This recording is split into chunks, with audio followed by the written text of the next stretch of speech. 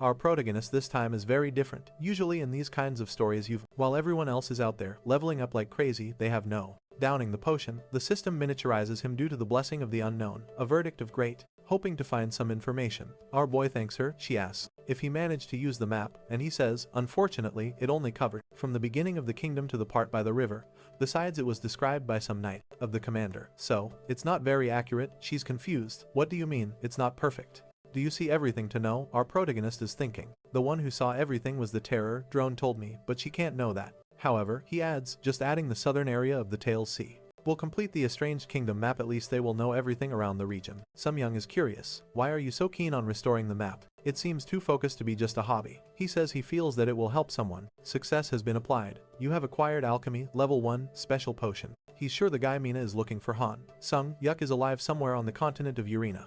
He's got unshakable faith. He found the guy's armor and sword completely destroyed, which means he's alive, but our boy is confident with the World Tree's ability. He's sure he'll find him soon. You've asked curiously. Are you trying to help a good friend? Who is she? Tell me. Our boy says, it's not like that. She says, Mom, I see. Well, I'm going to sleep because I have to wake up early tomorrow. Our boy says, alright then, goodbye my warrior, but before she leaves, he reminds her to pick up the potion in the morning since they're doing Dungeon Run 3. She agrees, thanks him and leaves. Our boy is happy with her visit. As she helped him gather more information, he creates a new. The duration of unlimited skill usage has increased from 10 seconds to 14 seconds addition. Scroll in the book. A scroll of pursuit. It allows finding a living person through a trace of their location. Our boy is thinking of Hyjin Altieri and sad. He wants to help the warrior, so he uses the scroll, spatial power beam of light. Seeing her walking back and forth, why didn't you use it on the guy you want to find, you fool? It's fine, since he can make infinite specials. Anyway, Beam comes along, gives him a look, asked if he was scared, gives him a pet, and they're back to the dream world. Strangely, the water there became much clearer. He wonders if it's all thanks to the World Eater. Even the solar apples have leveled up. He visits the Terra drone gang and the boss is getting huge. Oh no, what, he was just the angle.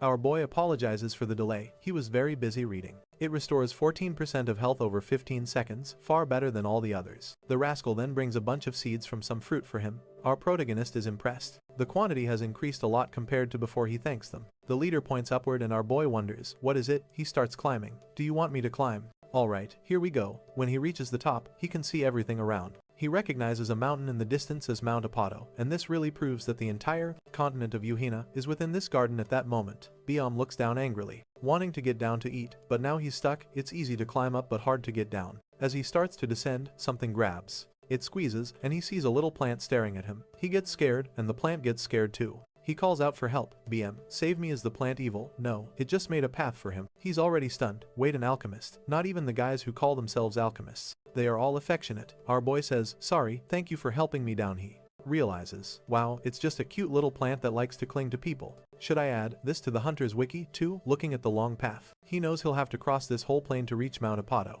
He remembers that this is the direction the people who fled from the Estranged Kingdom went. According to the Terra Dawn's information, this might also be the direction Han Yuk, who disappeared, went. The map shows that following the Tails River also gets you close to Mount Apato. Heading south of the mountain might be a good idea to find traces of Yuk. But when he gets there, he hits a barrier. This is as far as he can go. So, he asks the Pterodon for help while they investigate. He goes to have alchemist skills. He's never even heard of a 14-second healing potion. Feed BM. The problem is, where's BM? He's shouting for him to come over. Strange, Beyond usually stays around but never goes this far. He hears something and looks over. It's the crazy carnivorous plant coming to talk to him. Our boy is now worried. Where is Bomb? He bangs his head on a table in the shop. Bomb, where did you go without me? We get so much together. At that moment, Hae-jun and Kyung-suk enter the shop. She asks what's wrong. Jiha. Gio replies, hi, who's this guy next to you? He introduced himself but keeps talking. He grabs a potion and tells our protagonist that what he has is extraordinary. Our protagonist thanks him, saying he will make tea for them. It seems our boy called her because she says, I was surprised you called me first. Shaking it, he realizes it's an excellent potion. However, he's not very capitalistic. Our boy says he has something to tell her. She, curious, responds to me. He says, I was studying an ancient book and found something you might like. She looks at it. Scroll of change. Trace. The protagonist says this will help you find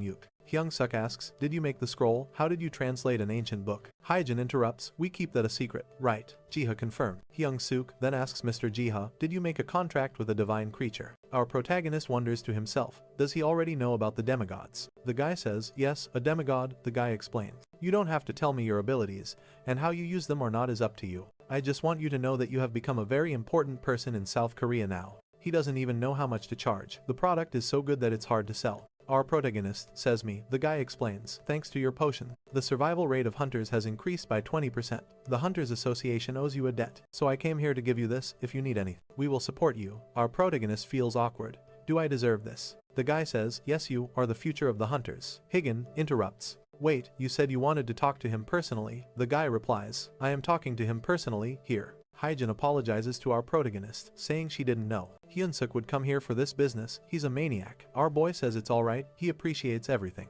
And next time, he will make a good meal for everyone. The guy thanks him, takes a bunch of potions and leaves. Hyjin comments, he's like that, only likes to work. Our protagonist says it's kind of cute in a way. Not to mention, who's going to believe that ether consumption drops to 0 for 14 seconds? Who, you ask?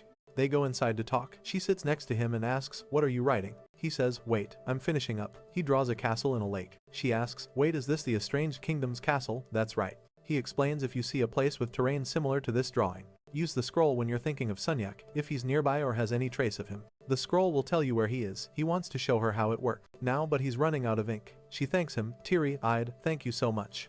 He says it's okay. I believe he's alive somewhere, and I will help you as much as I can. She says he's such a kind person. He responds, it's nothing. Friends should always help each other. She gets closer, asking, do you need help with anything? She's already entering the shop. Hi Jin. Our boy immediately asks, how can I help you? Tell me. He thinks, oh, she getting too close. She asks, where is Beam? Where did he go? He says, he ran off in the forest. Beam is jumping around, transforming, becoming gigantic even with his weakened body. Being destroyed hundreds or thousands of times, the Guardians hold their position until the last moment. And the prey of a god Arcus has come to find you. It seems Beam is hunting someone. He finds a little wolf trapped by goblins in chains, the one who conveys the will of the god Growler. It's bad for the poor wolf, surrounded by 200 goblins. Let's see how he handles this. He's growling with everyone watching, when suddenly they hear something. Looking back, they see a gigantic beam. He walks through them without saying anything. He sends a message. Shuman, all those enslaved by evil, the goblins run away. He then talks to the little wolf. Idea that Jaiha is quietly saving the world, sometimes without even trying. She gets straight to the point. Potion, how many do you have? I want them now. Who looks at him and says, what are you doing here, you cowardly Arctus? It seems the creature has two names, Arctus and Bayon. BM breaks his chain and says, your torment ends here, Growler. Growler responds, you arrogant cat. But Beam explains the restoration of the world tree has begun. Growler sits, only the will of God can guide me. Get out of here, you stinky cat. Beam bites him on the neck. Take that. Growler asks, what are you doing? You bastard. Beam says, boy, you forgot I'm the procurator of God. If I say you go, and it's done. Then, see our boy with his party friends, all standing in front of a castle. It looks like the castle he drew while searching in the other world. He thanks them for coming with him soon. Young says, no problem, compared to the potions you gave us. Before he can respond, she gets closer. This is a health potion, isn't it? He says yes. It's worth it, but why did you want to come here? This is just an empty dungeon, right? The protagonist explains the Black Lion commander helped some survivors escape during the war. There might be some kind of secret tunnel. Sun Young responds, oh, I didn't consider that. Maybe there really is something here. The Mohawk Knight says, I don't care about mentioning the Fallen Kingdom. I just hope for some insane artifact inside. The sword he's using, a long knight sword, not only gives good stats, but also increases the group's damage by 7% for 5 minutes. Our boy says, that sword you have is pretty good, isn't it? The guy looks at it. This is just a normal artifact, at least it has a group buff. Our protagonist thinks, I know it's a rare artifact. The guy asks. But before he can say anything else, she asks what its effect is. How do you know that? Our boy thinks, oh crap, I forgot, only I can see this stuff. He lies, I received an item analysis skill. That's all. Everyone is impressed. Wow, now they understand why he can describe the potions so well. The armored guy asks, hey, take a look at this for me. What do you think of my armor? Our boy checks. Light chest armor increases defense by 10% and critical defense by 5%. That's it. The mage congratulates him for finally getting a skill, and he thanks everyone. All happy, the knights are ecstatic. The skill is amazing, we're all going to get rich. Let's go. He hits them on the head. How dare you think of using the boy? They apologize. Sunyang tells him it's good you've gained a skill, but you have to be careful. With something like this, you'll find bloodsuckers, like those two everywhere. He laughs. He tries to explain that it's not for sale, but she cuts him off again. Sorry, but I don't have time. Got it. But our boy thinks it makes sense. They continue walking along the wall. He thinks it might be good to ask Hyung Sik later how to use his skills better. Then Mike points to a part of the wall destroyed by monsters. On the other side is the Tails River, much larger than anyone imagined, and the water is extremely clear. Our boy stands near it, thinking, this place looks very deep. How did they make a tunnel here? He needs to check the back of Mount Apato. You want to see in the book. When everyone comes, oh, are you drawing the place? What are you doing? At that moment, the scroll of hope in Sunyan's backpack activates. The one that increases the chance of receiving a special item by 70%. Our boy suddenly stands up, scaring everyone. She looks confused, but he stood up because she grabs it and leaves. Wow, what just happened? He saw she was falling into the water like an idiot. There she goes again, drowning. Our boy heroically died. Drives and swimming like Michael Phelps to save her, but something is on his back. Oh, look who it is. It's the World Eater, but very small. He is. Save them both. Outside, he tells her to wake up. You crazy. You're all drowned. A while later, they're back on solid ground. Our boy thanks the World Eater for saving them both. Then, Su-Yan calls him from afar, telling him to take a look. There's a strange magic circle with a small cauldron. Our protagonist is delighted. They thank the World Eater and say goodbye. So, Yun wonders, am I cursed without knowing? I keep falling all the time. The little knight tells her, at least you got that brooch. It seems good in her hand, is the artisan's last brooch. She left some money on his table, saying, if that's not enough, call my guy at Crest. She asks our boy, does this have any special function? He examines it. Production artifact. Increases the quality of hand techniques by 10%. She's amazed really. She tears out some pages from the book and makes an origami dragon. Our boy says this artifact is perfect for her. It would be perfect for me, too, for making potions.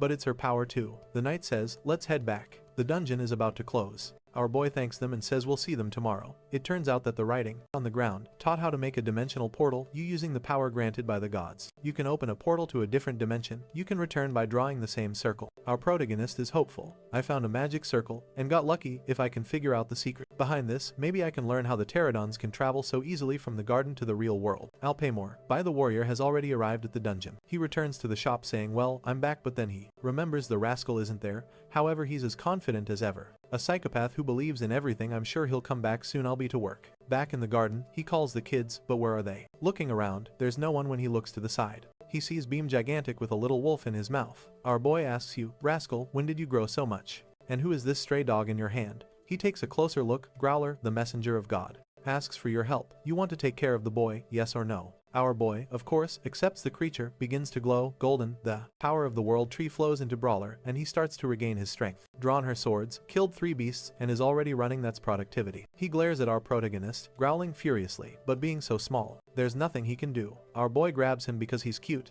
Jihan names him Doggo, like a little dog, truly a prodigy of creativity. Dogo doesn't like it, but BM says just accept it, pal. This is your new home. A while later, the number of pterodons has increased significantly since Dogo arrived. It's probably because of his characteristics, demigod, and the master's will. It increases affinity and leadership with animals by 1.1, and also increases everyone's speed by 1.2. Chica says this is very good. It means that just by Growler getting stronger, everyone gets stronger. Not to mention he still has the persistent hunter ability, detecting any movement within 2 kilometers. The guys who collect the items for her are a bit embarrassed. With Doggo leading, they will quickly reach Mount Apollo. The harvest is yielding a mountain of ether thanks to the kids. He picks a special fruit to give as a present, his eater to eat happily. But greedy Beam comes and steals it. A fight breaks out. Our boy has to separate them, saying, hey, you two rascals, stop fighting. At that moment, the little plant sends a warning. He knows someone is at the shop. He returns, placing the 2 on the ground, telling them they're fat from eating too much. At that moment, the guys from the association are entering the shop. Doggo is feisty, already glaring at them. One of them says, man, you got another one, you rascal. Hyung-suk greets our protagonist, saying, I didn't expect you to invite me so soon. This is the power of a rank 12, they can't even see what's happening. He feels a bit embarrassed. It was a big surprise. Hyung-suk cuts to the chase. Is it true? What you told me before? You can see the characteristics of artifacts. Our protagonist confirms, yes. The guild leader, whom our boy had previously refused, also speaks. Hi, it's been a while. Mr. Jiha, our protagonist responds, yes it has been.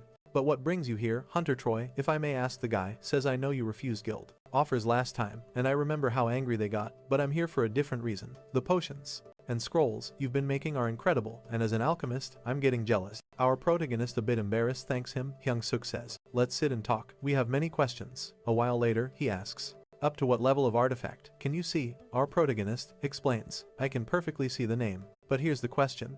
How can a boy who only wanted a? However, the one in white says, but this way we won't evolve at all. A description, unique ability, and even the percentages. I discovered this while making some potions and artifacts. They're both impressed with such a skill. It's almost like you belong to a class specialized in item analysis. Our protagonist, a bit shy, says he has the ability, but doesn't know exactly how to use it. Kang-sok says they will teach him. Besides, Hunter Choi is there for the same reason. Our protagonist is happy, saying he will help the hunters as much as he can with his skills. Kang-sok continues, first, you need to know there are only a few appraisers in the entire world. If your ability is exposed, Hunters from all over the world will come to your shop, disrupting your daily life. But we have already made preparation. The other guy says, friend, it's the sword, which, even if you wanted to, you wouldn't evolve. For this, our protagonist asks, what you already did. In the Hunters wiki is a new post information. Artifact appraisal. Poor Wayan is exasperated again. When she opens to see the information, it says, appraisals from 10 AM to 1 PM for an easy process. The first to appraise are the first to arrive. Maximum of 60 reservations per day. Location, Eternal Flame Guild basement. Huang is puzzled. What, that's my guild? How come? What's going on?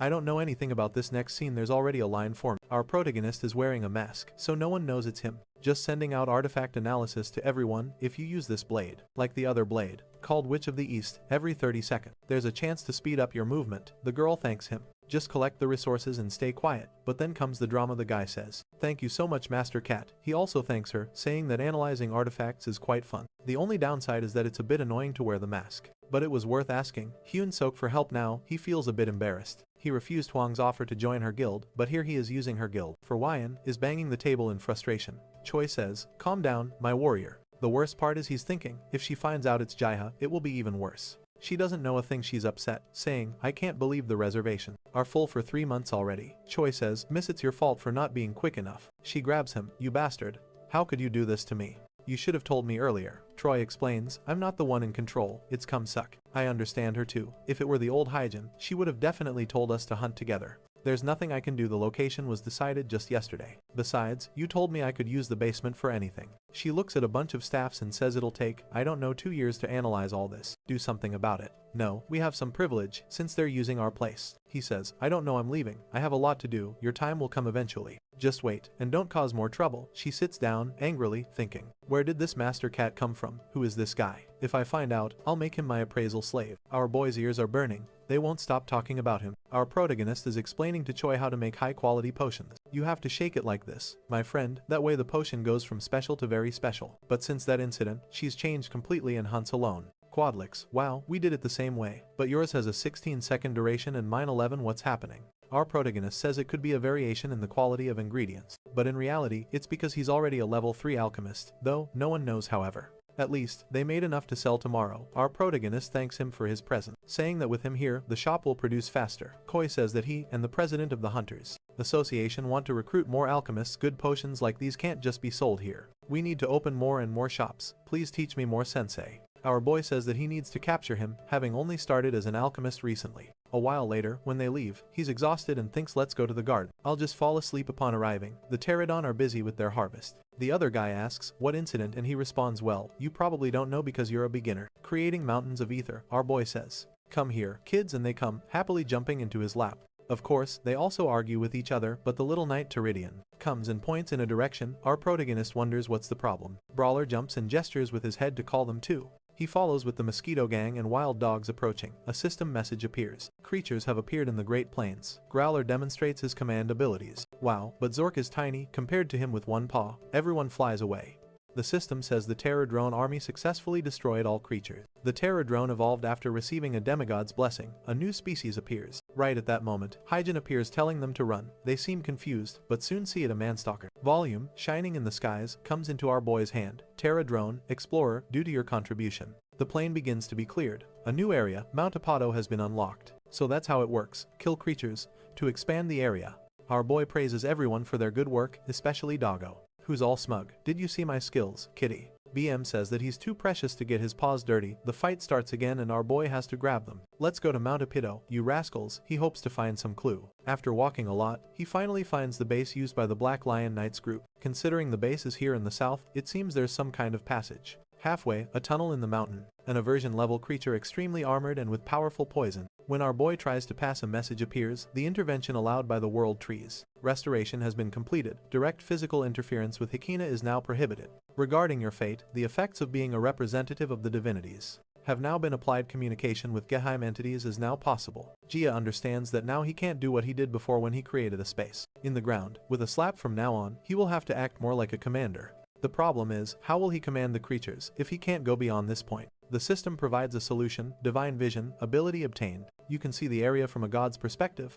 Our protagonist activates it and starts floating, hovering in the sky. He sees everything from above and is impressed. The two are already shocked. Why is an aversion level creature here? But he instantly notices something. It seems his vision can be everywhere at once. As an army of humans surrounded by orcs, our protagonist wonders, could these be the surviving kingdom, people who disappeared? The battle is intense, with creatures falling all around. Our protagonist sees a blonde guy fighting fiercely. Wow, could that be the captain? Someone calls out Eddie, the captain's name, and our boy recognizes him instantly. It's the Sun Yuk that Jin has been searching for. Eddie says to him, it's tough, these orcs keep coming. They seem to be emerging from the plains. Chuck, confused, says, I don't know how this is happening. A cruel guy kicks an orc down the mountain, saying they could at least bring some food at this rate. We'll have to eat monsters. Eddie assures him, relax, we won't let you starve. Sun Yuk replies, I told you many times that pig. They only appear in level 4 dungeons. Jin continues, I told you to run, get out of here.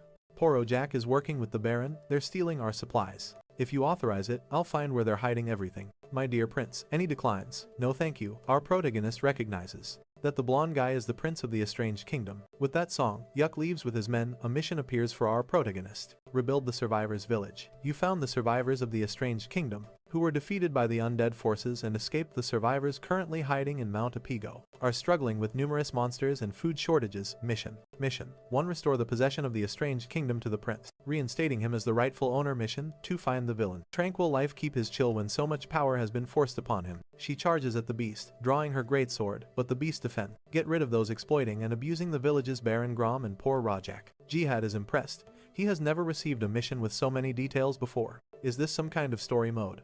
But doesn't matter, just finding Sung Yuk is already great.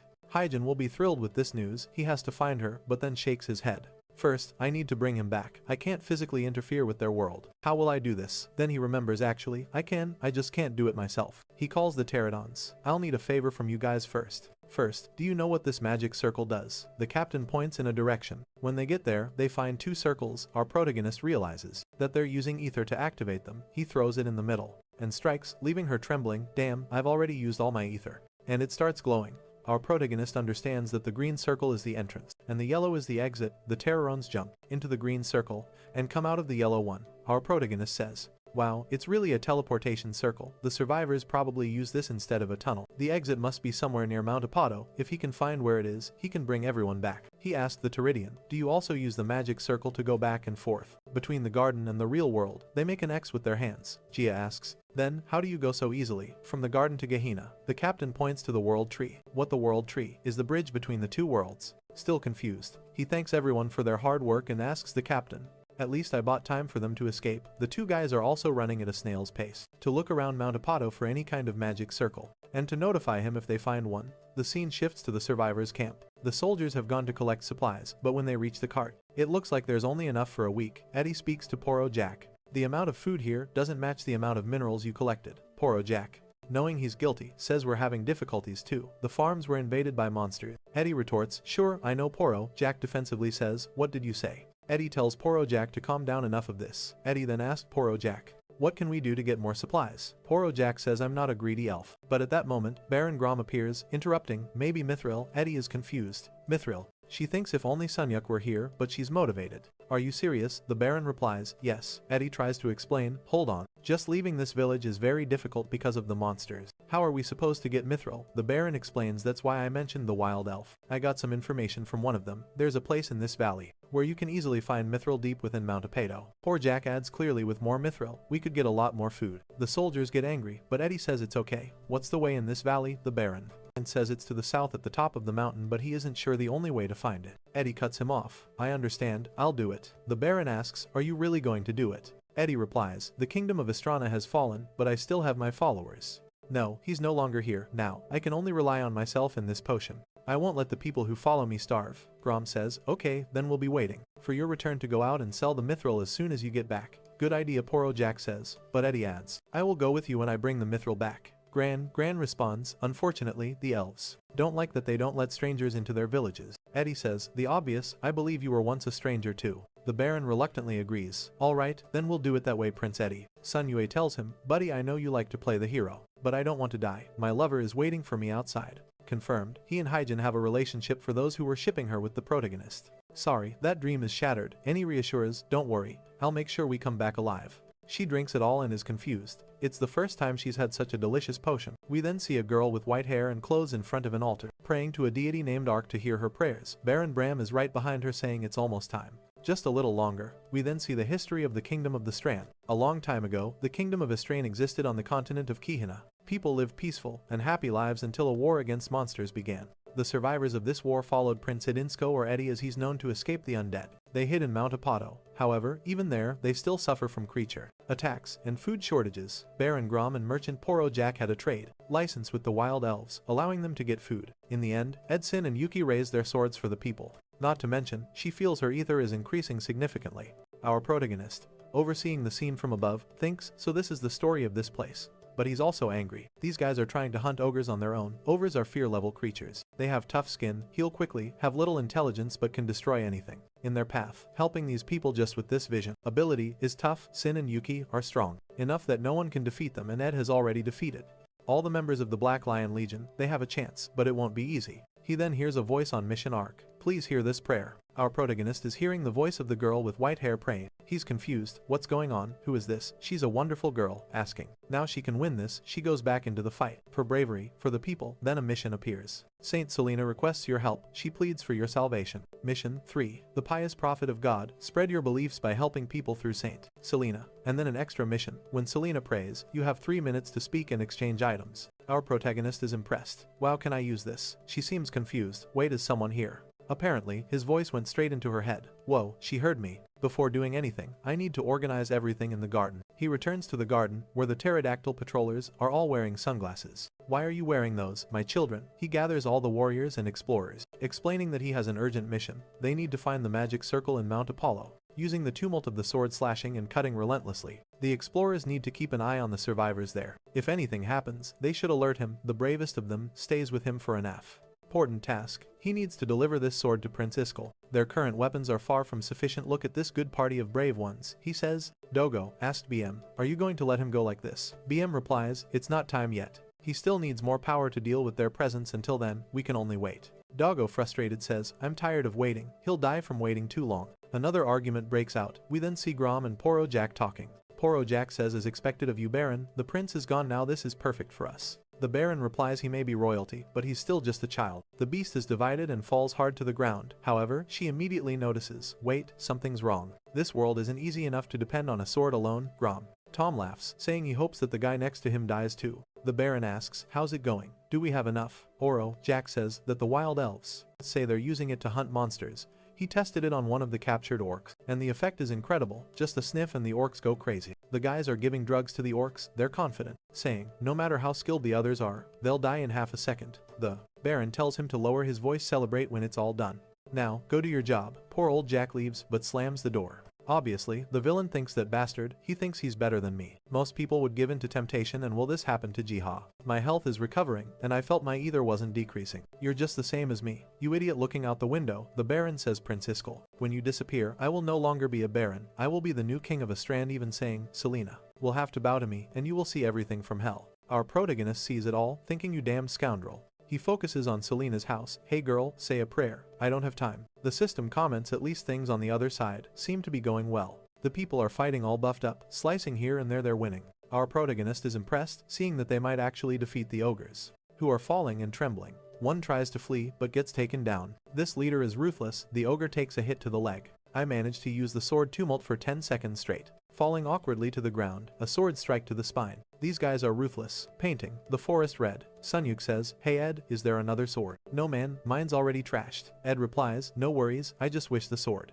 wouldn't break. Sunyuk says, suddenly someone threw him far away. Now it's just the drugged up orcs. They charged at the unfortunate guy standing there. His stoic expression is unshakable. Sunyuk warns him to be careful, but something strange happens. Something passes through the orc. It is confused. We switch back to Selena, beautiful and praying, please protect this land, the prince and his people. The system alerts first prayer completed. Selena, a disciple of Arc, has successfully offered a prayer. You can send God's apostles to assist the disciple. Normally, I use it for a maximum of 3. Could it be because of that potion? Our protagonist is confused. What's this? He clicks. Yes. The mission reads, God's apostle terror drone knights. He confirms, and his little companion shine. Getting hyped up back in the fight, the Uber takes a hit to the chin. Look who's beating it easily. Another orc comes to strike but gets blocked and knocked down. Stands still, having done nothing so far. Sanyuk tells Ed to snap out of it. Ed glances, and they both run towards the ogre's leg. One jumps on its back, the other on its calf. Slash here, slash there. Sanyuk says it wasn't deep enough, and warns him to be careful. He is thrown far away again. Whoa, still standing, I thought he was dead.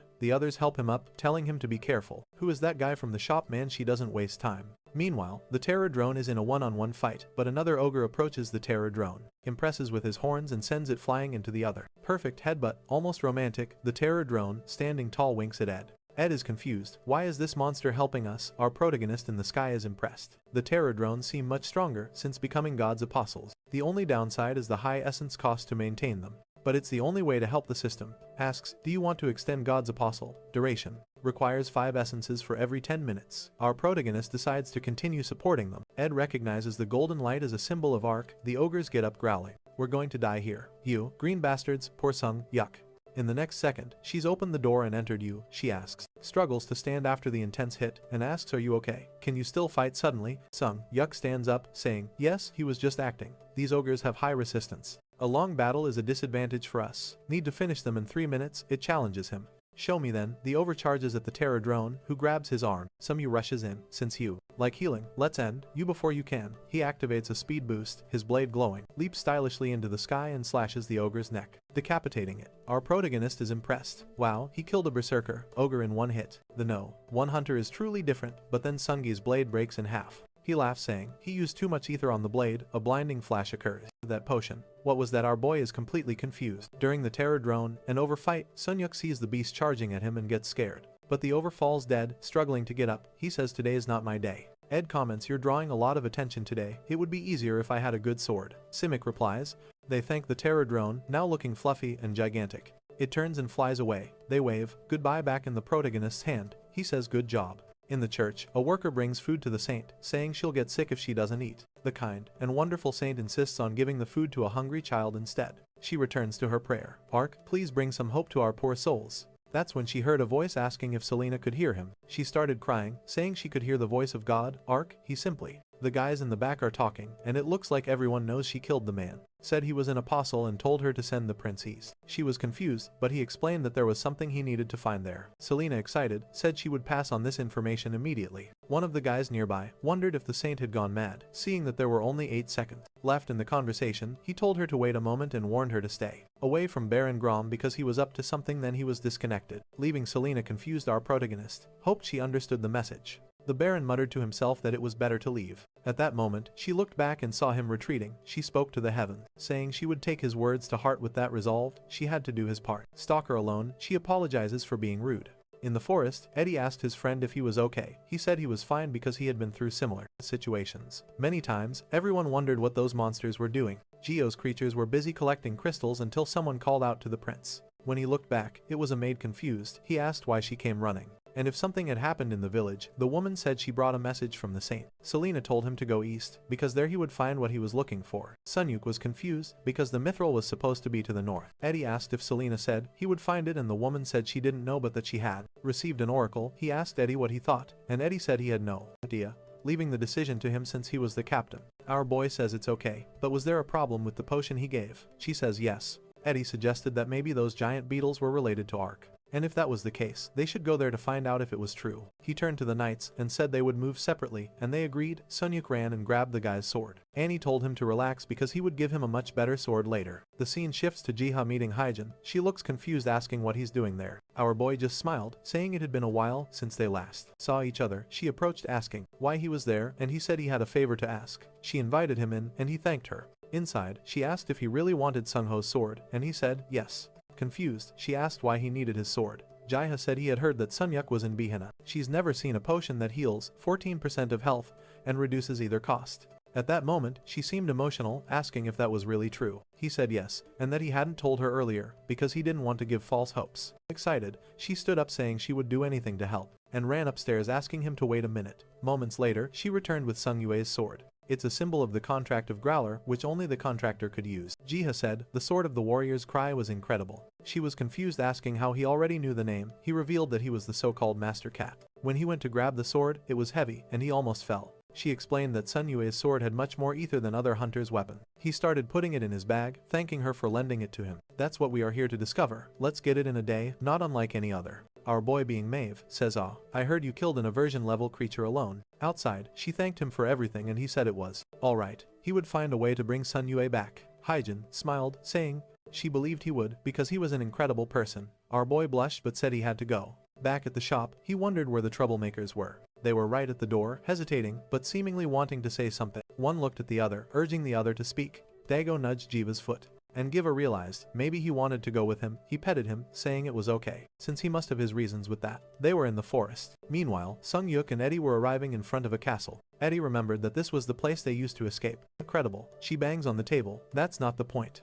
Knowing there must be something there, they decided to go in. However, someone was watching them from behind. Inside, they discussed how Mount Apato had many tunnels. Sung-yuk asked if the place where Eddie was found was nearby. Eddie said yes, and asked when he was going to repay the favor. The friend jokes that he was an anxious guy, and the creatures he had already killed paid that price with that. He laughs, saying he was just kidding. And Eddie tells him to stop because he found something. They both look down and say it looks very suspicious. It would be strange for a trap to be marked with an X on the ground. Sonia taps the ground, asking if anyone is there. Even with a simple touch, the ground starts to break. Within a second, the entire floor collapses. That potion you gave me, where did you get it, or did you make it yourself? He tells his friend that now the favor is fully repaid, and he tells him to activate the ether in his sword to use it as a torch. She doesn't like, however, as they walk a bit further. Something catches their attention. They see a strange golden sword stuck in a stone. Some-give asks if Ed knows that one. He says that sword is the seal of the kingdom of Astrana and goes to take it, wondering how it got there. The moment Ed raises the sword, the protagonist starts receiving multiple achievements for Prince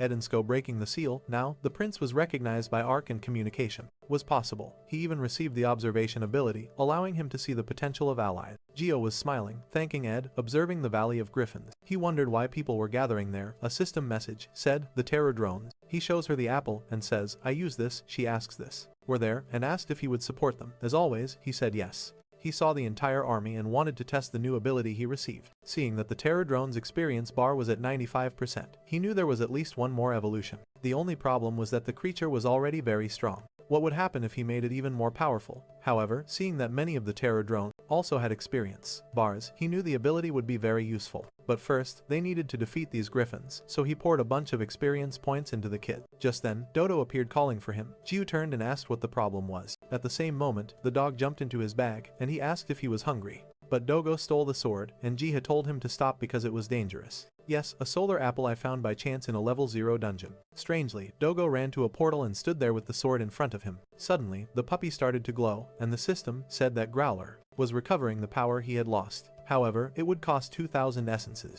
and the system warned that if it failed, he would revert to his primordial form. Gia only had 2,300 essences but didn't want to disappoint his friend, so he withdrew everything, saying to use it. A blinding light enveloped the area, and all the essence energy passed to the dog. A while later he found himself in a space. When he opened his eyes, the dog was gigantic in front of him. He accidentally petted it, asking if it was his friend, but the creature wasn't happy and made a face. She asks a solar apple in a level 0 dungeon. As far as I know, this item isn't that common. A voice said it had been waiting for this moment with the apostle of God and advised him to stop being called by that ridiculous name. Jaiha started sweating, saying he didn't realize he disliked it so much. However, the dog turned, saying it wasn't about disliking it, just that he didn't like that type of name. Then it thanked him, saying because of him, the world had another chance. Poor Jiha. Feeling embarrassed that he was a bit confused, the dog warned that his mission from now on was crucial. Whether the entire world would be destroyed or restored depended on Jiha. A light appeared, and the dog said it was out of time, telling Jaiha to become stronger. Jaiha, confused, said he was already too old to be called a child once again. He was blinded by the our boy obviously doesn't want to tell anyone he has the forest of abundant light, and woke up in the forest, lying in the grass, confused about what happened. He got up exhausted, saying he needed to learn to stay more focused. However, determined, knowing that Growler said his mission was crucial, he would do his best. A terror drone flew to him, and he said he was fine. He took a book and said it was time to return to hunting griffins. He started writing another spell. The scene shifted to waterfalls, filled with flying griffins while walking through the mountain, and couldn't believe they found the seal that had been lost. Sudyak, angry, said he wanted a weapon for himself. He turned to Ed and warned him that he needed to learn to draw his sword before hearing excuses. Well, I'm glad my potion helped you, he says, trying to change the subject. Especially since if he didn't, the Baron would turn against him confidently. Song Yue said he would slit the Baron's throat if necessary. But Ed replied that those were his people, even if they did bad things. Sun Yue sighs, saying that if Ed wants to keep being fooled, he can go ahead. But then Ed looks up, and something seems to catch his attention. The entire mountain is glowing, and they have no idea what's happening. Back to Jiva. Writing in the book, he's observing the fight and noticing that the Terror drones are winning in numbers. The problem is, while the Terror drones can only fly forward. The griffins have full control in the air and can change direction. The only one who has a chance is the Terror Drone Knight. Then he sees a group coming out of a cave. She points to the side and asks what's that. He replies, it's an ice resistance potion. Carrying a net and looking determined, Gia smiles. Thinking it's a great idea, the nets are thrown towards griffins, managing to trap some of them. However, the fight is still tough, and the Terror Drones are struggling, and something shines next to Gia. The potential of the Terror Drone Knight has reached 100%. The little one raises his arm and now he has received the shockwave ability. Gia watches as he raises his glowing purple claw and strikes down. The energy sweeps over all the griffins. Gia gives a thumbs up, saying that was amazing. From a distance, Eddie and Sun Yue are blinded by the light. They recognize that it's the same beetle from before and realize they might be coming to help them. If that's the case, they decide to join the fight. She wants to know the effect. Awkwardly, he says, I think it gives. Suddenly, a giant beetle appears in front of them before they can say anything. The beetle draws a house on the ground. They are confused, not knowing what it means, but seeing the beetle point towards the city, they understand it wants them to return to the village. Sonia thinks something might have happened there. Eddie thanks the beetle and says they'll leave that place to the Terror Drums watching them go. Gia thinks that's the most he can do for now. The two run as fast as they can, hoping everything is okay in the village. Then Sung Yuk is shocked seeing corpse is on the ground, saying that someone finally acted. Eddie recognizes the soldiers as Baron Grom's men. Suddenly, Sonia puts the sword to his face, making a vow of revenge. Eddie tells them to hurry, as the saint has probably been kidnapped. Sung Yuk swears the peace everyone thought would last forever. The 32% ice resistance for 40 minutes, she's stunned again. To kill the bastard who took Eddie's woman and asks where they might have taken them. Eddie suggests they might be hiding them in the nearest village. The scene shifts to a castle with people at the entrance, watching as others pass by. The sink is held hostage among the nobles. A fat man says that unfortunately Eden's school wasn't with the group. Another man says it's fine because Eden's school will come on his own. Looking at the knight, he asks where the amazing prince is. The knight says he should have cut his neck before. The baron agrees, saying to hang this man at the castle and send the rest to prison. The sink shouts at the baron, asking if he really thinks he'll get away with this, warning him that Ark will punish him. The best potions on the market offer 10% resistance for a maximum of 15 minutes. The baron grabs her face, saying if Ark were alive, the world would be like this. He tells her to stop praying to a false god and maybe start serving him. At that moment, someone puts a sword to his neck. Turning around, he sees it's one of his men.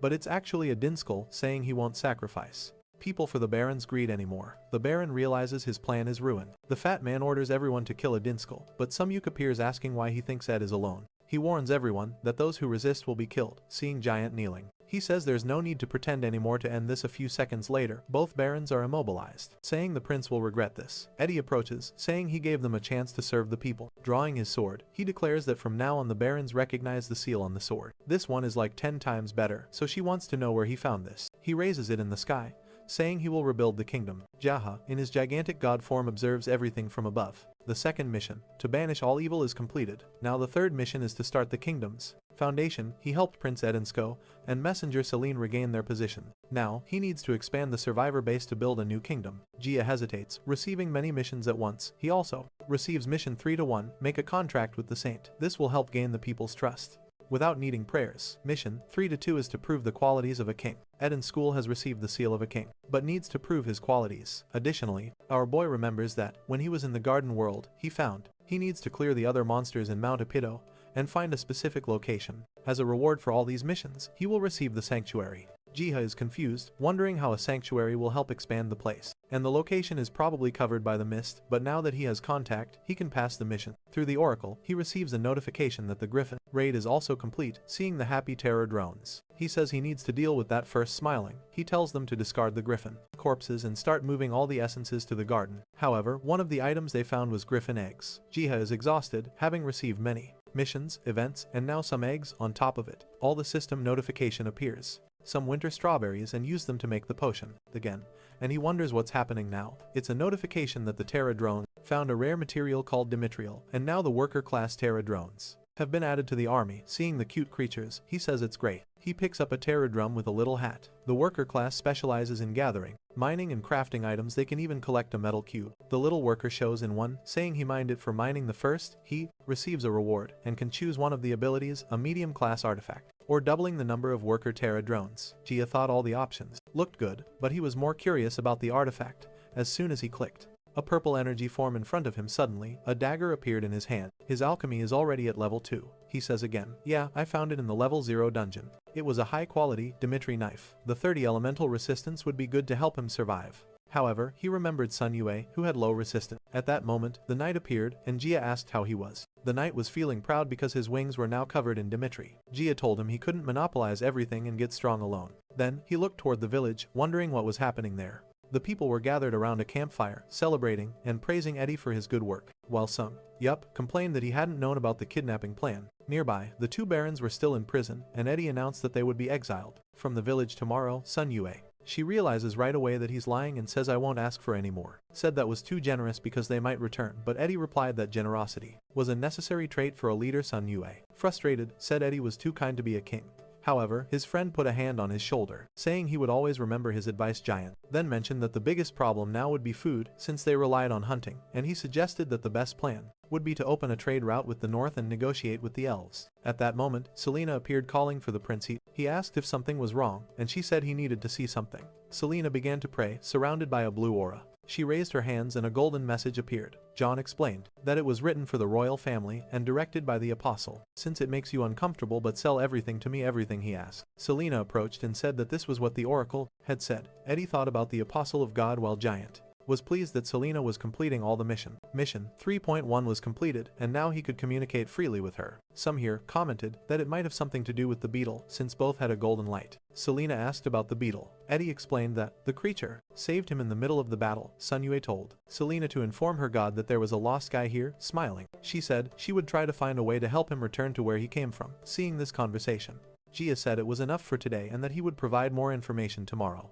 She throws money on the table, saying, I'll pay in cash. I don't even want a receipt. He told the terror drone that the day was long and he still had a lot to do. He called BM and Growler to go back home, but then he remembered he was still in Gina. BM called him, making him confused, and he noticed something that caught his attention. The Griffin hunt had yielded much more essence than he had imagined. At that moment in the Griffin dungeon, Su Yan's group was following the tips they had received. She opened the book and conjured a web of leaves. The paper started sticking to the eyes of the flying griffins, and everyone charged in to finish them off. Hyjin activated a sword surge, slicing through them in the sky. The group found it too easy until the knight noticed something on his back. He conjured a giant fireball in the pour. Our boy says it's too much money. She walks away, saying it doesn't matter. Preachers ran desperately, fearing for their lives. She was excited, saying it was very easy. The guys with burnt hair complained they would go bald in her group. Then, everything started to shake, and some stones above them began to fall. When they hit the ground, a cloud of dust rose, and everyone covered their faces. Hyjin asked what it was in front of them. A cave had opened. They entered. Wondering it was a secret dungeon, Hyjin said it was best to take a quick look and return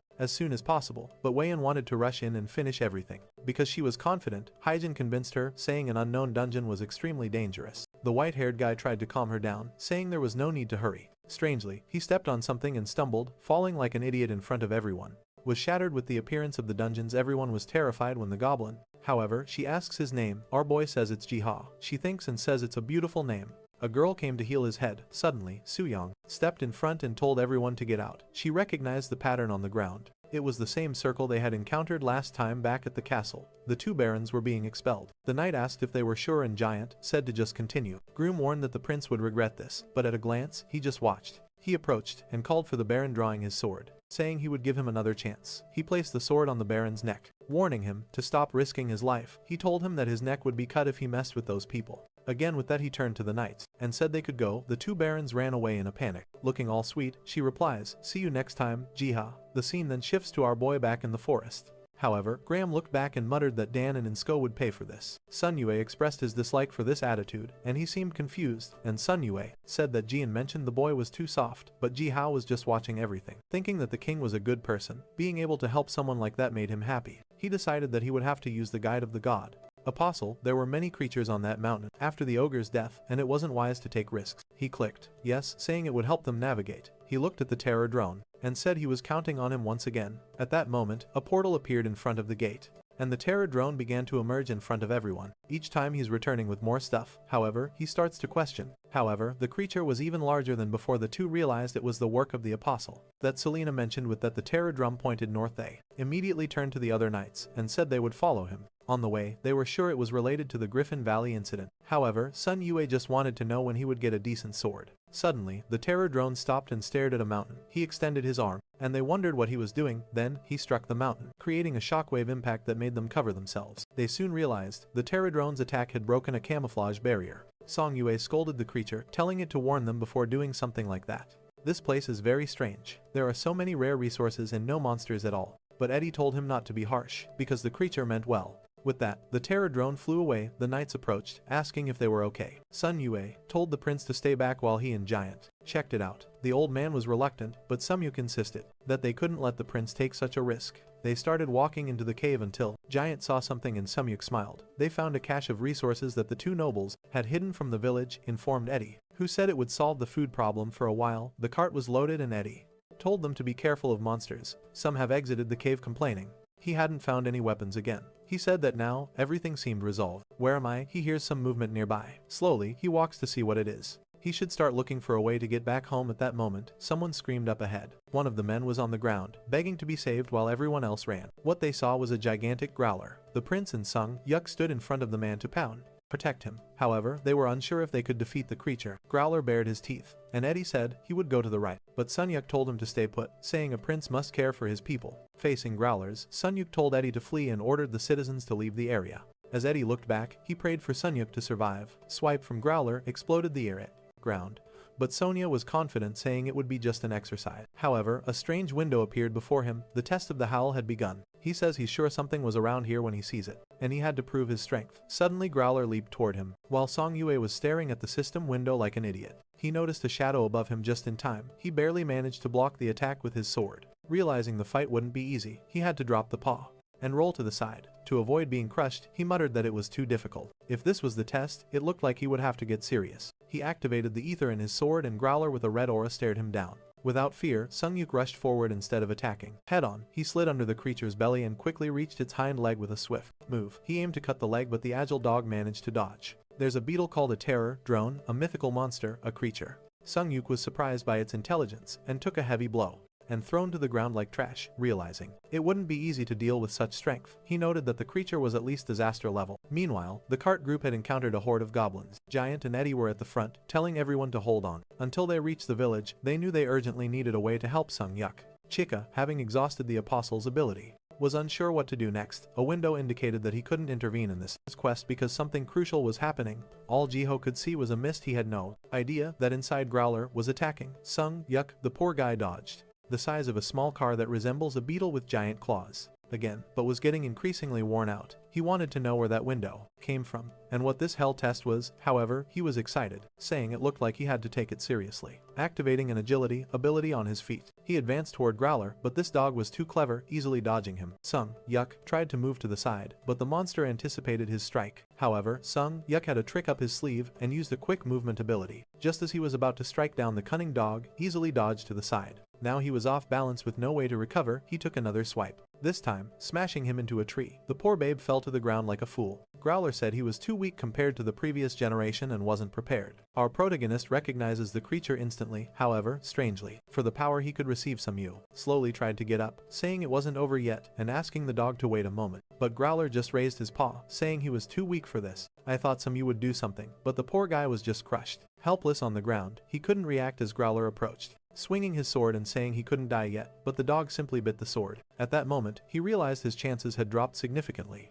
However, the timer hit 0 seconds and he had passed the test. Growler smiled, saying he was getting too soft. This left Sun Yuk completely confused. With a golden aura, Growler said that Sun Yuk was just a peasant born with a certain destiny. They are very small. Here, they're supposed to be car-sized. He wants to pass. And this was the opportunity given to him. The energy condensed, forming the sword, and as it approached Sun Yuk, Growler said he would now carry the creature's name. Sun Yuk found it strange that the sword, which was once his, was there. He knew he had found it in a dungeon long ago, so how did this happen? However, he recognized the sword well and raised it to the sky, shining.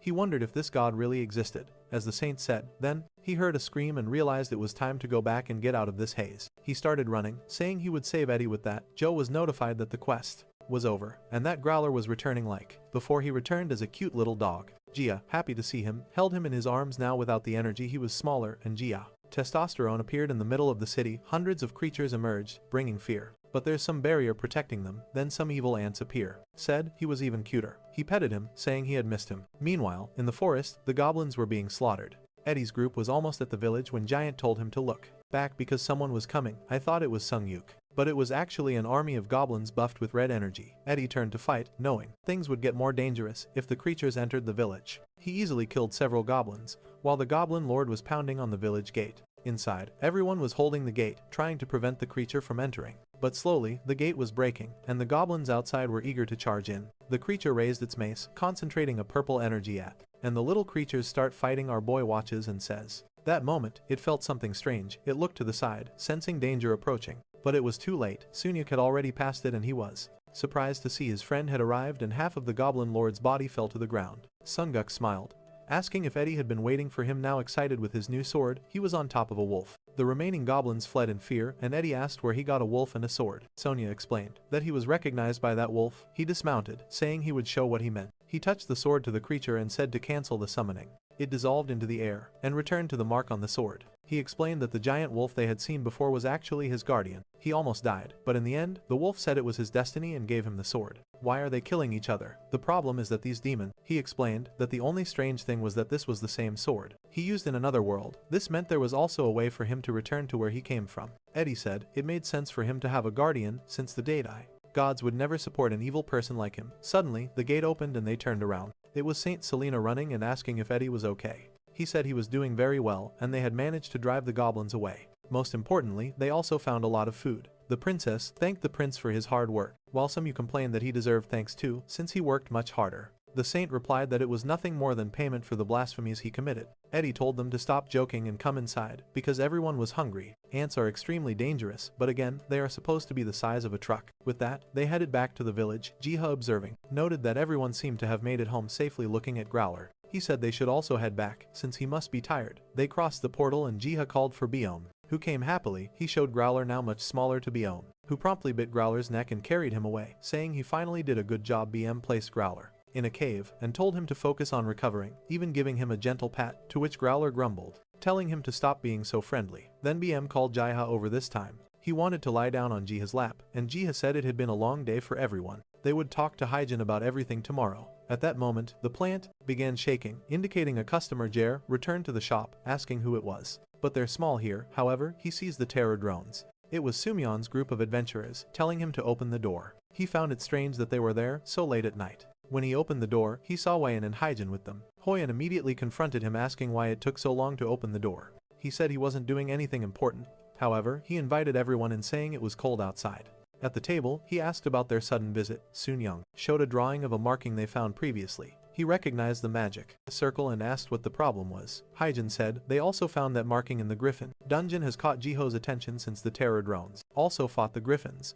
Hwayan mentioned using an incredible ability, being crushed. All crying, our protagonist wonders why are they fighting. That helped them find a secret passage. The group said it was mostly by chance, and everyone nearly died because of it. Shika suddenly stood up and said he needed to ask a favor from everyone. He started to leave, and the group was eager to know why he was so excited. Jia began counting from 1 to 7, and the group heard a cry for help. He reappeared at the door, asking for help because it was very heavy. He brought a bunch of essences and told each of them to take one. Hwayan was shocked, saying she had never seen such large essences. Jahan explained that if they placed these essences on the circle, they could create a portal to Gehenna. He asked Hyjin if she could lead the mission, and she feeling, at this rate they will lose. Can I help? Emotional said, yes, she would definitely do it. Sometime later, they were back in front of the cave. The group once again advanced along the same path around the tree. The grass was growing down that there were no more monsters. Gita told BM that maybe the village people could live there. The only big problem now was Mount Apido. I hadn't expected so many creatures to flee from there for an attack. Something caught his attention. Strangely, only Eddie and Sung Yuk left the village to confront the monsters. Of course, Song Yue immediately raised his sword, and the conversation was not going to be long. Eddie told him not to lag behind, and with that, Song Yue's wolf started to appear. He named his creature Little Wolf. Geo remarked that the boy didn't know how to name pets, which made Beyond look dumbfounded. The system then gives a notification, the war between your Terra drones and the demon. With that, he gave the order to advance. Their destination was now to reach the Elven Wild Village. Along the way, they killed all the orcs. Geo was impressed, having forgotten that Sunyuk was the one hunter. Eddie Insko was also quite formidable, easily cutting through the works. He turned and called for Eddie. Just then, an overlord was about to strike, but Eddie concentrated and swiftly sliced off all the orc's fingers. Eddie told Sunyuk to move ahead, assuring him he would follow right behind. He had to deal with the group in front of him. Suddenly, a shadow covered him. The orcs looked terrified. Terror John had arrived, quickly grabbing Eddie by the cape and running off, leaving the orcs in the dust. Sun Yue, Ants has begun. Do you want to help your legion? Yes or no? Said that the god was too kind, helping even when things were easy. However, Jia was smiling, saying there was no reason to waste time. With that, the two advanced through the waterfalls from above. Eddie thought to himself, That Mount Apata was larger than he had imagined. He wondered if that was really where the village of the wild elves was located. Looking down, he could see some yet was close by. He turned to the pterodrone, saying it was very kind when the creature accelerated. He asked it to go a bit slower. After a while, they arrived. But the poor guy was exhausted. Sungho and Little Wolf laughed at his expense before they could thank the pterodrone, it flew away. Sanya thanked it and recalled Little Wolf. He wanted to know why they were brought to the elves' village if he knew nothing about negotiation. Our protagonist. What I can intervene in this even stranger, it says my pterodrones. Eddie said he would handle that part but wanted to see if the elves knew a way to send Sanya back. This was because the wild elves were the oldest and wisest. Sunyuk laughed, saying it seemed his friend really wanted him to leave. Suddenly, an arrow struck the ground in front of them, and Eddie said they seemed pleased to see them from atop one of the trees. An elf told them to stay put. Eddie explained that they were survivors from the village on Mount Apato and just wanted to talk. However, the elves weren't keen on conversing, stating they no longer talked to humans. Eddie went to draw his sword, startling Sung Yuk, who questioned if he was crazy. Eddie drew the blade, remaining silent. The entire group of elves aimed at them, making it clear. However, just as despair arrived, hope appeared. People awakened as entities called hunters.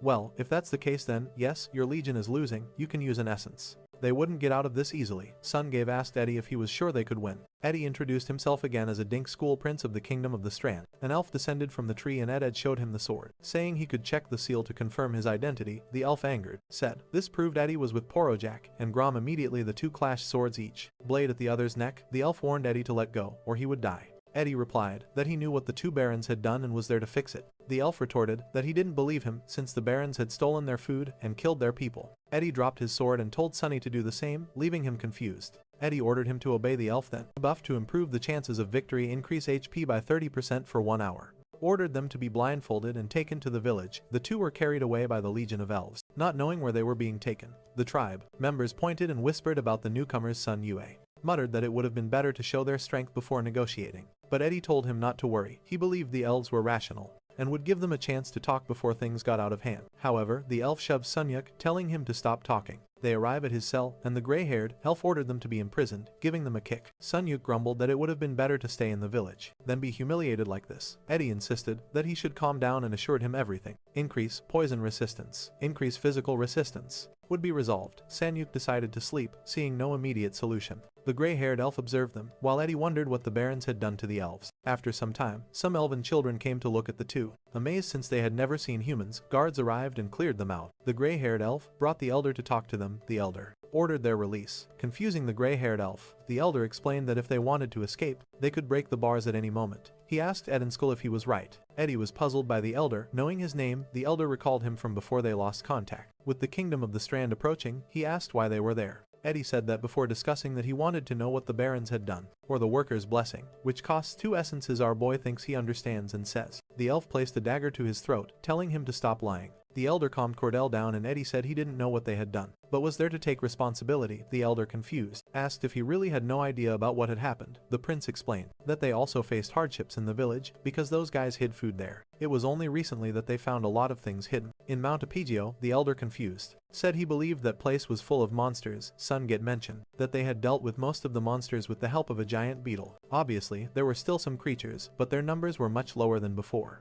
I can't help directly, but I can provide assistance walking. Both found it strange since the barons had gone north when they delivered the food. It explained that when he exiled the barons, they seemed to have some kind of backup plan. Corridel said they couldn't trust him as he might be deceiving them. It explained it was a misunderstanding and all he wanted was to reopen the trade line and also deal with the monsters. Corridel questioned what trade he was talking about. It mentioned the minerals they had been sending in exchange for food. Sung Yup then remarked that it seemed those bastards had deceived both sides. The elder commented that if this was true, it meant there was some other third party involved. Further north, however, he warned that they couldn't trust them, as both could be lying to take more food from that place. Around, he had found these essences used for buffs and he has just 2, and asked what they had to do to prove their innocence. The elder said they should bring the minerals they were supposed to have received. Then he said the guy from the other world would go and fetch them while Ed would stay there. Confused, Songyak asked how he knew he was from another world. The elder explained that all elves were connected to the mother tree, and that people like him from other dimensions had appeared several times in history. Sunyuk smiled at Ed, saying they really did know something, and told the elder he would handle it right away. The only thing he asked for was his sword back, since he might encounter some danger. Kreuter was hesitant, but the elder nodded. Sunyuk was soon in the forest. Since the last option is more expensive, it's probably the best. And the elf brought his sword, warning him not to do anything foolish.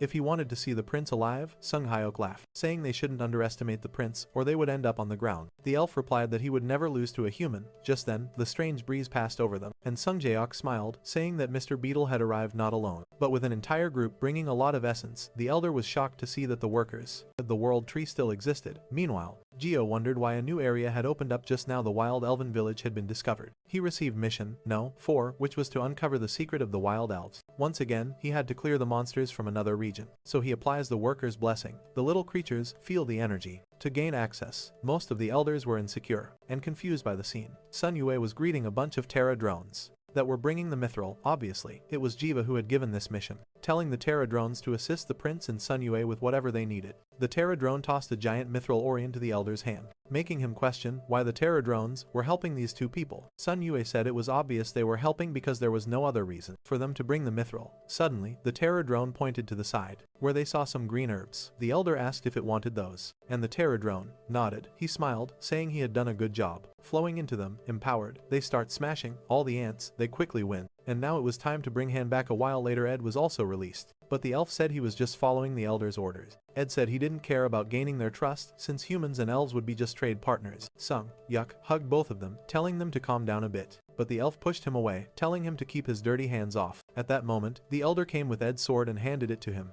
Ed said he wanted to ask the elder a few things. He asked about some Yuk arriving 3 years ago, and how they could make him return. The elder questioned if he couldn't return the same way he came, as the world tree should still be connected to that other place. It explained, and our boy is delighted. Wow, this is crazy. He approaches the Terra drones. They found him by a lake for the first time and believe the place he appeared should be near the royal palace. The elder suggested that might not be the case, as the connection of the world tree begins at its root. A confused Ed asked what he meant by that. The elder explained that the tree in Song Yue's world and the one in their world were connected by the same root. In other words, if he could follow the energy within the tree, he would likely find the passage. The root ends at Mount Apagido, which is why most people appear there from time to time. The elder mentioned that if he had a good relationship with the Terra drones, it might be worth asking them, saying that he must acknowledge these beetles appear out of nowhere. It's because they are world tree workers. Got a guy doing his best to grind, and the new materials that fell from the monsters made humanity prosper, and thanks them for defending the forest. However, the cute little creatures following the roots, Ed said it made sense, since they once appeared right in front of the village. Ed then thanked the elder, saying they would ask the bees for help. The elder commented that the trade routes must be full of monsters. Ed said they didn't have many soldiers, but would resolve it over time. The elder then asked the growler to assist them, saying that to ensure everything went smoothly, he needed to send someone trustworthy. Seong Yuk laughed, saying the elder was very clever with that. No choice, and was sent with them. Ed thanked him, and Sun Yuk said he would help the weird one to socialize. The elder approached, saying his role was extremely important for the village's recovery. Start giving him lots of essence. He gives a little smile, and they set off. They were riding on Little Wolf, but the poor creature had a hurry. I'd asked where they were going, since that route was different from the one they came by. The elf explained that the area was full of griffins, so it was better to use the underground tunnels. However, some Yuk said the beetles had already dealt with those griffins. The elf smiled, saying they would see if it was true. They arrived at a cave that was once used by the world tree workers. When everything was safe, Sun Yue said it was great to have someone like Willy around. The elf told him to stop annoying him, saying he was only doing it because of the elder. He warned that even though the place was safe, they shouldn't let their guard down because you never know what might be lurking. Creature looks a bit confused. He only takes 5, saying they can keep the rest. It asked if the tree really existed, since he always thought it was a myth. Growler said he didn't expect humans, who are nothing but the tree's dust, to understand its existence. Suddenly, the sword on Sun Yuk's back began to glow. Growler asked to take a look at it as soon as he unsheathed it. A blinding light enveloped them. Looking at the blade, Growler said it wasn't his imagination, he had felt it. He explained that the sword was considered a divine instrument, containing the power of the god art. Sun Yue said he knew it was an incredible sword, but he wanted to understand why it was glowing. It was a sign that something in the cave required the sword. The scene shifted to Hoyan, casting a fire explosion. They were facing a horde of skeletons. This is more than enough for me, he says. After all, they were the ones who fought for their lives, and she was clearing them out. One skeleton found a gap in the flames and lunged at her, but Hyjin intercepted and smashed all 3. The group was puzzled by the endless number of monsters they had been fighting for a long time, and it seemed endless. Wayan maniacally told everyone to step aside, so she could finish them all at once. Concentrating all the energy in her staff, she told everyone to clear out. She unleashed a wave of lava, sweeping through the cave. The exhausted group celebrated the victory she boasted, saying now they had to wait for the skill cool down. Suddenly, Hyjin screamed that something was behind her. She turned to find herself covered by a shadow, a skeleton enveloped in a purple aura.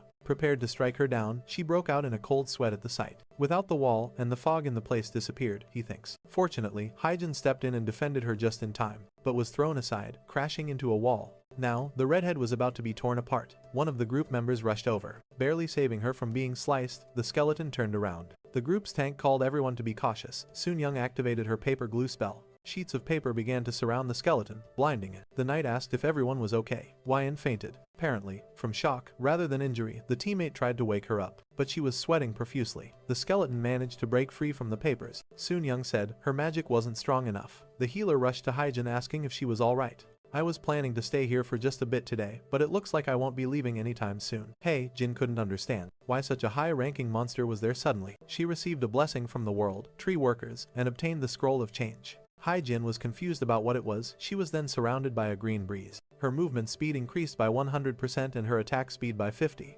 Additionally, with the victory win passive, she can recover part of her health. Hyjin says she doesn't know what's happening, but now they have a chance. This happened because Jiva spent essence to guarantee the effect. For her, the group is surrounded by a barrier. While she faces the boss, Jiva knows that even with the buff he gave. The next chapter begins by talking about the hunter's website and the various. It won't be easy, fortunately, with the herbs he got from the elves. He can make more scrolls. The skeleton strikes the tanker's shield. The gray-haired guy asks Wei-on if she's okay. She says yes, but she was caught off guard. He then turns and says they need to help because the two of them alone won't hold up. Angrily, she says she'll turn him to ashes. With that, the two join the fight. The big skeleton almost hits Hyjin, who manages to dodge by jumping. Unfortunately, her sword can't penetrate the armor. The only chance is to hit the joint. Wyan tells Suyang that they need to create an opening for Hyjin. Once again, she activates the glue pages effect, while the skeleton raises the axe to hit Hyjin. Wei-on had already prepared her magic with that. The paper and fireball hit the magic together. Communities that were created when all this started. Currently, the sword which Hyjin is ranked 12. The group wondered if they had managed to win and Hyjin realized that. Even though the damage wasn't enough, it helped a lot. She activated her magic, which created several swords. She prepared to attack with the buff Jiha had given, and jumped, hitting him on the arm. The problem was that the attack didn't work. Now, she was hanging in the air without any way to react. The skeleton hit her in the belly once again. She was thrown far away. The group was all confused. Not knowing how they would win that, Jia began spending essence again. To try and help everyone, buff windows started appearing for everyone. However, Jihan knew that even this wouldn't help for long enough. From afar he was just watching, Wyan saying she was the last hope, and we see some users discussing the possibility of her. Then a flash of light passed through the cave. The skeleton looked back knowing something was coming. Sun Yue's little wolf bit its shoulder. Jiho was delighted because he knew who was arriving. While the skeleton tried to break free, someone jumped down from the top of the cave. It was Sun Yue with an angry face. The attack hit the same spot where the wolf had been, and the creature's arm fell to the ground. The group asked what that was and Hoya knew very well. Sunyuk had reappeared after 3 years. However, the boy was also downcast. Realizing it wasn't enough, the skeleton came to strike him with an axe. The attack exploded on the ground, creating a purple aura. While Sun Yu's sword had the same glow, he noticed that Hyjin was lying down, being healed, and wondered why she was there. Huyan ran over asking if it was really him, killing that creature alone being a lie until someone turns on the light and asks. Confused, he wanted to know how everyone was there, but Huyan said they had to solve that problem first. Despite the many questions, this time, the skeleton raised the axe. Releasing a purple aura from the ground, several other skeletons emerged. The healer said she was doing her best, but Hyjin wasn't waking up, so the two decided to protect her while the others dealt with the boss. Wei-on used her magic to kill the revived skeletons, while the knight tried to fight the skeleton. The skeleton retaliated, trying to strike Sung Yuk, who dodged and hit it on the arm again. The problem was that even a full attack left only a scratch. Sun Yuk said that if he couldn't cut it, he'd pulverize it, and used an ability to destroy weapons and equipment. However, the skeleton counterattacked with the axe. And that's how the world of hunters began. But our protagonist is different from everyone else. Are you a zombie girl? That's Chu Hyan, the top alchemist of the Flame Guild, surrounded by purple energy. Once again, Sunyuk was thrown to the ground, and the boys kept getting tossed around. This time, he didn't get up in good shape. The skeleton came to finish him, but now there was a crack in its shoulder. Sun Yue realized that the creature was at least at the disaster level, and was running towards him. Waylon took advantage to create an explosion. She get it full on, but the monster didn't seem to back off. Once again, it faced Sung Yuk. The same cursed, purple energy was traversing the entire cave. After the explosion, the place was full of smoke, and Sonia almost got hit in the head by the axe head, who appeared out of nowhere. Had stopped the skeleton. Sunyuk said he was very late and heard someone say. The redhead says she can concentrate better when it's dark, that the creature's weak point was the center of the body. Ed realized it was the apostle's voice, and right after that, he passed this information to Sunyuk. Jiho was observing everything from above. In his own world, unfortunately, he could only use the blessing ability one more time. He prepared the ink, hoping for something good this time. Again, he wrote an enchantment in the book and got excited, saying this one was perfect for him. Suddenly, Sunyuk felt something. He received the blessing of the workers, a buff that made his attacks hit the target unconditionally for 5 seconds. Ed was having difficulty staying on the monster. Once more he activated the aura and had to step back, but asks if he managed to solve what she asked him to. He says he went in person. Sun Yue was enveloped in a double aura and said that it was enough. Together with the wolf, he ran towards the skeleton. The first strike hit the belly, reaching the core in one touch. The skeleton began to crumble, and half of his body disintegrated. Watching the monster disintegrate, you wondered if it was over. Suddenly all the other monsters also disintegrated into nothingness. She has celebrated the victory. While Songyuk fell exhausted to the ground at that moment, Ed came over, saying he owed him another one. He helped him up, commenting that he seemed to know who those people were. Soon Young thanked him, saying they indeed knew. Sun Yuk. The group gathered around the unconscious Heijin. The guy is a hunter with the lowest rank of all, no special characteristics, Uchiha, and as expected, suddenly she opened her eyes and started crying. Seeing Sun Yuk, she hugged him with longing. He apologized for taking so long, but said he was back. Jihad in the beyond was emotional when the terror drone was confused. Then a window appeared for Jihad. The secret tunnel had been cleared, which would accelerate the restoration of the world tree from afar. Arthur's cry could be heard. Gil wondered if Arthur was another demigod. From the sky, a golden unicorn appeared. The even Growler wondered how to capture such a fast creature. They began to think of plans, but knew none would work. The creature already seemed to be on another mountain, and they knew they had to stop it. Somehow, suddenly, Jia heard barking outside. I didn't see anything strange about him, the redhead responds. As he approached, he asked what the two were doing there. Then a strange golden light passed by him. He saw it looked like a horse and must be a demigod, by the way the two reacted. He remembered this creature was the mount of the god Ark. Watching from the mountains, he wondered if he should try to talk to it. But Ark was too fast, and soon disappeared from sight. Jia could barely see the creature's movement. Suddenly, Ark stopped and stood face to face with Jaiha. The next second, it ran towards him. Jia was startled, as theoretically, he had never been seen this way before. Suddenly, it seemed he woke up back in the forest. It was as if the god Ark was calming the monster, which relaxed in the middle of the field. Jaiha approached and gently petted it, saying it was very cute from afar. The two beasts wondered that maybe he has nothing to do with Hyjin getting stronger. What name Jiha would give the creature? Jiha took the pony to the garden and said its name would be Penny. The creature ran off, probably annoyed by the horrible name, knowing he could make something good with them. He thanked Penny and gave it a bunch of carrots from behind the tree. Beam and Growler were just watching. Art got a bit annoyed, telling them not to come near the carrots. They argued for a bit, and then all sat together under the tree. Cheetah took the herbs, thinking of making red ink. He imagined that color symbolized strength and aggression. Maybe he could create some kind of weapon with it. After some time, the ink was ready. Lying down, he wondered what he would tell everyone when they saw the pony. Shufian says, I don't know, he was selling something special. The next day, back at the shop, he realized he couldn't keep so many creatures there. Suddenly, a gate appeared. Curious, he looked and saw it. LED to a grassy field. Strangely, the gate had an infinity symbol above it. He guessed it was something from the tree. Then, Sungyuk and Heijin entered the shop. Joe was very happy and welcomed them. Sunyak had no idea who he was, but he knew the name Jaiha. Heijin thanked him for all the help. He said it was nothing, but Heijin insisted she didn't know how to thank him. GGA said it was good they were there, and invited them for tea. That's when she asked about the pony. She questioned where he got it, and as always, he said he couldn't tell. They chatted, and he found out.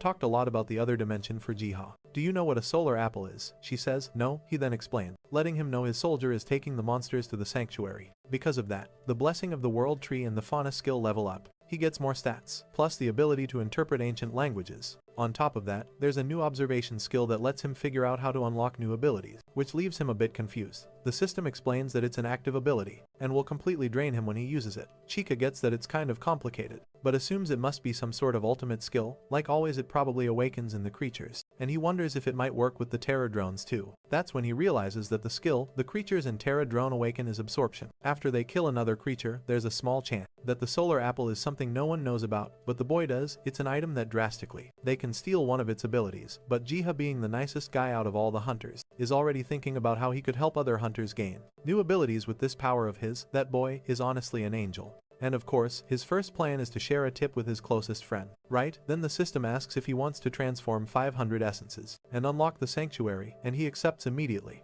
The mist starts fading away, and he heads straight for the mountain, realizing he can now interact with it directly. But the moment he tries to touch it, warning pops up saying that the earthquake damaged the sanctuary, and it now needs 100 essences. Man, just a little tap from him shook the whole mountain. Reduces ether consumption, and I had never even seen one in person. He realizes he'll have to spend the essence since he's the one who caused the mess. He was planning to plant some things in the sanctuary, but the system tells him he has to toss in some worms first because the soil is terrible. But suddenly, Terry Drone taps him on the shoulder. He sees that everyone's already out there hunting worm. These little guys work hard, I swear. Jeff thanks his little buddy soon after he unlocks another area. Back-to-back gains here. Sure, in the last few chapters, he worked like crazy and hadn't earned anything for a while. The mist keeps clearing, but then a weird red thing shows up. It's some kind of mantis mixed with a shrimp. He remembers the news, saying these creatures were classified as terror level. We see him at the Hunters Association and the girl at the reception. Until I went there, and the strangest thing is he made a potion. Now, he's not sure if the terror drones can even handle something this strong, but the little guys charge right in to hold it back.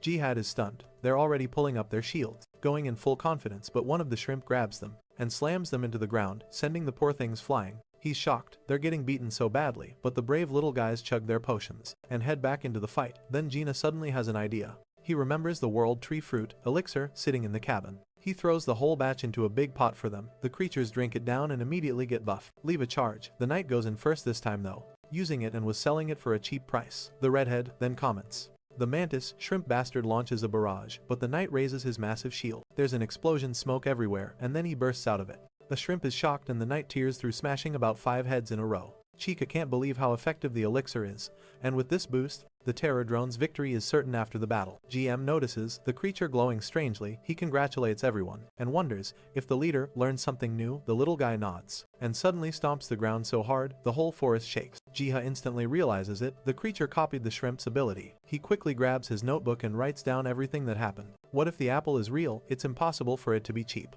This time, the notes reveal that the shrimp's weak spot is on its back. Sometime later, back at the shop, someone asks Jiha if he wants to go to the beach. He asked his friend when, and the guy's already at the door, saying, "Right now, let's go, we're on fire." The creatures are all sitting on his lap looking adorable, while Gilda looks back smiling, amazed at how good his life has been lately. Then Sonia asks where he got that pony from, and he casually says it was just from some random dungeon. She starts asking a bunch of questions where they came from, but they're already arriving at the beach. Gia takes in the blazing sun, feeling completely at peace, and later, they have a nice little dinner. He tries to explain that with this there are only 2 options. Later, that night, he's out on the balcony when the feisty one comes over, saying she heard he'd gone out for a walk and came to check on him. She's standing there in a bikini, letting her shoulder straps slide down. I'm pretty sure that's a seduction technique. Okay, Giga says he's surprised she came with them, and she replies that she hopes she wasn't a bother. He tells her no more women the better.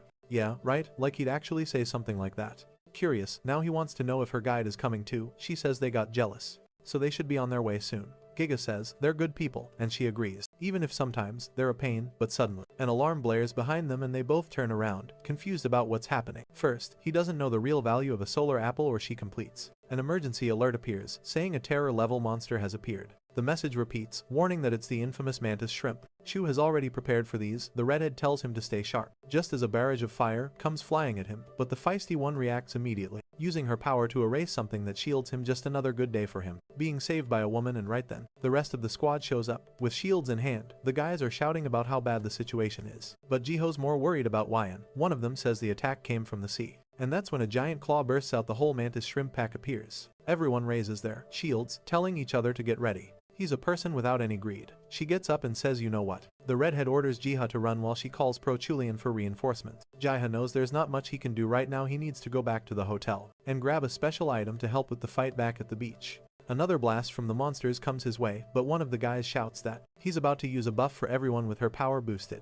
He uses his skill to raise his defense and draw aggro while everyone rushes in and starts slashing at the creatures' backs, but the white-haired kid gets startled when the big shrimp raises its claw and slams him right in the chest. The poor guy goes flying backward, hitting the ground hard, while Gio's friend pulls out the origami book and tries something. "I need some fresh air. I'll go see him." The guy asks if she wants him to prepare. She summons 36 paper planes and some torpedoes, all heading toward the monster. While more shrimp advance toward the city, suddenly a massive fireball hits the creature. Sun Yumi's just standing there confused, but obviously, it was her, the hottest one there. Everyone shouting as a phoenix appears, fire raging everywhere. You and the guy with the blade is having fun slashing away like it's nothing. But of course, when a random stranger shows up, it's just to get vaporized. Looks like he lost his arm in the chaos. Rocks are flying everywhere, smashing into everyone. What the hell? It's like the Beast Titan just showed up. One stomp from that monster, and everyone's joy is gone. The shield guy is in shock and way and is frozen, not even sure what to do. A car, she says, "What, I'm not the boss of the company?" He says she is. The system warns that the creature is hostile toward all humans. Then even more shrimp start crawling out from beneath it.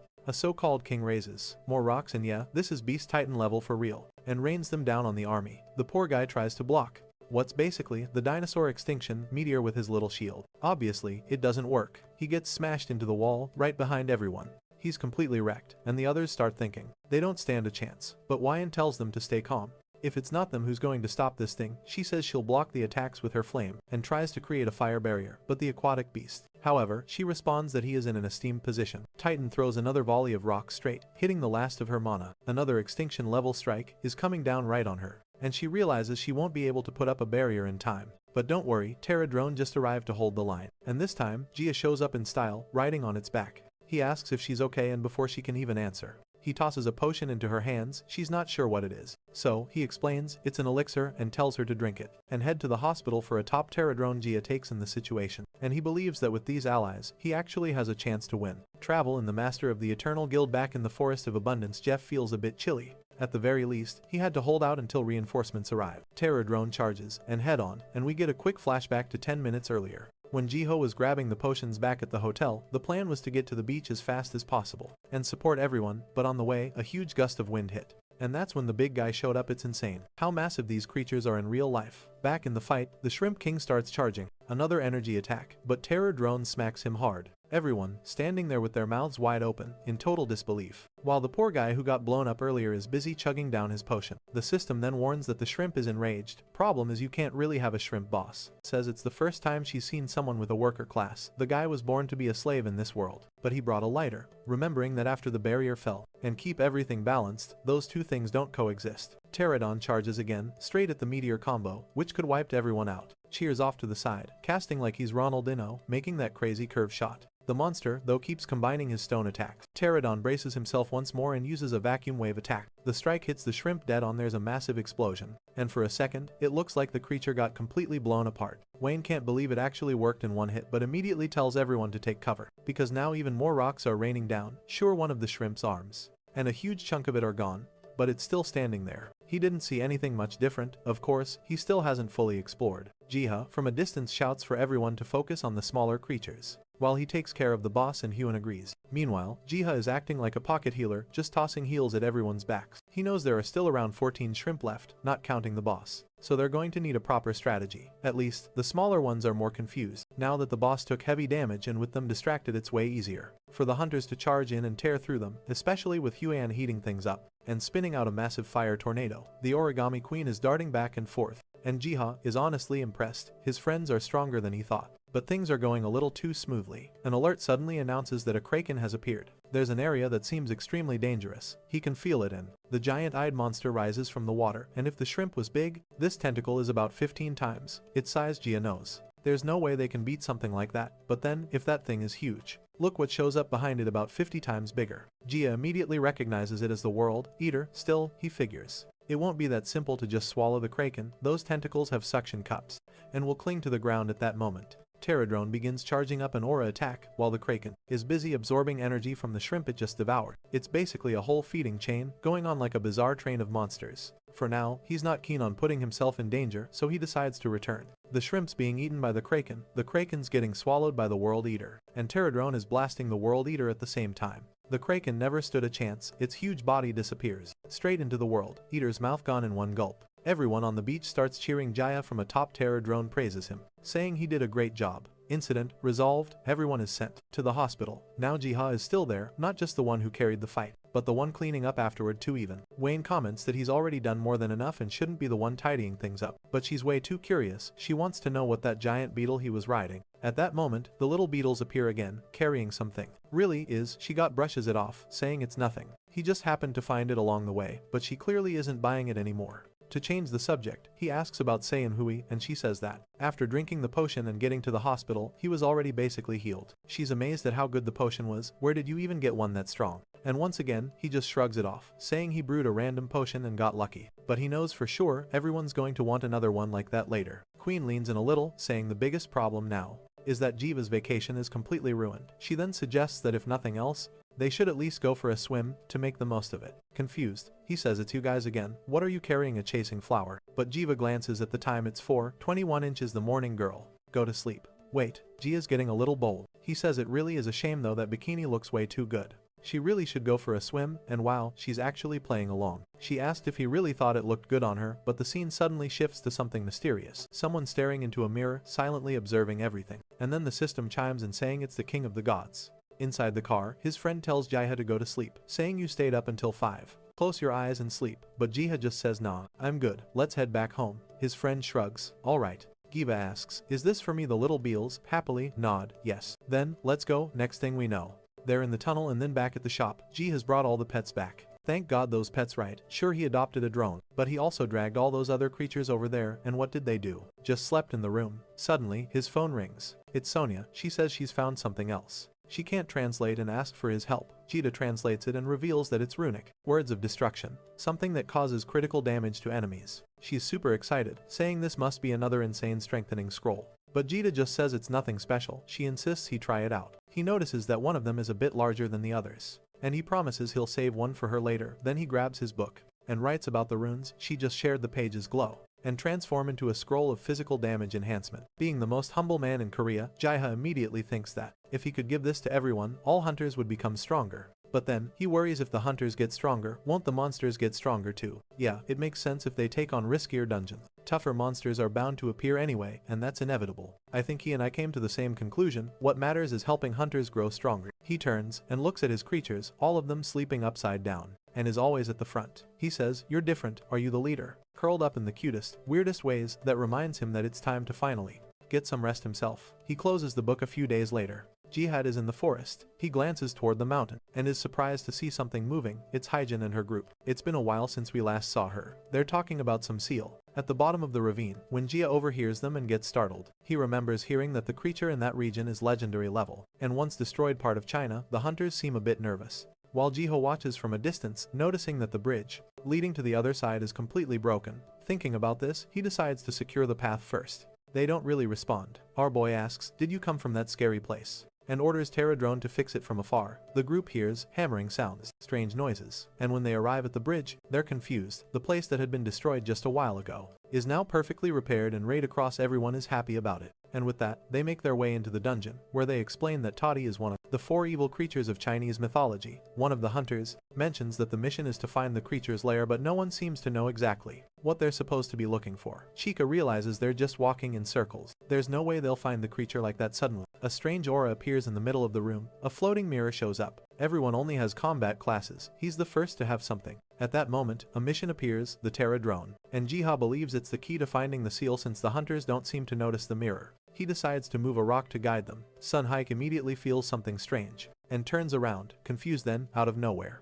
a portal appears with a giant finger coming out of it. Everyone is obviously freaked out. Sunya quickly infuses ether into his sword and slashes at the huge finger, but no one else has any idea what he's even attacking. Apparently Sunyak was the only one who saw it. And Ji's finger is now all red from getting smacked. At least the distraction he caused helped the others find the so-called mirror of sealing. But Sun Gayok is feeling a bit uneasy. Not sure if they can actually win this fight. Well, how about just not going in and not challenging this dungeon? Ever think about that? Requests your help to rescue their queen. Do you accept the mission to rescue the queen? Just then, a strange voice declares that humans are weak. Something slams into the ground, saying they're fools for trying to awaken this beast. A shadow falls over the hunters and 2 brothers appear, the guardians of the Shiganding temple. Everyone panics, trying to figure out who these guardians are, while Sun Yue tells them to calm down. The guardian warns that they stepped into the temple without permission and must be eliminated, but Sun Yue just says he'll create an opening and tells everyone to cover him while he attacks. Poor guardian is still talking but completely ignored. The big guy finally has enough and launches a barrage of fire, and good lord, these monsters have such terrifying bodies. Sung Yuk dodges, leaps over the flame, and strikes a whip-like slash right across the neck, dropping them both to the ground. So these seeds from the Miss Hunter flower are a common request. Damn, just like that, in an instant, the system notifies Jaiha that the guardian took critical damage and is unable to move, meaning the quest is now complete. Jiha is impressed just like he thought. Lord Sundiok really is powerful, but the little creatures in the background look a bit jealous, muttering that they could have handled it too. When Jir turns around, everyone's gone. He realizes it's no time to just rest. It's time to start working harder to help these hunters. The most effective way to do that is by writing more scrolls, but he needs some green herb, ink that only exists in the wild elf village. The problem is, he doesn't want to go there alone and risk being attacked again. The scene shifts back to that village from the beginning. GHA muses, since you protected the forest, There's that saintly girl, I'd almost forgotten about her. She's praying. The full focus is always when her grandmother calls her by name, Selena. She lights up asking if it's Lord Ark's messenger and says yes. It's been a long time since they last saw each other and apparently he already has the ink. What happened? Is it running out? Probably because he makes a few scrolls and says, "That should be enough." He speaks to her again, saying he has a favor to ask. He wants her to visit the wild elf village. Easy enough, just send someone else to work. What a little capitalist. She had explains that he needs green herbing, and she seems a bit puzzled, asking if that's really it all. He says, yes, but tells her to be prepared because the elves will be suspicious of her. I'll see what I can do. I also fear that place, but I'll see what I can do. That's why he suggests she offer them something in exchange, like good food. Since they live deep in the forest, they usually don't have salt, so she can trade that something easy to get for the herbs. He says, it's easy when you give such clear instruction, and thanks him. Right then, the sack of salt materializes in front of her, and she answers confidently that he can count on her to get it done. She sets off with a denzel, which will make the negotiations much smoother. Joe remembers how the elves drooled when they saw his salt last time, so he's grinning now. He won't have to worry about green herbing for a long while back in the forest though. The little beetles are all cute, eager. However, for this you will have to prepare a few things. Joe wonders what's going on. All the terror drones are lying on the ground. We then see that recently, dungeons have been popping up non-stop. But the strange thing is that the supposedly rare treasures inside have been extremely scarce. This time, the guys were walking out with just a potion, a nugget and a bone scrap. It's hardly worth going into a dungeon anymore. And of course that means they haven't been able to gather enough ether to level up. The hunters start losing interest in leveling up. Humanity gets weaker, and that turns into a vicious cycle that could eventually wipe humanity out. Shiha, being the responsible guy he is, takes this seriously and says they need to come up with a way to keep hunters. So they plan to do it tomorrow. The next day, he has made a healing potion. Motivated, he asks if the terror drones are ready and tells them they're starting a new plan. The little guys are already hard at work, completely organized, chopping wood, lighting fires, putting things together, building boxes. Turns out, Jiha is making treasure chests to place inside dungeons for people to find. This guy is next level actual god tier behavior. Who's Sung Jin-woo compared to this man? Sung Jin-woo farms dungeons. Jiha creates the dungeon look himself. He's just sitting there, smug farming aura, while the creatures haul piles of treasure on their backs. Giva starts wondering if these creatures have always worked. Poison resistance potions, and a lot of food rations. Everyone is prepared with everyone buffed up, he says. This hard, since the beginning of the world, but they seem to enjoy it. So he praises them for all their effort even, so he feels like it's still not quite enough to truly motivate the hunters, and he's not even telling us the best prize to put inside a chest, the legendary card that expands the size of the lowlands, something that technically doesn't even belong to this server. Right then, Gia seems to have a new idea. While the little creatures are just looking confused sometime later in a dungeon, a huntress comments that the weather is really nice today. She tells Deacon to get ready, because this hunt is going to be a good one. He glances over, with his shield strapped to his back, looking a bit hesitant.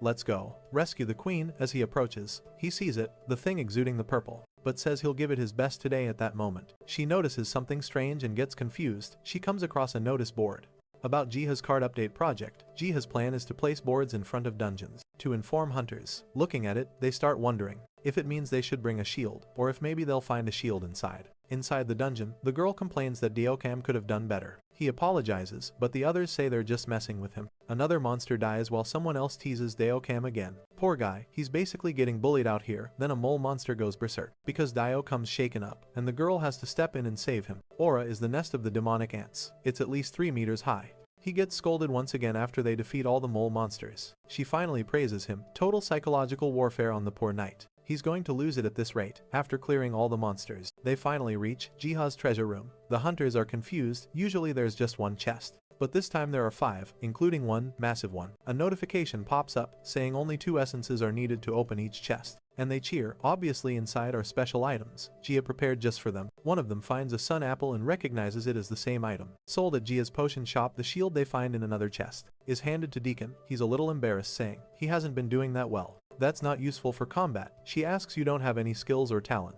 No more delays. The battle is about to begin. The fight is intense and hasn't been much help, but the others reassure him that this will help him do his job better in the end. They also find a strange scroll and a scented candle while Deacon celebrates his new shield. Everyone else is eager to take these last items and get them appraised. Jiha is celebrating with his helpers, telling them they did an amazing job. He's sure these hunters will be happy with this dungeon and will want to keep running more. At this point, Gio puts on his cat mask to receive the customer. This guy really is the god of this world. He's everything. The one who makes the dungeon, the one who places the rewards, the one who kills the boss, the one who appraises the items, the one who sells the potion. Wow, the protagonist is impressed. The Terra drone are winning more easily than last time. What isn't he? He's not the guy with a harem of waifus. That's for sure. After the appraisal, the tanker receives the Iron Maiden ability, which boosts his defense by 200% per level. Everyone's blown away. This was one of those awakenings. One of those super rare abilities that Jiha can now help others unlock. Man, this skill is busted. It reflects 200% of the damage back of the enemy. Okay, sure. It only works on physical attacks, but still that's way too OP. Somebody better nerf this. The tank is crying tears of joy, saying he can finally deal with the monsters that attack him. Meanwhile, that bipolar friend of his, the one who's always turning her back on him like Thor, but the poison is still hurting them. The system then says he has the right to use a power, is clapping and cheering for him. Jiha then explains that the scroll said he had to kill a certain giant boar to awaken the skill. The guy's overwhelmed, saying he's going to give it a try, and asks for more details about the other items. Ah, now it clicks. He found the scroll about awakening his ability, and guess what? Besides killing the boar, you also need a mysterious candle and Lord Arc shield. The guy is thrilled, hands over his gold right away. Totally worth it. Now he just has to sleep with the candle next to him. Inside the dream, he's surprised. It feels like he's inside some kind of virtual reality. He sees a lone knight fighting off a horde of undead and wonders why the guy isn't retreating. Shouldn't he be protecting his allies? But at the same time, wants to help them. He can bring the flying demonic ants to the ground with one slap. He's amazed. This knight is an unstoppable tank, charging forward without hesitation. Then, he wakes up to a notification saying he's obtained the trait. Holy Max, loyalty level 1. He's sitting there completely stunned, unable to believe the window appeared in real life. But now he's sure he's gained a new power. The problem is he feels like his holy mate ability doesn't quite suit him, since he's a tanker, but in the end, he knows. The only way to truly figure out if it fits him is to test it in the dungeon. And at this point, it's too late to turn back. Then the scene cuts to the news, where they report on these extremely rare abilities, awakening in some hunters. Apparently, the first person to awaken one of the strongest abilities ever seen. But it will cost the 3 essences. Our boy is confused, is right there in South Korea because of this, the association. And everyone else is eager to see the outcome. Everyone wants to witness the full potential of these newly awakened powers. The tank is standing there looking hesitant as always. While the monster charges forward, ready to gore him, he raises his shield, blocks the strike and gets pushed back. Now the boar is the one sweating. The system announces that the final ability has awakened Iron Maiden. The boar is suddenly surrounded by golden light and boom. It's like the whole place explodes, everyone's wide-eyed, covering their faces. And when the smoke clears, there's nothing left in front of him. The only thing that appears is an angel picking something up off the ground. One slap, and I can only use it once. What am I supposed to do with that? And giving him a look, the tank wonders if that's the king of the gods. He also starts to understand why he has such a large body, and why he always hesitated to attack monsters. It was all part of the god's plan. At least, that's what he thinks since he received a legendary ability that only defends. He literally has to get hit in order to strike back. I think that's what it means too. I'm practically psychoanalyzing this guy. Now, his friends are all standing there, with their jaws on the floor, saying this new skill looks incredible. While the tank thinks he's basically in a state where he can farm aura. Just by praying, smiling, he says. He's finally found something better than any ability, the path he's supposed to follow. Then he sees at the top of the nest, a winged ant appears. He raises his shield and reflects, thinking this is the way. Obviously, now the forums are buzzing. Everyone wants to awaken their own special ability. Meanwhile, Jadas are carving a statue, grumbling about how hard the work is. Not long after the shield guy unlocked his skill, Jada found a book in the garden. A book written by Lord Arc about dungeon structures. With that, Gia built some new contraption to test out a few abilities. The book seemed like it could give buffs and information to hunters who cleared certain dungeons. Ah, I get it. It's basically like a little system. You leave it in the dungeon, and whoever passes through receives that information. I keep saying this, guy is the world. The name of this story might as well be Jiho's world. It's a messenger. The system warns him that if this ant gets, while he's excited to test it out. Cut to a group of hunters, talking about their targets for the day. One of them is complaining about the monsters, while the girl says, it's easy to dodge those snakes. Sunyuk is surprised and Jaehyun asks, what's wrong? They found a statue that is clearly, unmistakably, the spitting image of Selena. He's left wondering what on earth that statue is doing inside a dungeon. Right after that, we see them fighting the snake, slashing in every direction. Fighting near the statue seemed easier, as if it were giving them buffs and even healing them. Later that night, one of them lights a mysterious candle. Suddenly, he wakes up inside a dream, where everything feels strange. Oh, and there's Eddie talking away like always, puts a little smile on his face. Away. It will bring back the main army. He looks at his hand and wonders, not even noticing his friends around him. But then, when he looks to the side, he sees something he doesn't recognize, a mysterious knight in golden armor. He smiles, thinking he'll gain a new ability if he defeats this guy. But suddenly, there's an attack coming straight for his eye. He draws his sword and sparks fly everywhere as the voice speaks a Sun Yue, who's now fully armed and ready. He's knocked backward. Totally confused about what this guy is doing, he tries to ask something but the knight doesn't answer. Instead, he grips his sword and activates his aura. Then a voice echoes saying that humans are too weak nowadays. Sung Yuk demands to know what this being means, and it warns them to prepare for what's coming. so I can stop her message with a slap. Let's see, he activates the ability. Suddenly, a silhouette of a monster appears, and Sumif asks if that isn't Toddy. The knight only says that something terrible is approaching, and that humanity will be wiped out. Sung-yuk finds it ridiculous, but then, the knight introduces himself as the Sword of Master. Ark on top of that, he also reveals he is Commander Gangmer, leader of the army that fought under Ark, and just like that he activates some terrifying ability, summoning a massive barrage of swords all around him. Sun Yue readies an attack, saying, "This damn knight is talking as if he," but yes, he does know him. The knight reveals he has been watching Sun Yue for a long time. He says, Sun Yue is one of the humans with the greatest potential. He's somewhat embarrassed, replies that he doesn't. We then see a shop for hunters in Sector 7. And just as the little ant is flying, she sees the massive hand coming. So, he better get ready for what's coming. Sun Yue activates full body etherification. The voice says he's acting because the god has appeared. Sun Yue wants to know who this god is, but the voice just says it cannot answer. Oh, wonderful. Then, Sun Yue remembers Selena and asks if she's involved. The knight just tells him to shut up and fight already. That's the only way he's going to awaken. Sun Yue realizes this bastard isn't going to answer anything. And then boom, the knight vanishes in a blur and strikes him mid-sword swing. They go at it, blow for blow, and on his clash, the knight throws his hand back and unleashes a wave of sword beams, but Sun-yuk gathers aura, closes his eyes, and slashes out a massive strike in return. The knight, however, man, it was a slap. Indeed, I thought it was some power. Appears behind him in a fraction of a second, saying he's not half bad. He swings again with his storm blade, and Sonya barely manages to block. He's pushed back, but the Nike gives him no time to breathe. He unleashes a spiral-like attack, firing it straight at him. There's an explosion, and we cut back to Jiha, who's brewing a potion in a cauldron, saying, "This one is going to turn out great." He seals the flask and celebrates, while the little creature in front of him claps his tiny hands to congratulate him. Giga says it wasn't anything special, but the little guy is shocked. This potion restores 200 stamina in 10 seconds. Even Giga himself is celebrating. He didn't think it would turn out this good. Meanwhile, the guy with glasses is just thinking, damn, but it was the protagonist himself. The next chapter starts with Wyan. This kid's a beast. How does this guy know the perfect timing for every ingredient without even using a timer? And every single time is the exact perfect amount to fill one flask. Honestly, that looks like the easiest part of all. Then he says goodbye, telling Jiha he's heading out. By sucker later that night. Jiha is feeling proud of his potions. The next day back in the forest, he finds it strange that his creatures aren't around and wonders what happened. The bellflower starts ringing, and he turns his head, wondering if something is going on. Right then, an explosion goes off somewhere else in the forest. The ground shakes as if an earthquake had started right where Toddy was sealed. Visiting our boy's shop in front, she thinks. A voice speaks up, saying the seal is in danger, and the terror drums have been activated. There they are doing their little ritual, looking all serious. But Jiva notices that they're struggling to hold the seal in place. There's no way they can handle this alone, and suddenly, a massive paw slams into the ground. A disaster-class lion-like creature appears immediately. The terror drones take off into the air. I love how they always fly with that little turd drop look on their faces. Like I'm trying my hardest. Gina starts looking around for BM and Growler. Where's the whole squad? And he can't just stand there. He needs to help somehow, so he starts brewing as many potions as he can.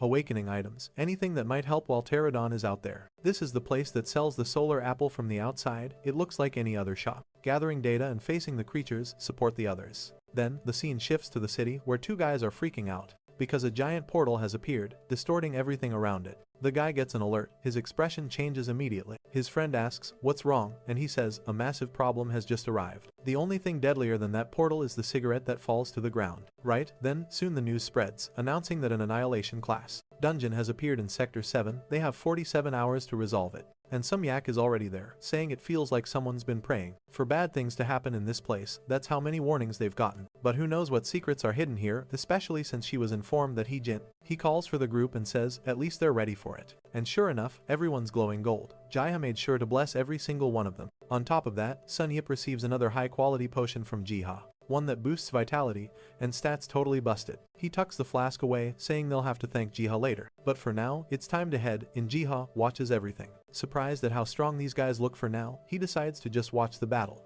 The Terror Drone army is standing by ready for action. Jiha figures at least the Black Lion won't be a problem for the hunters anymore. But Toddy, the legendary creature, that's a whole different story. Managed to hunt that creature after visiting this place. So, I'll enter and find out if. He clutches his fist, silently wishing the hunters the best. Inside, Sonia warns everyone to stay alert, danger is coming. While the redhead works, the girl asks if those statues around them are the ones they mentioned earlier. Suddenly, a voice orders everyone to prepare their powers. The group chugs the potion, stunned by the effects, saying things like, "This potion just doubled my stats, and my flames are way hotter now. This job's going to be easy." Sun Yue grips his sword, gets ready, and then and bam. Up on the mountain, I thought it would just be one monster, but there are 3 lions standing there. Sun Yue warns everyone they're about to attack. but she notices it's closed, but the sign says it's open. Right. Then, the first one launches forward, swinging a massive paw, but Sun Yue holds the line. He immediately shouts for everyone to charge in and all 3 hunters rush into the fight. Man, honestly, for a second, there I almost wanted to be the monster. Whoa, flying sword, dance, storm slashes, cutting everywhere.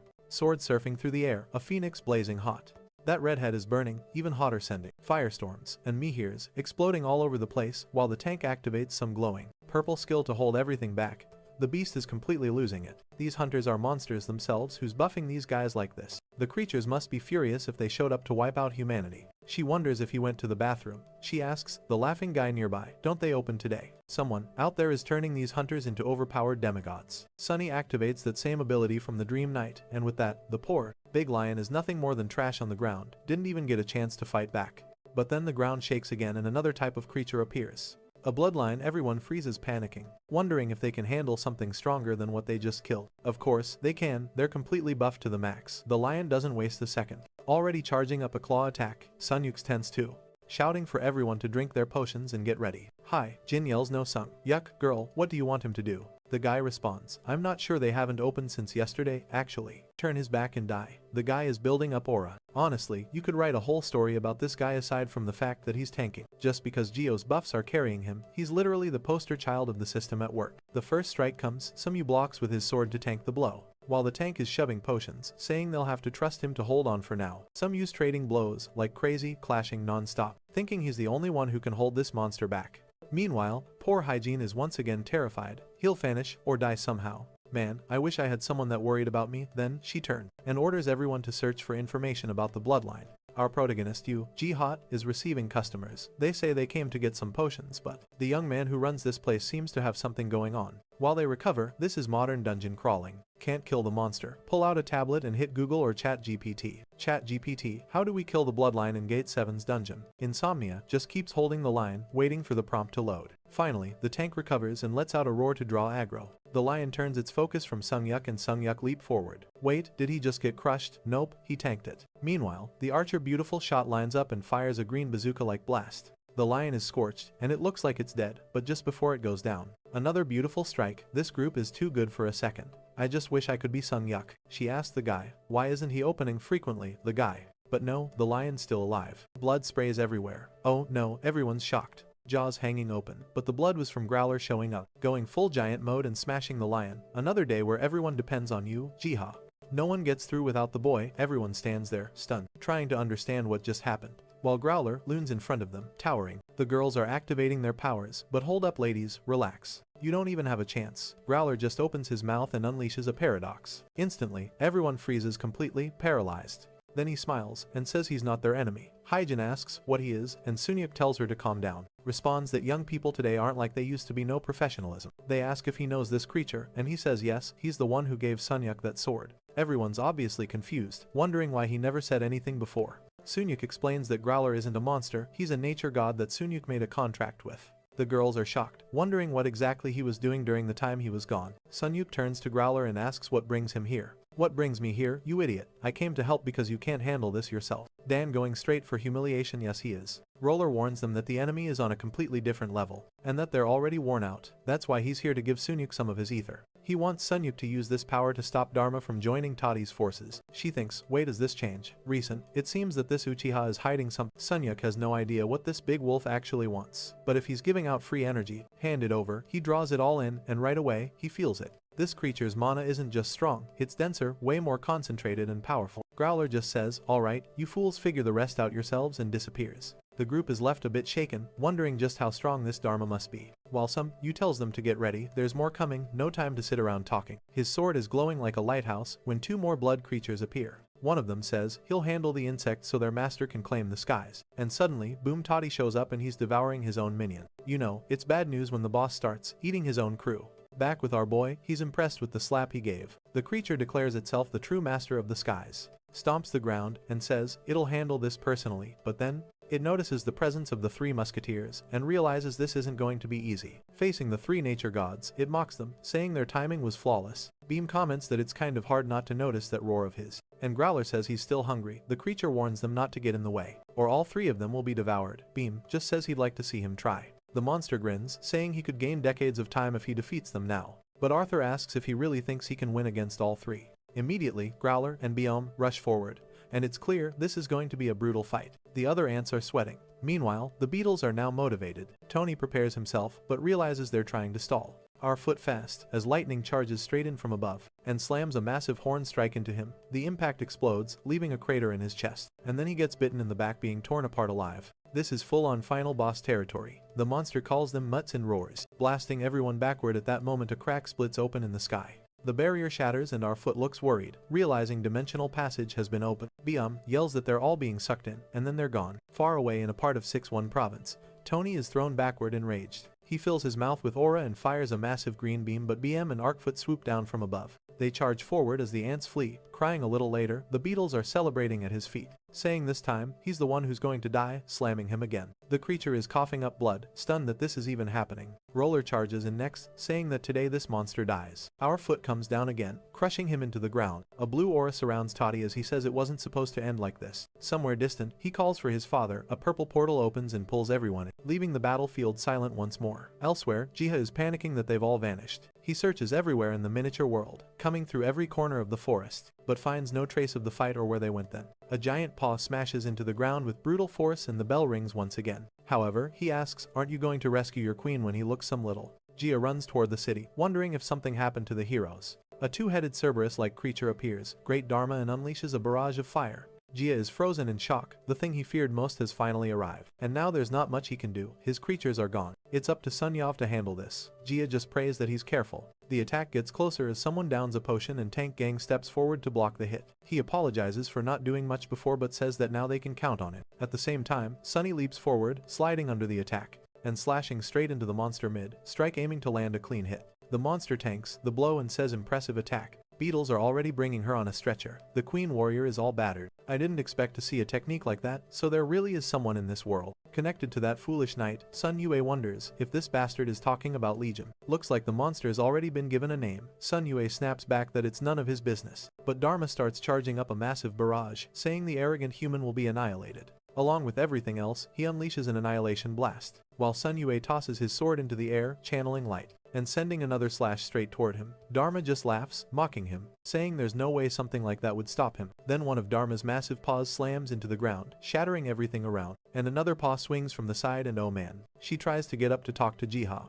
He tells her not to strain herself. It looks like it hit dead on Sung. Yuk is sent flying completely wrecked. Jiha is worried sick and Sung Yuk is coughing up blood. Then, we see a flashback. Some here, thinking that at least now, he can finally use a few moves he's learned. He never thought the kid would reach this level. Some here is begging to learn the third form, but the knight refuses, saying the third form requires far more ether. Sun Yue asks, what if he just forces the second form? He doesn't care. He's ready to risk it, but the voice warns it's madness. It could consume his body completely back to the present. Sun Yue is overflowing with Growler's mana, and even Dharma looks startled. He immediately recognizes the energy of the wolf god appearing above Jiha. The girl points at him right away and says, wait, aren't you that guy with a worker class? You've done enough, you can rest the system, then says the queen of the Terradrone. The creature moors in disbelief, saying, it's impossible that Sun Yue shouldn't have that mana, but by then the strike is already on its way. Sonic charges forward, Roller's energy flowing to the tip of his blade, remembering the knight's words that if the chance ever came, he might be able to pull this off even if only once. With a smile, he prepares to unleash the blade, Storm, second form. The monster crashes to the ground, his massive sword falls with him, and a crater opens beneath him as he drops his knees utterly defeated.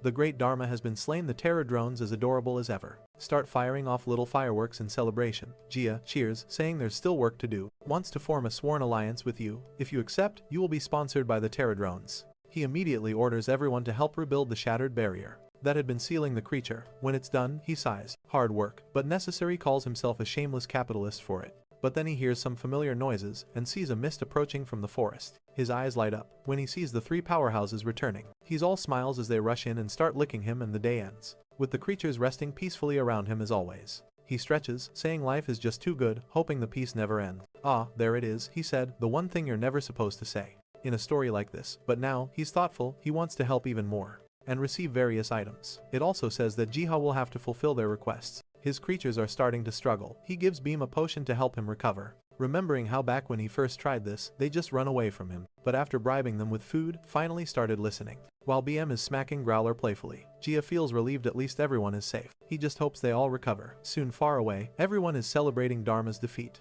but every reporter caught Sung-yuk on camera fighting with his aura blazing.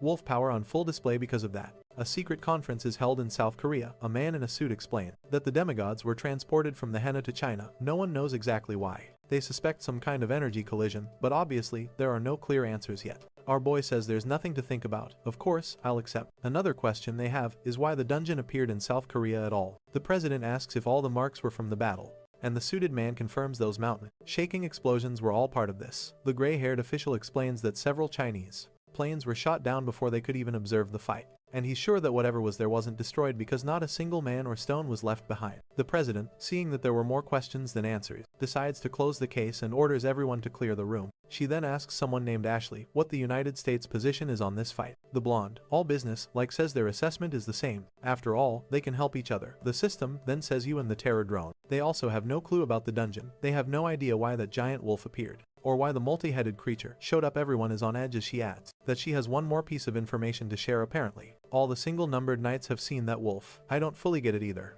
but soon we will. They now know that the wolf is a type of nature god who has been protecting them. The president then wants to know what exactly happened in that battle against the disaster-class monsters. Ashley explains that any disaster-class monster can't be defeated without military assistance, but the proud Koreans say their hunters managed to do it anyway. Well, obviously, are now allies. You can now sponsor them more directly. The little general from before then evolves. Someone's out there handing out buffs left and right. The man with gray hair even admits it. They only succeeded because they had help from the owner of that shop, the one who provided countless scrolls and insanely effective potions. One person immediately says that whoever this kid is, they need to protect him. With all the attention he's drawing, evil will surely target him sooner or later. The president slams his hand on the table and says he's made an important decision. The gray-haired man is sure. Now they're going to want to protect the shop owner. He turns and says they now need to prepare for the monster's return. Ashley, meanwhile, is lost in thought. She finds this Jia person very interesting and wants to know who he really is. Into a terror drum warrior. Our boy, impressed, says, "Wow, now he really looks like a general."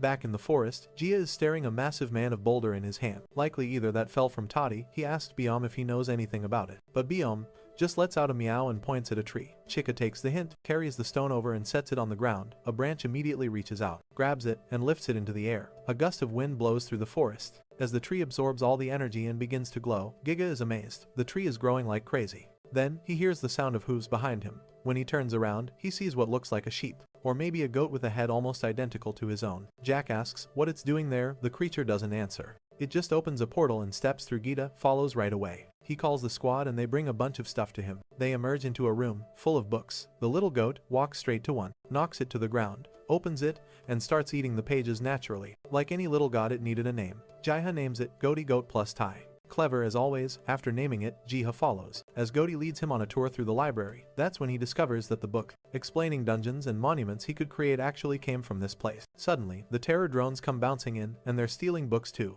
The little thieves. Jia yells at them, "Hey, you little troublemakers, what are you doing?" But he notices something. They look different now. Their shells are a dark green. They seem a bit bigger. Jiha, embarrassed, sees it again. He says he doesn't need all this, and they're glowing faintly. As they grab books, he realizes these must be the World Tree's terror drone, and they're all writing something inside the books. Then the little goat hands Jaya a book to read. He opens it and finds the life story of someone named Margarita Listelli, who was born 42 years after the world's creation, with incredibly detailed information about her life. Jiha realizes these creatures have been recording everything that happens in the world. Then, 2 more books appear. Good grief. You really have to love reading to get stronger in this story. It's book after book after book. But Jiha says there's something specific he wants to check. He grabs a book and looks through it. Later, we see him by the tree again. And yes, it has definitely grown. Not only that, I'd be happy with just 10 essences and a little ether. He wonders what those seeds they gave him are. The entire garden seems to have expanded along with it. Suddenly, a sound Jiha had never heard before echoed through the forest, grabbing his attention. A waterfall had appeared nearby and he's grinning from ear to ear. Meanwhile, the terror drones are busy building what looks like a beehive. They pull a lever on the hive and golden honey begins to flow out. But in this case, it isn't honey, it's ether. Jiha is practically drooling. Watching it, he notes that the bees aren't attacking the terror drones at all, and then the system pops up, revealing that this is Emperor's honey, increases vitality, and is the favorite food of insect-type creatures. The item glows on the page. He awkwardly says, yes. She then asks, is it true you don't have any skills? Wild grape seed and tree fruit seed, while our boy and Jiha is stunned to see that it increases life. He figures that the terror drones must be collecting this to make themselves stronger. He asks them for just a little bit, so he can test it, and then carefully stores it in a jar. This would be the perfect item to put in treasure chest, way better than selling it in the shop and making people even more suspicious. Back in the forest, Jiha is smiling, excited to scatter more worms around and place more treasure chests for hunters to farm. After improving the soil, he also made the lake more diverse with new life. Meanwhile, the news is buzzing about portals appearing everywhere. Hunters all over the world are discovering that for some mysterious reason, Korea's dungeons give better rewards. Jiha also notices something strange. Says he'll just plant them and wait to see what grows. He finds it strange that the tree grows a fruit. There always seems to be a shortage of salt in this forest. At first, he thought it was just an elf thing, but it really does seem like there's a shortage here. Even Eddie mentions that the strange village they visited also didn't have enough, so Gita asks mentally in that voice of God way if there are any salt stones somewhere they could absorb. The blonde explains that they don't have salt because they were driven out of their land and forced to submit to another kingdom's demands. Since salt is a valuable resource in wartime, it's always one of the first things to be seized. Jihad immediately decides to help solve this problem for them. Back in the forest, he opens his book to search for a solution to the salt shortage. The problem is, it doesn't list the location. How's that possible? He thinks, well, whatever the forest will take care of it. After a while, he finally finds something hidden in the confusing dialect. He calls over the stylish Terradrone, the one with glasses, and sends him on the search mission. Halfway along the path, the creature passes through a herd of animals and Jaya is a bit surprised. He thought all of these animals had run off during the war. He figures it would be good to round them up somehow. Too bad he doesn't have a herding dog. Right away, he summons Growler, who stands proudly at his side, while Jihad just sits back eating popcorn, startled by how smoothly Growler handles things. Together, the two of them round up the herd, and before long the little scout return. Having found a location with a good crop supply, the creatures say the plan now is to build a new cabin the next day in some other dungeon. The guys are talking. It will take a long time to harvest all of it until Gia opens his suitcase and tosses out jars of ether. Then he informs Selena that the insects will deliver countless sacks of wheat to her village. He asks if she knows how to use the equipment for processing wheat, and not just wheat, but also for processing salt and managing livestock. She seems a bit overwhelmed and doesn't answer right away, only asking why she's being given so much all of a sudden. Jiha explains that he'll benefit from this in the long run, so she doesn't need to worry soon. After, we see the villagers make offerings at the altar for him, which turn into potions right in front of them. Are you sure the Ant Queen is here, homie? He responds, of course she is. Now, that's a prayer that pays off. Jiha fills the book with praises, while the villagers celebrate happily. Meanwhile, far away, a man prays in his apartment, asking for salvation for his brothers and sisters. He looks at the book, thinking that maybe he doesn't know how to communicate with Lord Ark. He realizes he needs someone who can teach him because he can't figure it out alone. The problem is the religious order of Gehenna was destroyed during the war, so there's no one left with that knowledge. He has no idea where to direct his faith anymore, until a mysterious voice tells him to follow the desires of his heart. Well, that's simple enough. The moment he hears it, he stands up, straps on his armor, and heads straight out. He decides to keep hunting. We'll make a lot of money if we steal her nest. But another guy says, hey, wait a minute, until he eventually finds the answers he's looking for. Meanwhile, Diacom is deep in the forest holding the line, slaying monsters left and right. That huntress with the little blue tattoo on her face comments that everything's been way too easy lately, all thanks to him. Then one of them glances up and sees a terror drum flying overhead, wondering if it just passed through the dungeon's invisible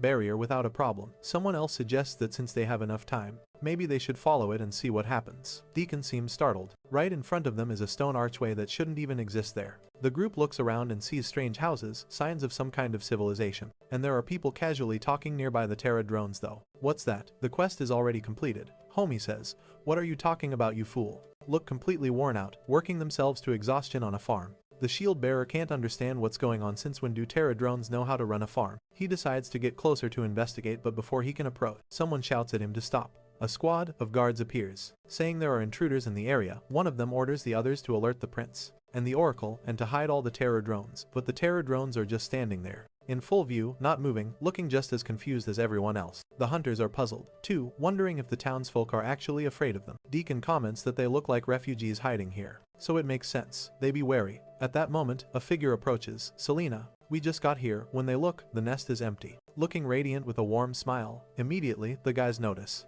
wait a second, this girl looks exactly like the one from the statues. That Eddie appears glowing as well, looking like he just walked out of a romance novel. The hunters are all struck by his beauty. Come on guys, focus. Look at Selena. At that moment, someone realizes this might be where Sunyuk spent some time and asks if they know him. Eddie confirms, saying Han lived there for a few years before leaving. Daeyukam had already heard something about this because Han left some notes behind. After returning from this place, Daeyukam then quietly says the names of Dinskull and Oracle Selena. Both of them are startled that he knows who they are. The guy in the back says, huh, did someone from another region clear it out? He must have some connection to Sung. Yup, too. And he nods, saying they are hunters from another world. Then suddenly, He kneels and asks them to take good care of his group. Then, he personally kneels and asks the saint to bless him with knowledge of Lord Ark. She asks, "What is it you want to learn, fool?" And he answers, "Everything." "Saint, tell us everything." He explains that on Earth, there aren't many materials to study about the Lord and they have no way to learn about him. Selena says that it seems he's a follower who needs to be initiated. She gives him a necklace, telling him she hopes he'll trust and love the god Ark. He's overjoyed and thanks her from the bottom of his heart. The knight says you don't know that once a dungeon is cleared. After that, the hunters spend some time talking with the villagers about the village, about Han, and eventually, they leave. The paladin waves goodbye, smiling, eager to speak with Ham later and tell him all about this sometime. Later, Jiha is back at his shop. The paladin walks in, placing the book and necklace down. He explains that he received them from the oracle and that she accepted his faith. Jihad is happy for him, knowing how badly he wanted this, and reveals that the item is a holy artifact, a step toward becoming an apostle. The man looks a little lost, asking what exactly an apostle is.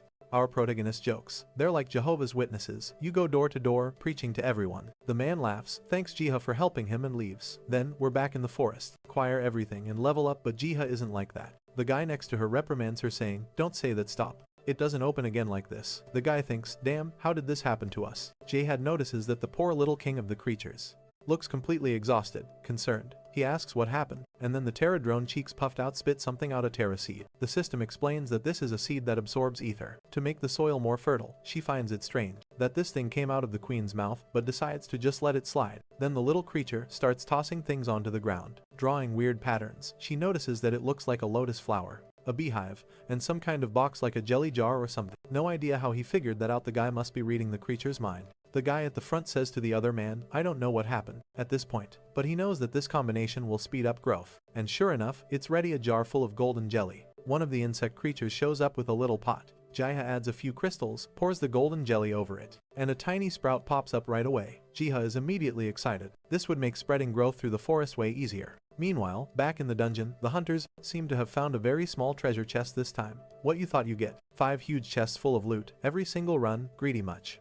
But the price was 10 essences, which felt expensive. So the blonde decides to pay anyway, just to see what's inside. But it looks like there was an attack. I didn't see any answer at all when the guy said, when she opens it, it's just a seed. She's annoyed, saying they must be joking. Her friend points out that the system says it seems to be something that accelerates growth, so it might actually be worth something. Sun Young looks nervous about planting it, but the leader tells her to relax.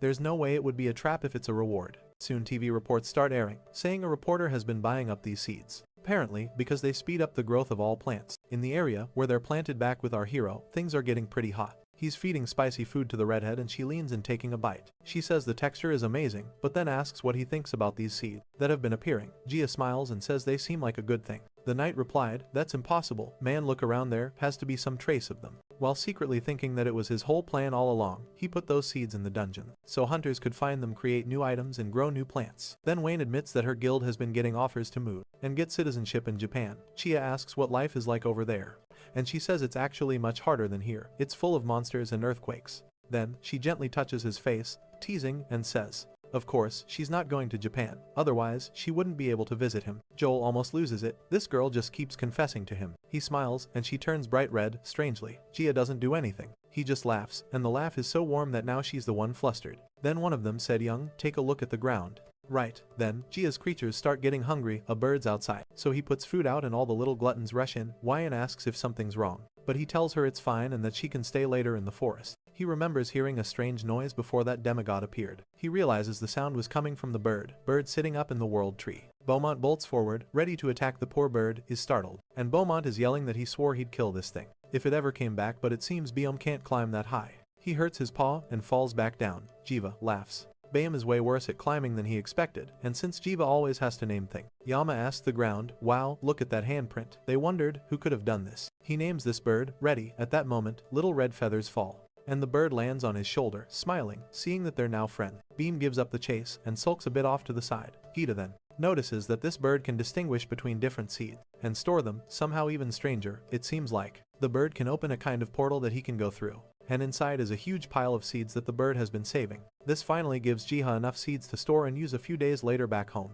Jiha is online looking up information about seed storage warehouses. He finds out that these facilities were designed as a contingency plan in case an apocalypse ever hit Earth. One of the guys questioned, "Isn't this the shape of a palm? A way for humanity to rebuild?" He also learns about something called the Svalbard global seed vault and discovers that this place is about to shut down. Gita thinks it would be a great idea to store the seeds he's collected in Reddy's portal, like his own private vault. The only problem, Stalberg is way up north, and not exactly easy to reach. It would cost a fortune, and take ages to get there from Korea. Meanwhile, his little creatures are huddled together, seemingly discussing something and staring at a map. Suddenly, Freddy tugs on Gia's hair. Gia startled, asking what the heck this bird is doing. Wait, did it just talk? Reddy smiles and says, yes. Gia asks where they're supposed to go. Reddy just tells him to come outside when Gia steps out. Is this the work of a giant? Another guy said, man, but at this size? Reddy transforms into a massive phoenix and tells him to hop on. Jiva still wants to know where they're going, and of course, Reddy tells him they're headed to Stalbard. Jiva pictures the place and says, it's insane. Does Reddy even know where that is? The phoenix just spreads his wings and says, obviously. Now get on. Gio climbs onto his back. Not like he has much choice anyway, and at least the bird looks confident.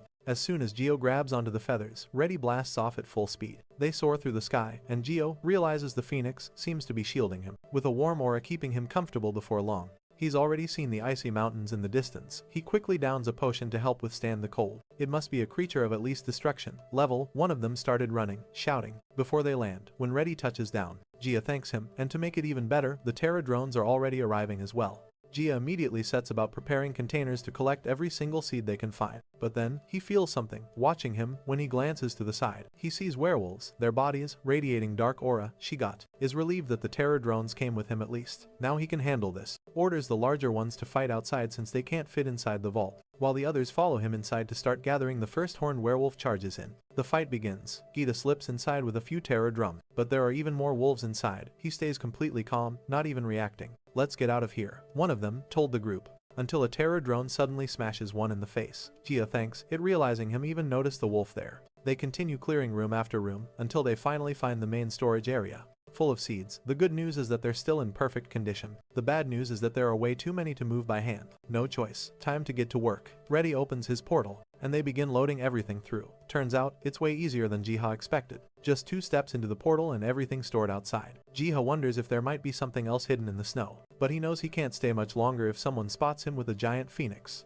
There's no way to explain that away when he steps back out. He looks at the protagonist and says, sorry, she's a bit lost. Do you think we have any chance against a creature that single-handedly? There's nothing left of the werewolves, but a pile of bodies. He praises the Pterodromes for their work back home. Jiha has his creatures deliver seeds to villages all around. He also sends some to Hyang-soo, who gets excited right away, starting research and spreading the word about them. In the dungeons, news of the special seeds quickly spreads worldwide and becomes a hot topic of interest. A few days later, back in Jiho's shop. So now they're petting BM and complaining that the Hunter's trading interface is awful. HunterNet, that's the name of the system they use to make deals. Apparently they even tried setting up a physical place for hunters to trade, but it completely failed. Gio says, marketplace is way too outdated of a name. Wiped out the entire ant nest. If we all retreat, they need something more modern, if they want to attract more players. But then, out of nowhere, Sun Young suddenly stands up and says she has to leave. She always goodbye as she bolts out of there like a bullet. But Gia, because of course, he has to solve every problem in the world, is now wondering how he's going to fix this one. He remembers one of the books he grabbed from the library that time, a book written by Elder Ark. They got detailed information about how the hunter world worked, about attributes, dungeons, the ancient language, and more. And just a few days ago, Gita gained a new trait called system structure. See, I told you this guy is the system. Now, we'll die without even knowing what happened. Let's get back to the association. Now, it's official, so his plan is to create an auction house, using the book's power to make it possible. At first, he planned to just sell some potions and scrolls, but obviously for the idea to really work, he'd need valuable artifacts that would grab everyone's attention. Out in the garden, he's explaining to the Terra drones how he's going to make this work. The little guys grab sticks, and Jihan understands what they mean. They're telling him he can't just keep hoarding everything in a chest anymore. He'll have to put good items directly into the auction. Jihad agrees, but now he's wondering where he's going to get good enough items. That's when one of them starts tapping. We then see some guys in an office examining the protagonist, Palm Mark, a little sword on an anvil, looking ridiculously cute as he hammers away. And another is standing there in shiny armor. She gets the idea. Maybe they forge new gear themselves, so Get offers them the Emperor's honey to see if it helps them work harder. And sure enough, every time he visits the forest now, there's a fresh batch of legendary gear waiting. He expected the items to be decent at best, but the rarity level is insane on the downside. These poor Terra drones are working overtime seriously. It's like child labor. At this point, they look exhausted, while Gia just stands there, holding up a giant sword, completely amazed at their craftsmanship. Then the gang shows up obviously. They all want to throw down, and our boy notices something weird. The important group successor Kyung-suk said this was at the ant nest. Behind the tough guys, seriously, another one. Animals just won't stop showing up in this cursed forest. He gets spooked, because this time, it's a huge bear, but the thing looks all cute. Doing little rolls over there, of course, he hesitates for a second, wondering how the heck this thing just popped up out of nowhere. But the next second, he's thinking the damn thing is actually really cute. Dude, when it stood up, it looked just like one of those giant teddy bears from the claw machines at the mall, you know, big enough to carry home. And what does he do in this place, besides planting and reading? Giving names to animals since it's a bear. He calls it Barry, damn man. Right, if anything else happens let me know, the guy was just thinking. But the bear didn't like that one bit. Bam punches him right in the face. Like you think you can just mess around with me. Bam was napping peacefully when he felt something getting close and the bear charged at him too. But this was gonna be easy. BM just stands up and lands one right on its face. Looks like the name's gonna stay Barry after all, and the bear is already standing up in a fighting pose. Then he charges straight at our foot, but gets tossed and sent flying. Our boy realizes this little bear is a real scrapper tough and good at fighting. But when he's in our boy's arms, he's all soft and cuddly, a little troublemaker. So he takes the bear for a walk through the forest, and after a while, they get to the garden. Our boy tells Barry he can eat whatever he wants as long as he doesn't wreck anything. This palm isn't from an ordinary monster, and it's too big to be an evolution of some other. But the bear smells something he seems to like and looks up. Our boy already knows this bastard wants the emperor's honey again. Like always, Chiha, being the nice guy he is, doesn't mind. He just grabs it, hands it over, and is all happy. Then Barry points to the side and a portal pops open. Man, the creatures showing up are getting more and more up as he steps through. He ends up in a room packed with equipment. Our boy realizes you could start a war with what's in there, and the most insane part is that, obviously, everything in this place is ridiculously rare. Anything from here that went up for auction would catch everyone's attention. The greedy capitalist is the first to open his mouth. Species, it's some creature we don't know about. Asking the bear, hey idiot, can I steal this stuff? I'm taking that sword that looks like it belongs to a final boss. Our boy knows it. Costs essence just to look at the books in Godie's library.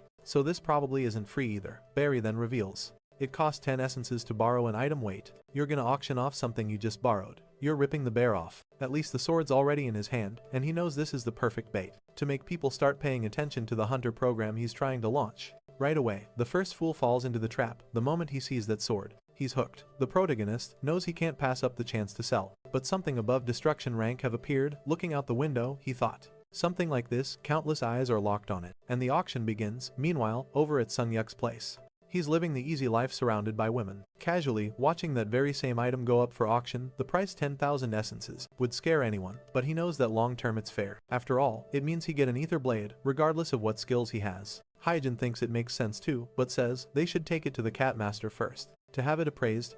And who could that be? Right, the only person in this world who ever does anything. Hey Jim, goes and spills the secret, tells Sun Yip, I just hope the terrible thing doesn't happen again. We then see our protagonist in Area 5 of the city. That our boy wants the cat from the auction. Damn, you really can't trust anyone to keep a secret in this world. Meanwhile, deep inside a dungeon, a huge ogre is charging forward, only to get ripped apart. The one squinting, the attack is Sung Yuk, now holding our boy's sword, while the guy next to him is stunned at how powerful it is. This was that sword, the Demon Slayer. He says it's even better than he imagined, especially since it goes so well with his acceleration skill. The guy of the classes comments that acceleration wasn't the ability listed of the auction. So, Sun Yep explains that yeah, our boy tweaked the sword a bit. The guy finds it weird that the cat isn't. The protagonist says it's okay and that she didn't say anything. He was waiting there until a girl came running and shouting, Jaya, hey, doing appraisals anymore? And Sun Yep just says he was lucky enough to run into him back on the other side. Our boy is sleeping peacefully, lying on top of the big bear with BM on his back. The next morning, he plants something new and wipes the feel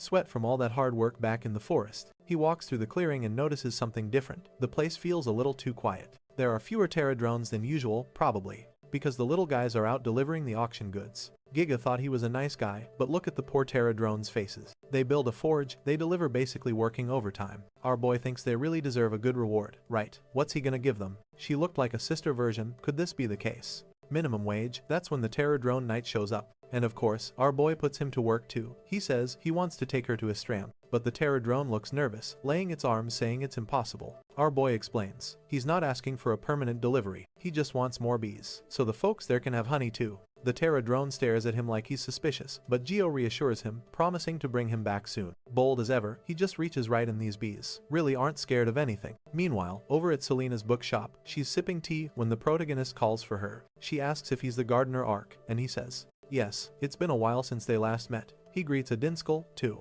Oops, she fell to the ground like a klutz him up, saying it's all okay, the book is safe, he says. and they both want to know what he's here. For this time, he then reveals his offer. He's going to give them the beehive, let them raise it, harvest all the honey, and then deliver it to Jiha as a reward. Any amount of honey they harvested would be paid back to them in sugar. Adinsko looks shocked, since sugar is way rarer than honey. Selena agrees since the price of sugar is insane, but right then, the little bag appears and Insko grabs a spoonful, puts it in his mouth and says, "It's confirmed. Yep, this is definitely sugar." Selena's already all giddy, practically shaking from the glucose rush. It's gone straight to her brain. And of course, she agrees to the deal. Meanwhile, over in the United States of America, "That's not what I'm worried about, girl." Someone saying, "Negotiations with foreign countries are getting tough. The Koreans have an unfair advantage." The guy in front, probably Sung, yuck, yeah, looks way too much like him not to be, agrees, and says, "They need something big for this." Next phase turns out they were called to a meeting. Sunyuk says, they practically begged him to show up like the world was gonna end if he didn't. His friend tells him he really has to attend, but says what really matters for a hunter is hunting.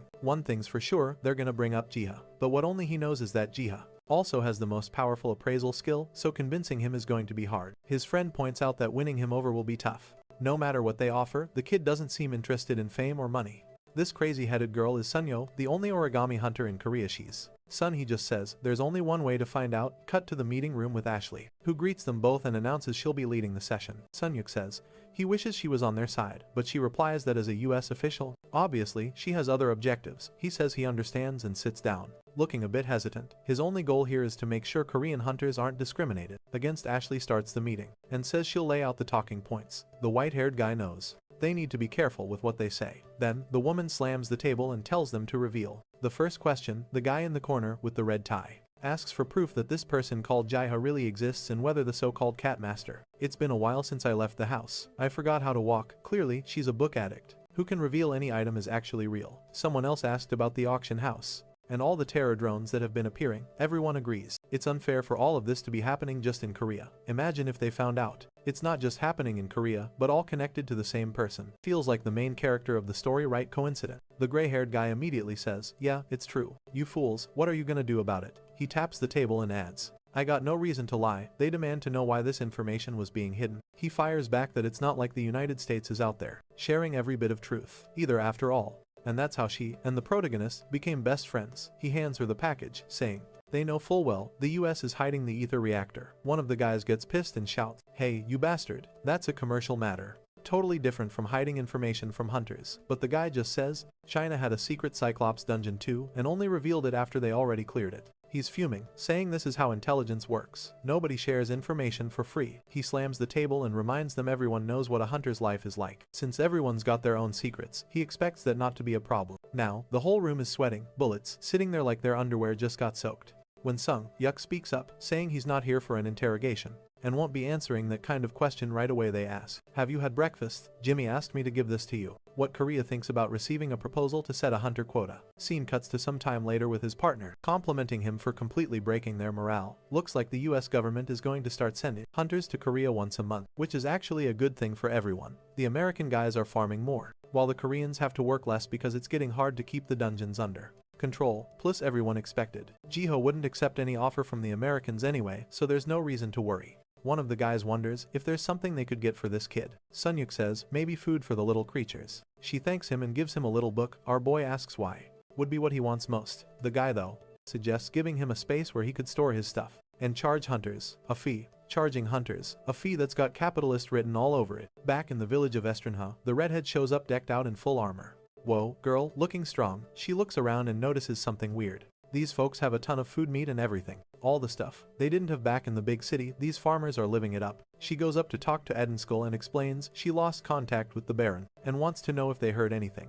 Edenskull says no. They disappeared after they took the soldiers away last time. She says she went to a bookstore and the seller was sad, saying everyone who took this book always returned it. The redhead, pretty as ever, says, "Oh, so that's how it is. But why? Why do you all have so many cows here? If the barons ran off, how are you suddenly living this well and in?" School explains that back when those guys were here, the cows were hostile, but now they're chill. Way in size, realizing these people aren't the lying type. So she doesn't even know why she's doubting them, and school doesn't want to tell her that those two barons were actually kicked out of this place. For some reason, he whistles when Hawaiian looks up. There, they are our boys, workers, 7-0. Those guys don't stop for a second, sweating buckets out in the fields. Quinn is impressed, but says, wrong, he really doesn't have any special skills because of this, he doesn't hunt. So, she bought it and brought it to him. Our protagonist says, a book that everyone returned. She thought he didn't believe in Lord Ark's existence. Edensko bows his head and apologizes for lying about it. The truth is, he and his village made a contract with Lord Ark, and all he asks is that they stop asking questions about it and don't try anything.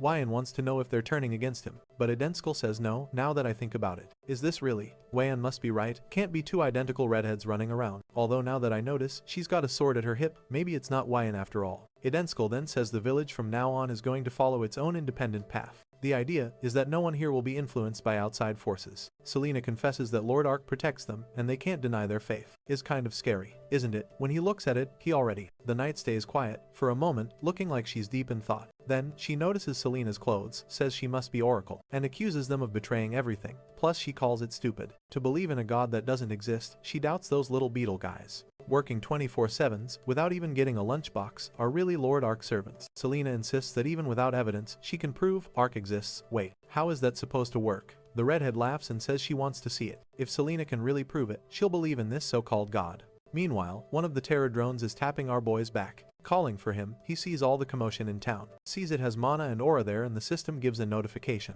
and wonders who these strangers are. Then, he recognizes it, the dream of Jamoke City. He realizes they're trying to prove Ark's existence, and decides he's gonna have to make it rain. The madman grabs a watering can and says it's settled. He dumps a rainstorm so strong that looks more like giant waves, crashing down on the poor soul. The knight is standing there, terrified, as the water comes down, while it didn't school is already calling for structures. Time passes, the lights fade, and later, the beautiful redhead wakes up in Selena's house. She asks what happened and Selena explains. She got knocked out by a drop of water. That's when the redhead remembers that it really did happen, what she can't figure out. You have acquired the infinite spell book. To write a spell in this book you need the feather of the thunderbird and ink. Is how something like that just appeared out of nowhere. Meanwhile, the protagonist, after dumping out the watering can, is shocked. He thought it would just make it rain, not knock everybody out cold. The redhead still has her hand over her face, saying she can't believe what just happened. Selena, on the other hand, says now she has to convert. She made a promise. Even so, the woman still doubts it, saying maybe it wasn't this so-called Lord Ark at all. Selena tells her there's only one way to know for sure, and invites her to come along so she can see the answer with her own eyes. They arrive at the prayer area, and Selena kneels, saying to Ark that she's brought a new believer, bringing more women into this cult apparently. Our boy asks, are you sure the guy didn't want this book? The redhead is standing there, wondering if this god is even real, when suddenly, a giant hand appears. Holy hell, is our boy just going to be a giant hand now? Out of nowhere, Selena tells her to climb onto the hand, and I'm completely confused, but then we skip a few days ahead. Over to Gamak's military base, someone slaps a paper down, and says he wasn't expecting a report like this from her. This is Brandon, the captain of the Gamma Knights. He says, the whole story sounds ridiculous. The redhead starts to explain, but he cuts her off, calls her by name, Mary, and says, Ark's existence doesn't matter, what matters is their survival. The worst thing she could do right now is tell the truth. This all means to stay a secret. She says, yes, there's nothing written in it, and he only used it as decoration. But later that night, she's kneeling with the cross and the book, asking God for forgiveness. Unfortunately, she have to act as a non-believer, despite what she'd seen. Meanwhile, back in the United States, someone is staring our boy's picture, saying they need the psychic services. This guy is the director of the U.S. Hunter Association. Sometime later, someone walks into the room and says that all the rumors about this guy seem to be true. From the hunter shop to the potion shop to the guy who makes the revealing item, everything is pointing back to Jiha, and of course, here come these weirdos, saying they want this kid, even making a collage of his photos, like they're obsessed. One of the staff warns him not to try anything stupid. She tried to write something, but it didn't work. The protagonist thinks a book with nothing, since it could lead to conflict with the Korean Association. But the boss asks, what's better, to be enemies with Korea, with Jiha on their side, or the other way around? The man tries to argue, but the boss goes on about the value of this kid's awakening and the items from that auction. Even without those, they still have the kid's potion scroll, which is insane. Anyone could set up a hunter shop, but the items he has are completely different. Meanwhile, our boy's giant whale is calmly swimming through the sea when it finds a strange, isolated island. Inside there seem to be these giant zombie mosquito things that came out of nowhere right away. The whale thinks this place can't just be left alone. Its plan is to preserve life as much as possible. Written in it must have something to do with this notification just now. Then it opens its massive mouth, ready to swallow everything there. Looks like the entire island is gone now. Our boy, on the other hand, is back to writing in his book. As usual, with the little creatures around him, suddenly a bell rings. He shuts the book. While Beam tugs at him too, he follows to see what Beam wants. And soon they reach a beach with a cliff overlooking the ocean. Far off, the giant whale seems to be bringing islands with it. Our boy wonders what the creature is doing and why a window popped up in front of him. It says, the world devourer is moving the islands to a safe place.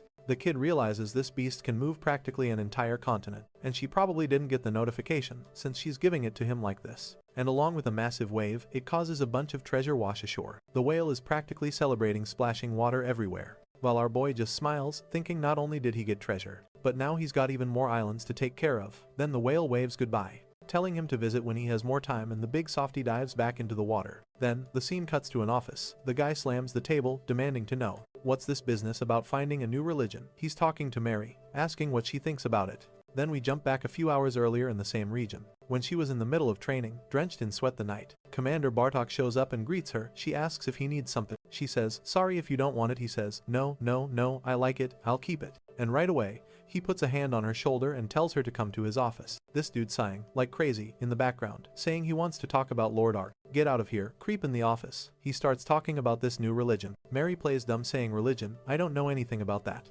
Never heard of this Lord Ark, don't even know him. But the guy reveals he already looked through her locker and found a crest of Lord Ark in there. Girl, you're not helping yourself. 16 IQ, pretty, and dumb just the way some guys like. And poor Mary's sweating in the cold, now realizing she's in trouble. She looks scared. This guy must be strong. He just stays in the background, collecting resources. With that, the girl says she understands. I'll use it wisely. Back at the shop, he tries to write with a pencil. Cause, I thought she'd just get pissed, draw her sword and be done with it. But the commander says he hasn't told anyone yet, but now she owes him a little favor. Oh great, here comes the creep moment. She's sure this bastard is going to use her like a puppet, but he just tells her to leave, says he'll call for her when he needs something. At least, it sounds like he'll just be missions better than anything else. A little while later, she's out in the forest alone, lamenting how screwed she is now. She's being watched, can't openly love Lord Ark anymore, and now she owes that weirdo a favor. Then, she notices the lights in her house are on. She opens the door, remembering she hadn't left anything on as soon as she walks in, pissed off, but it doesn't work. He knows he'll need that Thunderbird feather. She demands to know who broke into her house, only to find Bartok, who comments that she's coming home pretty late. Mary is confused and just said she was training, but then he pulls out a book and says, now the proof is clear, she's a follower of Ark's cult. She really has been fooled by the lies about this god, or Mary is still trying to deny it. But the guy says fine, he'll just read a few pages out loud. It talks about some shameful first words about an intimate relationship between Lord Ark and the incarnation of Silvered. Mary gets flustered, wanting to know what the hell this creep is talking about. She tries to grab the book, but two knights hold her back. She knows things are just getting worse. The guy says he can't believe someone with such a good position in the Empire. The system gives information. Thunderbird, a colossal and extremely rare creature, is trying to betray them. She must have forgotten the oath she swore to the Emperor. Apparently she was raised by Borander, which he now calls a big mistake. Mary is getting angry, whispering Bartok's name. And I still don't get why this guy is always out of breath. I know you're chubby, but seriously, can't you just stand still? And yep, it's exactly what I thought. Full on creep mode, he tells her to visit him every night, so he can fix her way of thinking. What the hell is happening here? Suddenly, the scene switches to Brander, who says, you won't let her marry that fat bastard. Bartok. Mary looks shocked, about to say something. With a wingspan of 25 meters, our boy thinks I'll have to get that, not to mention it's rare. But he just tells her to shut up, pack her things and leave. He'll handle everything. He cops her face and admits he didn't expect they'd have problems this early. He also says her personality isn't the best. Mary thinks maybe it'd be easier to just accept it, but he says no way. He warns her that she wouldn't be treated like a wife, but like a toy, humiliated, forced to live with that washed up guy, and as long as he's alive, that won't happen. Then, he grabs a bag and a knife, tells her to run away and go to the place where she saw the miracle. Meanwhile, Bartok's waiting, thinking she'll show up at night. And apparently something really is about to happen. Now she's there in this little dress. How is he going to locate such a thing? He thinks,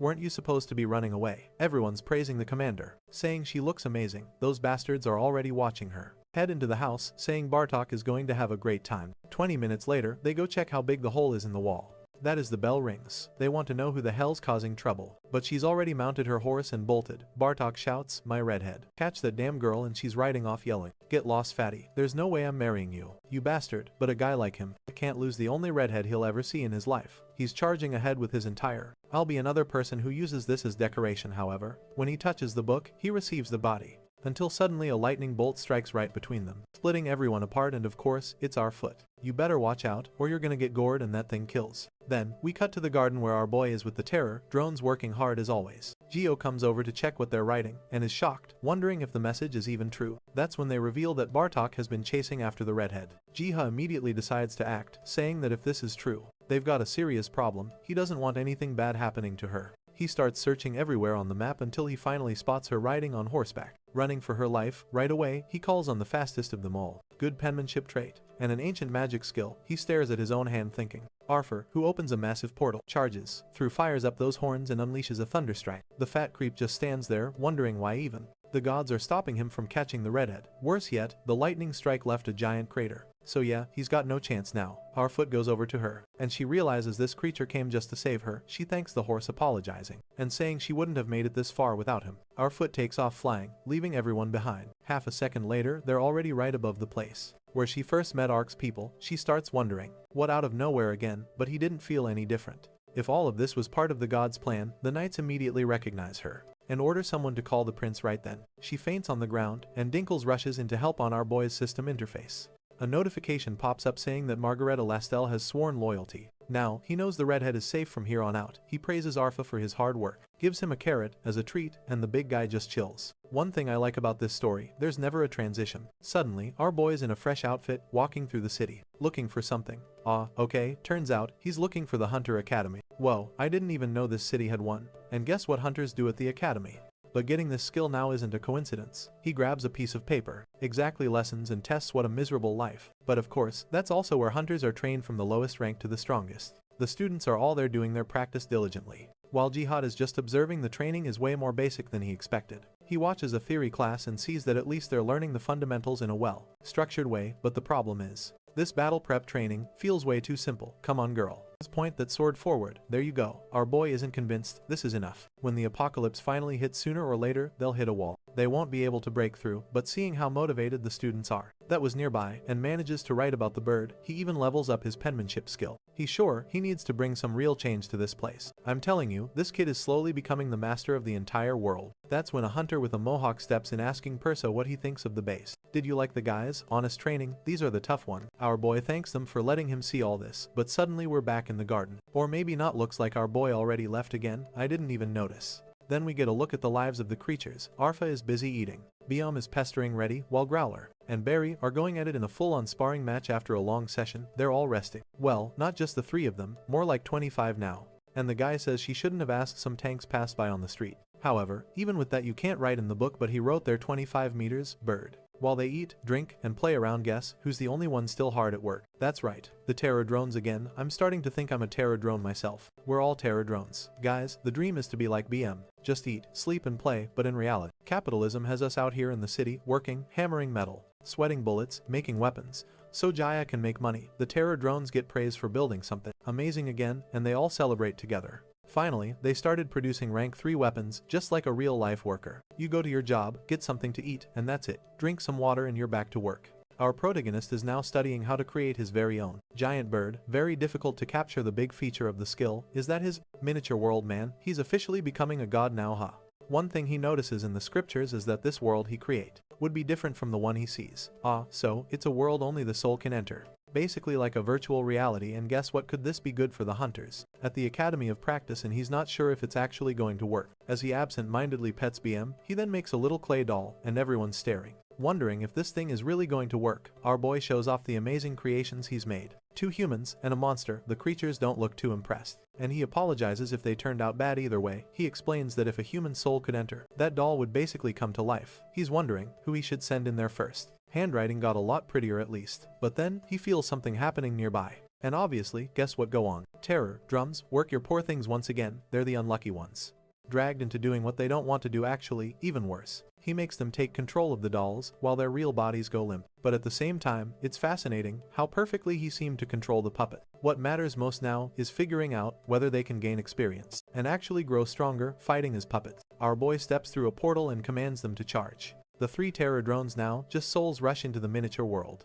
Damn, he really made his own little world to make the creatures fight in it. He runs outside, and a gate opens in front of the shop. Difficulty. He basically created a Pokemon battle arena for Hunter, it looks like. The terror drones can't use their natural abilities, but even so, this is way better than what you just saw back at the Hunter Association. The only downside is that building something like this for those people would cost a lot. After a while, the terror drones manage to win, but they're completely exhausted. Our boy praises them for their first simulation and asks if the experience was painful. The winning terror drones just flex their arm, proudly saying it was easy. They're pumped now. The system then announces that the adventure mission has been completed and the miniature world will be reset. With that, his ability to create new worlds levels up, and he gains a brand new skill. 0. Target Thunderbird, Feather. Time, limit 1 hour, he thinks wait. At that moment, one of the Terra drones shows that his arm has transformed into a day sort of blade and gives it a swing. Jiva realizes this has incredible potential. This way hunters in the real world could train their abilities in a safe place, while more experienced ones could fight against creatures they'd never normally get a chance to face and prepare for the day. They meet something they can't handle. He's certain this is the best way to use this power, and with that his sanctuary development ability also levels up. The next day, he's there with the world tree now, at level 4, with 15 extra status points. More resistance plus possession and observation unlocked. Possession allowed him to enter with his consciousness into trees, animals. What it goes straight to the bird's nest. Could this be an effect of the good penmanship skill? Plants, rocks, basically everything. He pretty much became whatever he possessed right away. He wonders if this would also work. Inside the miniature world he tests the new ability, and now it feels like he can create whatever he wants with just a finger. The downside, there's no free lunch in this world every time he created something. It cost him essence. He opens a book to check the rates and tries to come up with a plan. If it were up to him, he'd do everything for free, but that's not how things work. He grabs his pen and says that now that everything's planned, it's time to get started. Meanwhile, over at the Korean Academy, you know, the one humiliating the entire world, the United States was already pissed before. The aura seems dangerous, but it's rank 0, so it shouldn't be a problem. Imagine now, the teacher explains that next month, everyone will have a hands-on experience in the hunter world. Oh, and they're introducing a new teacher, Hyjin. Damn, what beauty, there's no way it isn't her, that waifu from the beginning. The one who kept chasing after Sung Yuk. Looks like she's going to be a new instructor now, huh? All the students are hyped up as the queen arrives. She introduces herself, talking about all the things she's accomplished, when suddenly, a man bursts in saying they got bad news. A gate had spawned inside the academy. Hyjin immediately tells everyone to back off, to take care of the kids. She's going to handle this. She comments that from the outside, it looked like a normal portal. She's about to go in. Right, well, let's go. He enters, and immediately, but Jian Bake says he'll check it first. The moment he touches it, what happens? He faints face first into the ground. Obviously, now he's in the place our boy created, holding his head, trying to understand what just happened to him. He's not in the same body, not holding the same weapon. What's going on? Then the system greets him, welcoming him to the tutorial dungeon, explaining that only basic skills work there, and that his real body is safe outside. He grabs the sword and sees that it actually looks like a great starter weapon, not to mention this place would be perfect for anyone at the academy to train, and he immediately starts wondering if someone set this up on purpose, but it would have to be someone really powerful. Sees a waterfall, thinking it really did let him in. Cheetah asks, is this the habitat of the tree? To make something so complex. The poor little moles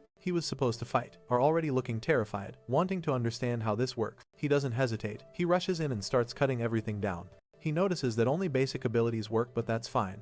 It's more than enough to train the academy students. Then, the system tells him he failed to receive the powerful attack reward because he had already mastered it. He's confused. This was a strange dungeon, easy, but still handing out skill reward. It really is the perfect setup for beginner hunters. A system asks if he wants to proceed to stage 2, but the guy stays humble and says no. If it were me, I'd go all the way to stage 99. Grab every reward possible, no hesitation. It doesn't seem like it can accommodate a giant bird. But then the bird appears. Then he wakes up in the hospital, and the nurse says he just suddenly collapsed. The fool face planted and scared all the cadets. When he touched that blue door, he gets up, thanking her, and she tells him to rest. But he says he's fine because he needs to tell everyone what he saw inside. Meanwhile, outside, everyone is curious to know what happens inside that place. The white-haired guy says they have no idea. Something is about to shake the entire world. The scene cuts to an interview where someone says, it's incredible, a place where you can gain experience without putting yourself at risk. And greed has already begun spreading in every corner. One man says fine. It's just a tutorial, but the academy shouldn't keep it all to themselves. And everyone knew it must be at least a rank 3 dungeon that appeared, the guy says. It flaps its wings above him and he goes flying. Jihad exclaims, how am I supposed to hunt that? And that's exactly what Jiho is afraid of. Looks like he's going to have to create a dungeon that everyone can access sometime later. Jia tells Yan he's going to grab something for them to drink when she notices something outside. A new gigant appeared, and she immediately starts calling everyone, saying they need backup. She asked for beds and mattresses to be brought, warning that everyone who touches it is going to faint. The whole group is transported,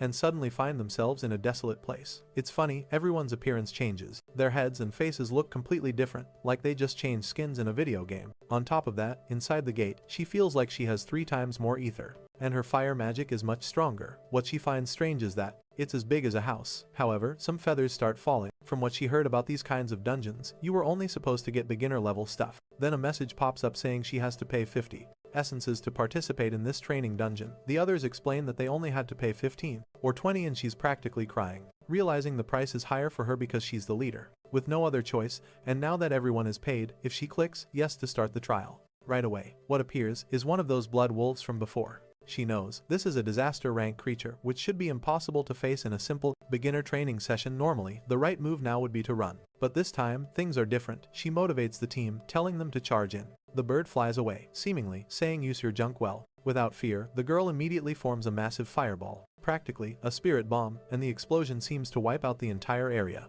News about the new portal spreads quickly in the hunter community. Huang tells everyone that now they can fight disaster rank monsters or at least practice against them. Seeing this, Jiha is happy because the portal is actually being used. Plus, lots of hunters are leaving positive reviews about it. At that moment, he remembers he had asked Idensko and Selena for help about what monsters existed in their world. Thanks to that, he was able to prepare creatures. That made a lot more sense for hunters to fight. The one who suffered, of course, was the poor Terra drone, who had to tank everything. He also notices that Mary is starting to adapt. He wonders, wait, it's leaving. He picks up a feather, already acquiring the Thunderbird feather. Well, to the city. With the dungeon doing so well and the portal active, Geo wonders if maybe it's time to create other portals to help the academy student. He pets VM, the little cutie, saying that he could also add new weapons for them to practice with, help them get stronger. Back at the academy, a bunch of students gather in front of the place. One of the girls is trembling, but her friend tells her to calm down, reminding her that no one dies inside. Simon says they need to push themselves and break the new record. Some of them still seem unsure of, saying it's impossible, but the orange-haired girl says they've got skilled people on the team, so they can do it after a lot of convincing. He thinks, how could this be so easy? With the feathers now in hand, he just needs the ink.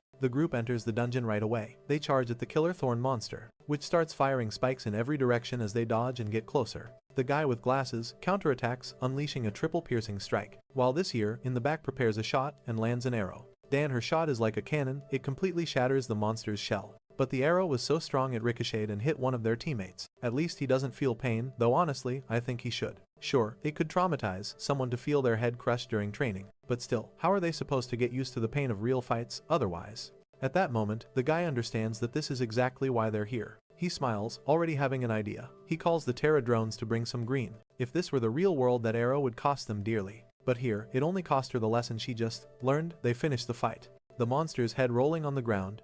But right away, stage 3 starts and an orc appears. Man, remember that monster from way back at the beginning. A huge beast immediately lands a punch on one of them, sending him flying. The girl instantly casts 3 fireballs in a row, but they don't land a single hit. She starts focusing more mana, determined to prove who's stronger. But then the system asks if that's really what she wants to do. The girl is confused, wondering what this little system is even asking. And apparently, it was our boy who wrote that prompt in the first place.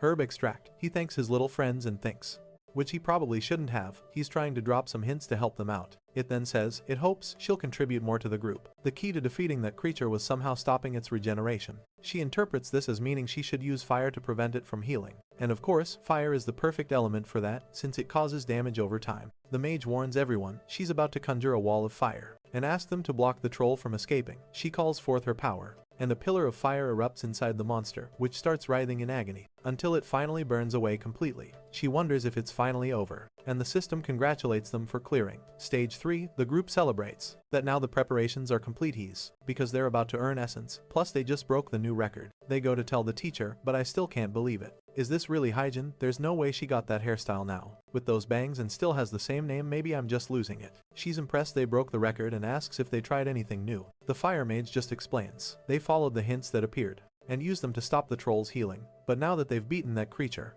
they want to go explore off campus. She says fine, but she has to go with them. One of the students suggests they visit the hunter shop over in Region 7 with her. When they arrive, the place is packed. The kid is shocked, realizing, ready to solve the mystery of the infinite spell book, standing there ready to write, he thinks. The level of the people here is way above the academies. Suddenly, one of them spots the group of the famous deacon, who people say is an apostle of Lord Ark. One of the students asks what's an apostle. Another replies, like Jehovah's Witnesses, dude. Plus, they figure there's nothing to lose by being on Lord Ark's side, so if they run into anyone connected to him, they should talk to them. The teacher then tells them to stay put and look around. While she goes to get permission for them to enter, that's when they see a massive tree, saying, it looks way different compared to the pictures. They're all excited, arguing and buzzing with energy when Huyan shows up to greet them, saying she heard they were the ones who broke the academy dungeon record. I wonder what kind of magic is in this book. Well, I'll find out for myself. The fire mage gets emotional, fangirling over Hyan, the legend herself. Meanwhile, our boy greets everyone casually, saying he's just the shop owner. They invite the students inside the shop, and the kids are blown away by the potion, scrolls, and everything else. Jiho, watching the group so excited, remembers how much they struggled in the dungeon and realizes his plan is working. Then someone calls them over, offering them a bucket full of stuff, saying they got lucky because he has gifts for the group. In the background, the two strong women talk about how these new dungeons are perfect to prepare the next generation. Everyone's holding their potions amazed, while the teacher comments that it's good to see them so happy. Damn, I wish I could participate in one of those. She replies, with our skills, forget it. He touches the feather to the book, and a lot of magical stuff starts. Back in the forest, our boy is picking apples, thinking about how good their visit was. The apples taste amazing, but suddenly all the little creatures come jumping on him. He pets our foot and hands out apples for everyone to eat. Then, the terror drone shows up. The poor guy is just picking up what's left on the ground, and worse, he's not even picking them up to eat. He's collecting the apple seeds to plant them somewhere else. But thanks to them and the seeds they're planting everywhere, more and more plants are growing in the forest. Little saplings keep sprouting, and the whole garden keeps expanding. And the most interesting thing is that in this world, nothing ages, even after the harvest is done. Obviously, that must be thanks to the world tree happening. He begins floating and the magic spreads. At that moment, he hears Selena's voice telling him all honey has been collected. She's holding a huge bucket, trembling from excitement. Well, our boy wants to know how she managed to gather it so fast. He explains that he planted flowers near the hive to attract more bees, and everything worked out perfectly as promised. He hands her the bag of sugar. Selena is surprised, and once again, her faith in Ark is renewed. GM notices that lately, she doesn't even hesitate to accept anything anymore. Suddenly, one of the hardworking little guys calls for him. He remembers that those tireless workers also need to be paid, so he gives them their little pot of minimum wage, and they all celebrate. Throughout the forest, when he gets up, he recognizes it immediately. But then, he notices something strange. One of the beetles is offering him a bit of honey. Not wanting to turn down the little guy's kindness, he accepts. But then another terror drone calls him over, and he's wondering what these guys are up to. This time, one of them starts drawing on the ground. And at least this time, it's clear he's a real artist. You can clearly see it's a terror drone scattering seeds. Geo wants to know where they're planning to spread them. The little guy draws planet Earth, and Geo realizes this time it wouldn't be in Ghana. They want to spread it across the entire world. The little beetles proudly nodded their heads, looking adorable, as if to say that's exactly what they mean. The protagonist knows that the world tree is helping plant. He thinks these are runic words, something he had seen in a book a long time ago. Grow healthy, and really, he has no reason to reject the plan. Since food is plentiful here, as always, he's going to leave all the work in the Terra drone's hands. A few days pass and forums start buzzing, with people talking about terror drones showing up everywhere. These creatures are basically becoming global celebrities, appearing in every corner of the world. The protagonist thinks they might be scaring some people, but in the end, it's worth it. Then, he sees a thread on the forum where people are complaining about the system pop UPS. But instead of getting angry, Geo wonders how he could improve the system. He checks his own system window and notices the massive list of attributes. The legend of an ancient tree that taught a tribe 4 types of magic. He decides to move Vitality to the main status tab and reorganize the layout. While thinking all this through, he absent-mindedly pets BM. He realizes that what's really missing is some kind of level system. Leveling up would definitely motivate hunters. The problem is, he doesn't know what kind of benefit to give them for leveling up. He can't just hand out free stat points to everyone.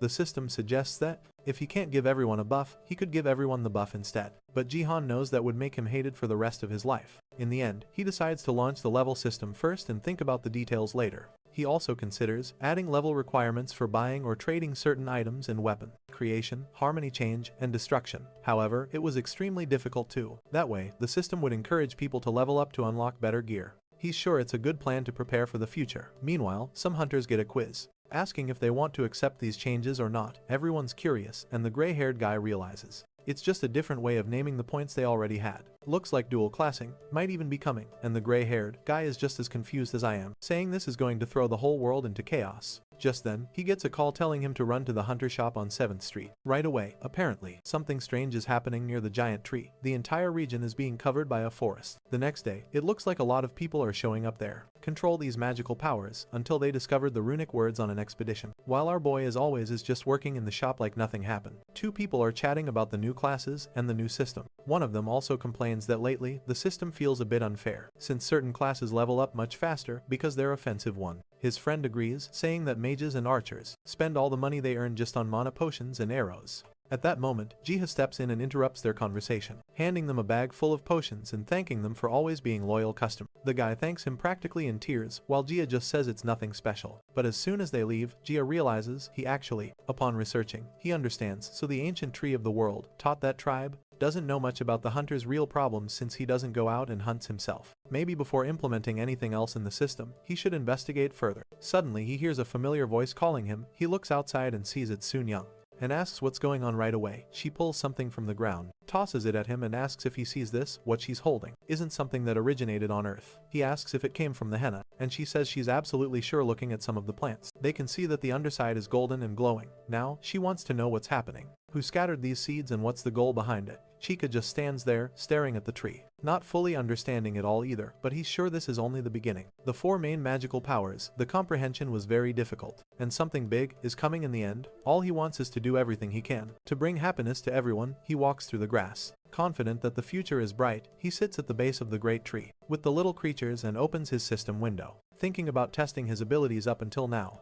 he hasn't really used the possession skill. He gained the one that lets him enter the consciousness of any animal, rock, plant, or even tree. At the same time, he knows just observing things from above, like some giant god, isn't enough. At some point, he needs to investigate things himself, like any normal hunter would. Suddenly he hears someone calling him. So they were divided into runic words. However, he recognizes the voice. It's Margareta, Mary, the redhead he saved from the fat creep, and asks what's wrong. She reveals about her adoptive father, the officer at the military post, and says she needs his help. She says she owes so much to Lord Ark for saving her from that dark time, but she still has to do her part. Gia asks if it was that man who helped her become a knight, and she admits it was, saying that without exaggeration he's responsible for half her life. She also says that even though Bartok might be lying low after the lightning strike, there's nothing stopping him from planning retaliation later, and she's terrified of what he might try to do to Borander. Not nearly enough. Our protagonist, observing, just thinks about how difficult. He had never heard of these runic words in his life. He wonders. She knows she's scared that her actions might affect her father's life. The problem is that Bartok comes from a rich and powerful family, and his influence in the army is massive. Even so, Mary prays to Ark, saying all she wants is to rescue the captain from that monster. Seeing her sincerity, Jaiha is convinced. He can see it in her eyes and says, fine, he'll check out what's happening in the Gamak region. She thanks him, pleading with him to please help them. Gia thinks this man must really be someone important to her. Sometime later, he finds John Mack, a fortress hidden in the mountains inside that rich,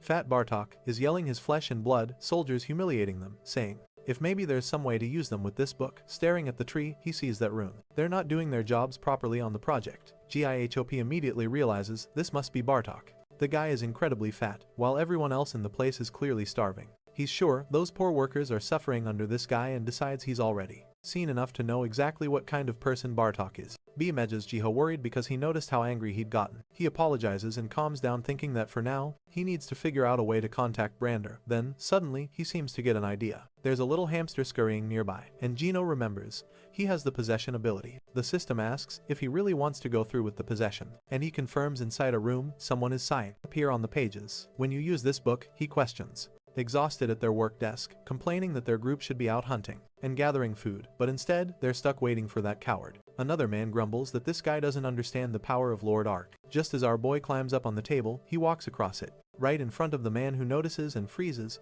Chica says, Brander, can you see me, you fool? Of course, Borander jumps back, startled, shouting, what the hell? Stuart Little just showed up out of nowhere. Gio replies, relax Borander, I'm a friend of Margareta Listel. Borander is confused. What is he supposed to say to a hamster? But since Jiha mentioned Mary, he asks if she made it to a strand, why they were engraved on the tree and not in the book. He remembers that this is the tree, and if Jiha is one of Ark's oracles, Jiha admits it might be hard to believe, but yes, it's true. He then explains that Mary sent him here to get Borander out of this place. Warlander asks how that would even be possible, and Jiha simply says they have their own methods. Warlander knows it's hard to believe any of this, but it's just as hard to demand proof. Even so, he's already relieved, just knowing Mary is alive now. He can die in peace. Gia hesitates, not sure why the man's suddenly talking about dying. But Borander says it's easier to just show him the situation than try to explain it out in the city. Gia sits on Morander's shoulder, observing everything from above. He wondered when he first arrived here, but he's sure it's impossible. Like a god overlooking the city, everything looks neat, almost cute, like everything is functioning perfectly.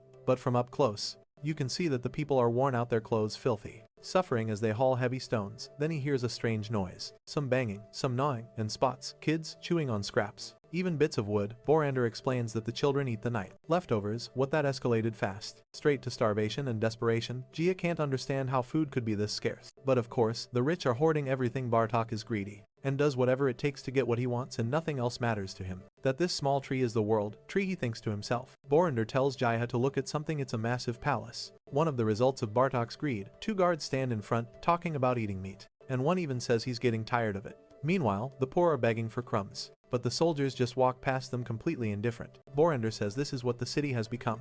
Geo realizes it's far worse than he imagined. The social divide and cruelty are staggering. The city is heading toward ruin, and he doesn't want to let that happen. He asks Borender if he has any idea how to get the people to rise up against Bartok. Borender explains that no one here is stupid. They know that if they start spreading rumors against Bartok, they'll be killed. Geo wonders if maybe, I don't know when these runes will disappear, so it's better to write them down. Their mindset would change if they witness the power of a god. Meanwhile, Arthur is off, peacefully munching grass. Borender leaves for a meeting, and Giva sits on a box deep in thought. His first plan is to understand the rumors and everything happening in the city, but suddenly, someone grabs him. The mustache man says he always knew Borender was strange, but now talking to rats, that's insanity. He needs to show this to everyone so they know Borender has completely lost it. He tries to do the obvious thing, break the possession, but nope. He fell right into the trap. His level was way too low, so he couldn't just forcefully break free, and the guy seems to think, but will something happen just by putting these symbols in the book? The hamster's eyes look way too human. He wonders if the little creature actually knows how to talk. That just makes things worse.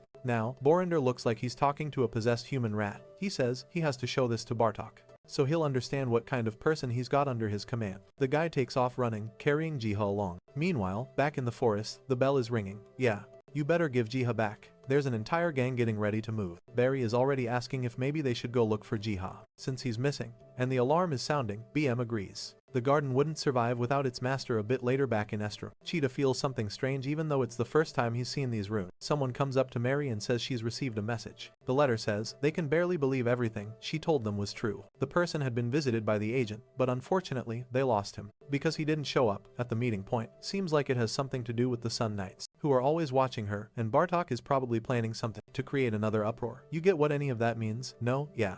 Me neither, but it looks like she was trying to arrange something with someone, maybe to exchange information. Either way, she grabs her sword and says she's going to put an end to this once and for all. Outside, Arthur is already waiting for her and off they go. She's surprised he showed up at the perfect time. He kind of understands their meaning and what is engraved on the tree says, and thanks him again for helping her. Meanwhile, in Bartok's office, the man is wondering if the rat really was talking to Brander. The guy confirms it, saying he's sure of what he saw. That strange little creature must be some kind of devil's familiar, and Brander is a suspicious person. Bartok thanks him for the information and says he'll be rewarded later. Jiha, on the other hand, is sweating bullets. Being kidnapped definitely wasn't part of the plan. Who would have thought this curse possession ability would have a cooldown and not let him force an exit? Just then, someone burst into the office, saying there's an emergency. He tells Bartok to look outside because something weird is happening. Something like that must be the people leave, and he says arigato. He wonders destruction, the fire will set everything ablaze. The kid is a bit crazy. Bartok tells him to quit bothering him but decides to glance out the window anyway.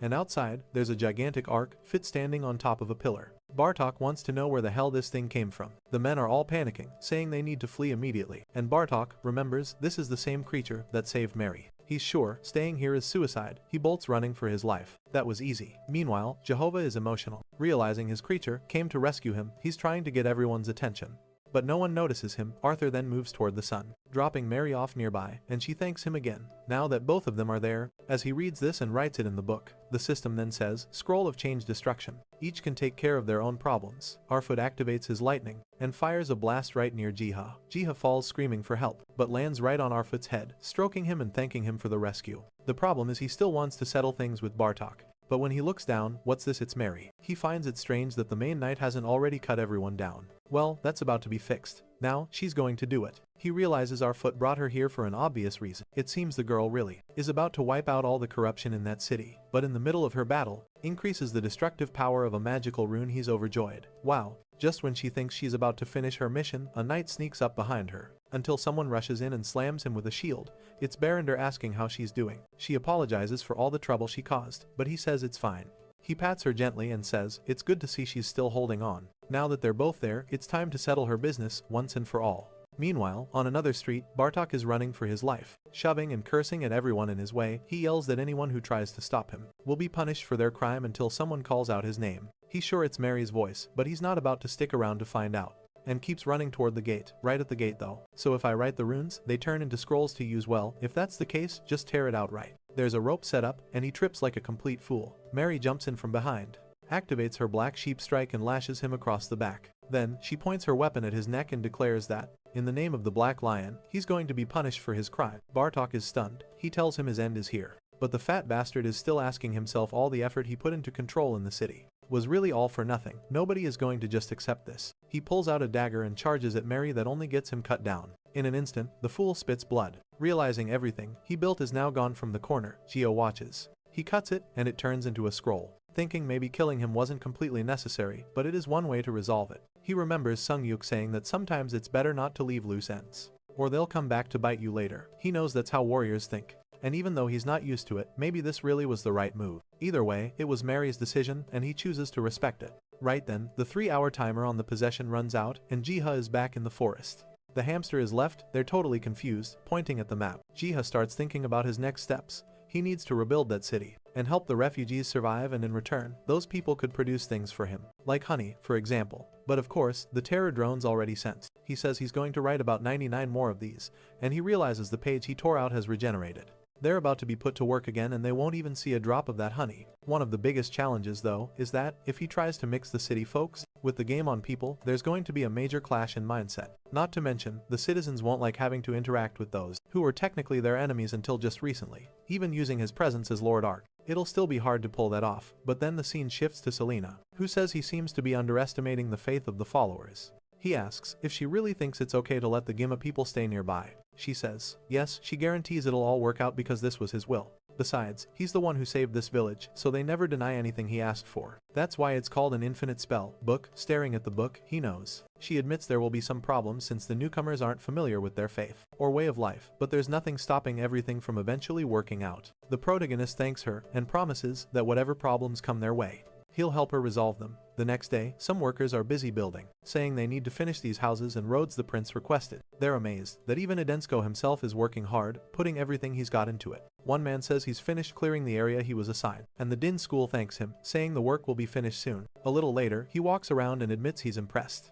They really managed to clear a large enough space for the refugees to settle. He can write as much as he wants. All he needs is ink, which isn't even that hard to get. Of course, as always, the ones who work the hardest from the poor Terra drums. Then we did a quick flashback to when Jiha was shocked to find out that 2,000 people were coming to settle nearby. He said the problem wasn't even food. It was figuring out how to house so many people. Jiha reassured them they didn't need to worry. He would send a group to help build paths, homes, and everything they needed. Now seeing the results, Edenskull is amazed. These terror drones weren't just good fighters, they were perfect for construction. Finally, this little place was about to start expanding, and Jihan knew we have to work even harder to keep up. With all this progress, he tosses the shovel in the air like Lloyd Frontera, celebrating, telling everyone to go full force, but someone out in the forest. The only problem is he doesn't know exactly how the skull works. Is watching all the commotion. An elf asks what all the fuss is about, and Human explains what's going on about the Terror Dome workers. Croydle, the purple-skinned elf, finds it strange. Why would they be building so much all of a sudden? His companion says that if she had a guess, it looks like they're preparing to receive some kind of immigrants or a large group coming from another region. Considering the recent activity around Gamel, that seems like the most likely explanation. Cordelia finds it unlikely the two nations are very different. She disagrees, saying anything is possible. When it's a matter of life or death, he jumps down from the tree, saying,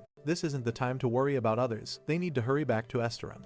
Increase the destruction and power of a magical rune is all it says. And find the world tree, and just then they spot a little rodent watching them, who waves a Kreuter. I had completely forgotten about those guys. Ah, right, these of the same elves are boy. Met back when he was in prison, man that feels like forever ago. Later that night in Strahn's Great Hall, the prince asks if everyone has arrived. Selena confirms, and even the little elves are there, looking awkward, and still uneasy about the talking hamster. Then the door opens and Edensko smiles, saying he's finally here. It's by him walking in, with his aura active, leaving everyone in shock. Some people don't recognize him, and think he's just a regular leopard, but Jiha speaking through him. He awakened with such simple talents that all he can really do. How much resource must be in a place like that? However, obviously he's never going there. Since he doesn't have any magic, he can't test it. They'll need a mage to make it work. Says that this is the agent of God. The elf is looking more and more confused. First, the talking hamster, and now Jiha is speaking through a leopard's body. Jiha explains that he's just possessing its consciousness, that his true form is human. He clears his throat and announces that the official meeting of Jiha's representatives will now begin. That day they discussed how they would help the refugees and rebuild the entire city. They also talked about how to prevent the two populations from fighting each other. The ideal future was one where not only these two cities came together, but even the elves and everyone else became part of one large united group. Jiha claps his hands, saying that's the perfect future. Oh, look, who's already in the shop. Come here, you sly one. I'm going to use you for the scroll, and asks what the next topic is. Later, Selena touches a leaf and says, that's enough for today. Everything has been decided. The leaders thank everyone and agree it was a good plan. While Edensko asks what Cordell thought of the meeting, Cordell simply replies that he's only here because he's interested in the world tree. Nothing else. Even so, the prince comments that everyone being together in that room proves Jihanna has a real chance to be united again. He thanks Jaya, who gets all shy and says it's nothing special. Then, Jiha says he has a special gift for everyone. Selena is curious, and he says it's something from the Master's garden. She's shocked because theoretically, that would mean it came from the garden of Lord Ark, and her eyes widen. She asked our boy, "Are you a hunter, Jia?" He replies that he is. When Jiva shows them a branch from the world tree, suddenly there are construction noises outside in the village. Someone's already put up a do not enter sign. In an instant, they fenced off the area and planted the branch. Jihad is stunned by how quickly they acted and thinks it's a bit much. But Selena says that when it comes to a branch of the world tree, there's no such thing as too much. Meanwhile, the elves, who are the most interested in this, are wondering if it's really true. A few hours later, that little branch had already grown to a massive tree. Now the elves are sure, and some even start crying from emotion. Only the world tree could grow that way. Selena tears up too. She runs up to him. Finally, new meat. Jiha is startled as she shouts in his face, while everyone thanks Jiha for letting them witness something so miraculous. From above, Jiha's little pets are looking at the tree and thinking, oh, so now everyone's got one too. One of the problems, though, is that it seems all the world trees are connected to each other. They aren't sure if they'll have to cleanse each one separately, or if cleansing one will cleanse them all at once. 2 hours later in Zone 8. One of the creatures finally arrives at the mission site. What they find is a whole garden full of monsters, and the little bear warns that they'll have to clear all out before the summoning by, and already impatient, says to just wipe everything out right now, and lets out a roar. You're hard to find, aren't you? Do you know how many times I've come to this shop just to find you? The rocks crack, and the monsters are already bleeding just from the roar alone. Then they charge in, and of course, it's a completely one-sided beatdown. The poor things don't stand a chance. Lightning paw swipes send them flying, while Jiha is back at home, wondering where everyone has gone. Apparently, it's being broadcast to him, somehow, because Jiha now seems to know exactly where they are. Sungyuk also notices something and is sure it's Growler. He immediately gets ready, saying he's heading out for a bit, while Jin gets annoyed, already speeding through traffic. The radio reports that the monsters had appeared 2 hours ago, but it seems some mysterious beasts have cleared them out. Our protagonist thinks this one is tough. He apologizes, saying it's due to personal circumstances, and are now dealing with the final boss. Growler lands a perfect hit on the boss, and the reporter wonders out loud if these creatures are actually on humanity's side. Sung Yup finally arrives and immediately asks for a status update, because what he really wants is to talk to Growler. He already knows who that is. The gray-haired guy says the fight is already over and that he can talk to him if he wants. But just then, the ground begins to shake and a crack opens in the sky. A rift appears. Everyone shields themselves, and when they open their eyes, they find themselves standing in Strand. Sung Yuk is confused, trying to understand how the entire village was summoned like this. How could something like that even be possible? But he's sure from the time he spent there that I've had to close frequently. Looking him in the eye, she thinks just as Chu Hyan said. This has to be strange, and if it really is, does that mean he'll get to see his friends again? Then a mysterious voice says, the meeting will be even better than that. Back in the village, Ed is training, already on strike. No, 9087, when someone shouts for him, Sunyuk shows up, looking completely love-struck. Honestly, those two are about to kiss any day now, which is perfect. Leave Selena and Hyjin for Jiha. Not that he's going to make a move. Eddie is totally confused, asking Kid, what the hell are you doing here? Sunyuk says, Eddie's got it all wrong. He points toward the mountain and tells him to take a look. When Eddie looks, the mountain he sees is right here, not far away. Sunny up and says it's good he understands now. He doesn't seem special at all. Our boy wonders, why is she staring at me so coldly? Welcome to planet Earth. But somewhere else, a strange rose starts to move. A voice says that the worlds are connected through that route. And the woman smiles, saying that now, yes, it's finally time to like this video. That helps Mamoru make more juicy content for his viewers. Activate the cheeky little bell and I'm out. But she thinks of herself, whatever my purpose here isn't him, but the items he sells. She apologizes and says she understands his circumstances. It's been 5 years since he awakened. He received this worker class. But anyway, sorry for the late introduction, but she is the leader of the Eternal Flame Guild Huyan. And she heard he sells special items in his shop. He agrees, and she starts to say something. But he interrupts, you're talking about the solar apple, aren't you? Or are you looking for the winter strawberry? She says, that's right, but he continues. Those items are the most famous here in the shop these days. Wait a moment. Since you've come here several times without success, I'll give you some things. She thinks, is he really that easy to get things from? She's very confused, but our boy says, hey, customer, we're out of stock. She asks, what do you mean? Our boy remembers that he got so focused on playing with the terror drones and writing runes in the book that he forgot to make potions. But it has nothing. No skill, no special characteristic. So he tells her, if you come back tomorrow I'll prepare them for you. Sorry again, she thinks to herself. Yeah, I can't even say anything. Clearly, he's sad. Is he kind, or stupid, or both? She turns to leave, saying, well, nothing to do. Then, since you have nothing to sell, sadly, she was away thinking to herself, I'll come back tomorrow. I just wanted to go to the dungeon. But then our boy says, wait a moment, you said you're the leader of the Eternal Flame Guild, right? Are you a fire mage? Yes. Why? Giga hands her the scroll and says, ah, great, then test this out, I'm sure it'll make an explosive meteor bomb. She looks at it and asks, what's this, a scroll? The protagonist responds, yes, it's a fire scroll. I made yesterday for testing. That's why when he goes to the dungeons, he stays in the background. I'm giving it to you, so I don't feel bad for letting you leave empty-handed, she says. Since it's from you I won't refuse. She activates it, and the shop explodes with a fiery message. The flames will set everything ablaze. She says she likes that phrase. And we'll see him tomorrow. He replies, ah, okay my customer. See you soon. But he notices something, the staff on her back is glowing, much more than when she entered. We then see her in the spider dungeon. They've just defeated the sentinel spider and are marching forward. Our redhead is throwing fireballs, however, she finds it strange. Her fire powers are much stronger. With one hit the creatures fall dead. Not to mention the rune on her staff won't stop glowing. As soon as everyone kills everything, he goes in and picks up the leftover, but she gets a bit distracted and almost gets hit by a purple venom she manages to dodge. The guy next to her asks, are you okay, leader? She says she's fine. She just finds it strange that there are many more spiders than expected. The guy apologizes again, saying that in forest dungeons there are many variables, but if she wants they can go back and reorganize. She says no, forget it. We'll continue forward no matter what, but the cautious mate says, it's better we go back. You don't need to push yourself so hard. But the warrior is on fire today. She says, don't worry, I feel like I can be anything. She starts creating, summoning circles. Watch out, here comes the fire on all the spiders. Everything begins to burn. The guys are impressed, saying what's going on? Leader, does it pay well? No, but it's enough just for him to pay the bills. When did you level up so much? You killed everyone by yourself. She's questioning herself. Wait, something strange. I've never had this much power. Could it be that scroll from that sly guy back at the protagonist's shop? He's finished the production. Phew, this should be enough, right? He prepared a bunch of solar potions and some cold resistance potion. Now, just waiting for Wyan, who said she would come in the morning. He looks back. Ah, welcome, Wyan. I made the potions you asked for. But in his thoughts he notices she's accompanied. Kyo says, Hunter Ujiha, can we buy the potions later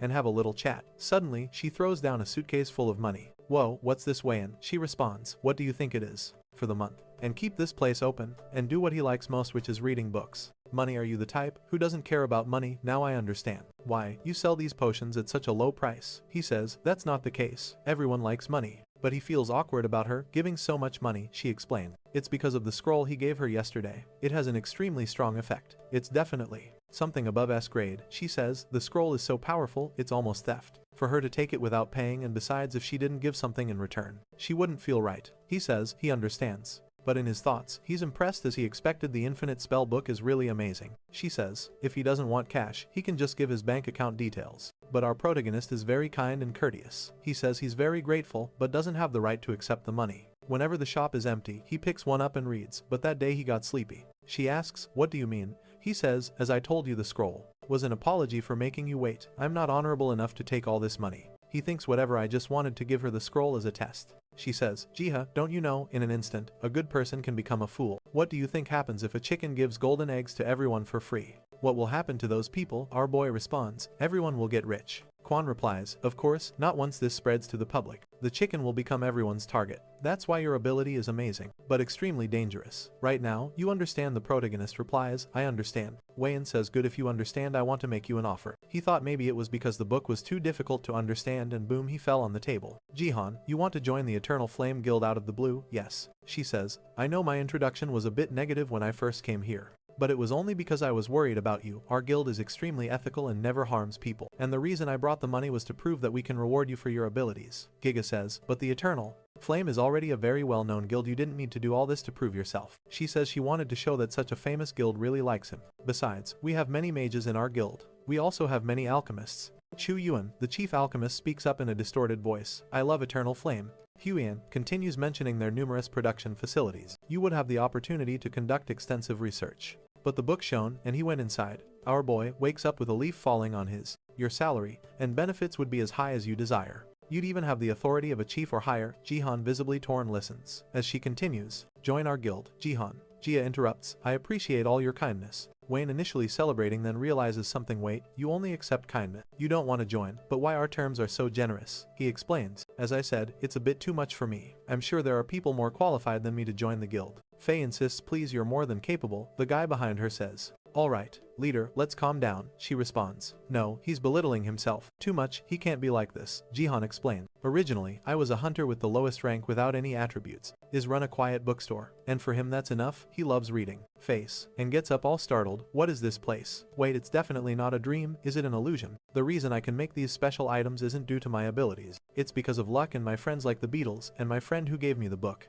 Everything that happened to me was because of fortune and my friends. My abilities might disappear one day, that's why I don't have the confidence to accept this offer. I don't know how long I can keep doing this. Besides, I'm very attached to this place to leave just like that. She was confused, but the guy behind her speaks leader. It seems changing his mind won't be easy. Let's respect his wishes. She remains puzzled. Jiha says, of course, thanks to your advice, I will be more careful. I will start charging a little more for the potions. She quickly responds, don't tell anyone it was me who made you charge more. She sighs, well, I don't like this. Can I open my status window? He opens it. Nothing special. It feels like being rejected in a relationship, but I have no choice. If you ever need help or get into any danger, just call me. Jia reassures her, it's okay. If any danger approaches, this guy here will alert me. He points to a small bell plant, which makes a sound when danger is near the story, then transitions to the postgate world, illustrating how difficult it is to live in nature. Seas, beaches, forests, and mountains are overrun by monsters. But the Forest of Dream is a place Jiha can enjoy. This is truly calming.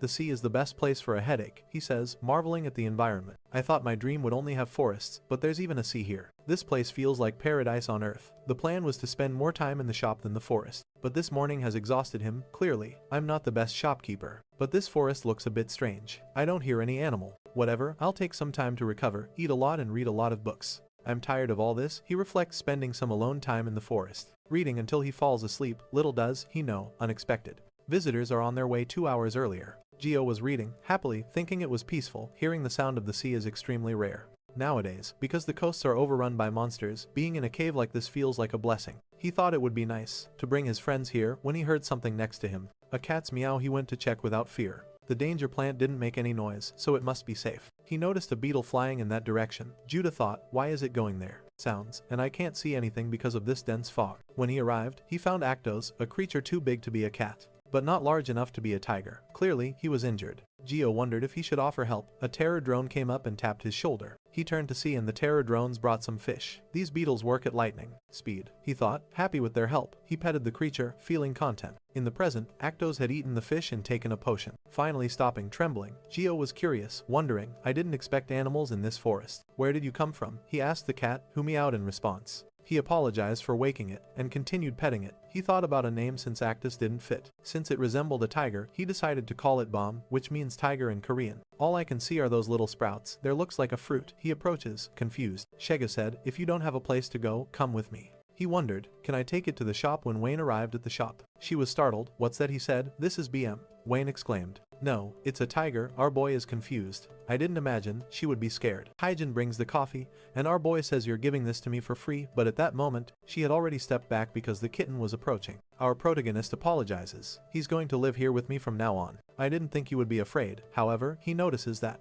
BM is standing still, smiling. He wants you to pet him. Hyjin approaches awkwardly and pets him. Thinking he's soft and fluffy, it seems like he's only a tiger in name, she says, saying I've never seen anything like this. Ether herb makes the consumption of ether. Hyjin continues, I heard you gave away some scrolls for free. Everyone on the internet is talking about it, he replies. Alright, it was for the leader of the Eternal Flame. Gil Jin thinks he gave away scrolls worth more than 100 million for free. Does he have no ambition, or is he just stubborn? It's clear he has been living like this for a long time, not calculating things too much without greed. He tries to make others feel comfortable. Is that why I always want to come back to the shop? BM is there biting at Jiha's clothes. At that moment, the danger plant suddenly starts shaking. He thinks, what suddenly could it be? A city-wide alert comes. Level 4 catastrophe, warning all residents in the vicinity must evacuate immediately. Heijin turns to him, saying they need to evacuate urgently. For any skill, 0 for 10 seconds. Is this description real? Outside, tanks have arrived, ordering everyone to evacuate. Our boy is there with his white cap in the crowd. A level 4 catastrophe is very dangerous. Jia knows they will need many strong hunters. He just hopes they can handle it. Sometime later, they arrive at the bunker. The ground is already shaking. Everyone there is crying. Chika thinks to himself, is it too early to feel safe? He pets BM, who is also scared. I hope it's nothing, he thinks. Above, the catastrophe is ongoing. This happens when hunters enter a dungeon and fail. When a mission fails in a lower level dungeon, it's not very difficult, but it's a completely different story when a level 4 or higher dungeon fails. The government has a plan to evacuate all civilians within a 20 kilometers area. Snipers are positioned everywhere. If this were true, it would be a very good item. Ether in this world is basically mana. Calling all hunters to be ready, man. This is the first functioning government I've seen. Jia thinks in front of everyone. Hajime announces they're coming. The first things to appear are giant skeletons. The army is here. Missiles, propetos, explosion. Look at that, the military is actually doing something. Him, Zio analyzing. Recognizes it must have been a dungeon with weak monsters, but with the amount of combat power they have, it shouldn't be too difficult. He tells the army to shoot only those coming out of the gate, while they focus on the ones escaping. Unless there's another variable, will win. Then, a giant hand appears. He recognizes it immediately, a monstrous level creature. He changes the plan. Instantly focus everyone on that giant beast. Missile, bomb, bullets. It's the energy people use to cast skills, so an item that allows you to basically. The torpedo hits its mouth and explodes. It's still intact. The creature glares at everyone. Dangerous enemies must be killed. It charges forward. Himseo yells for everyone to dodge. Friend, you better dodge. You're about to get crushed. A massive bait. The creature passes over them, heading towards the shelter. But Hyjin jumps in the way. Who allowed you to go to the shelter? Using her sword to melt, will it work? She wonders. Wayne is also there. She has the scroll. She blasts it with a laser, but the creature doesn't even turn around. It keeps moving straight. It punches her in the gut. Man, you're in trouble. Wayne, the crazy mage, shouts, don't chase it if you don't defend. Have infinite energy for 10 seconds would be incredible. He keeps looking and thinking. Who will save the people? The creature faces Jiha and says, I found you, our enemy. Jiha thinks, wait, the barrier was broken so easily. This means they're not winning outside. But his legs are paralyzed. He tries to move, but he can't. When he finally does, the creature is about to grab him, but Biam tugs him back and unleashes an ice barrage. Standing in front of Jiha, staring down the creature trembles. What are you scared? In its mind, the creature hears Biam saying, you are an inferior beast. Leave now. Seeing from behind Hyjin and Hyan realize it has stopped. We need to take this chance. Fires. A massive shot of fire enveloping her sword in flames, slicing through the beast. The creature is now charred. She falls to the ground, exhausted. Quan asks, is it over? Hyjin replies, no, I feel a massive amount of ether inside. And enjoys living a peaceful life. What Jiha doesn't expect though. If only he could get the liquid from these herbs. Too bad, I didn't bring any bottles with me. The kitten now all cute in Gio's arms. Sometime later, ambulances are taking away the injured. Hyjin feels the concentration of ether has disappeared. Looking at Bayam, she thinks, did that come from him?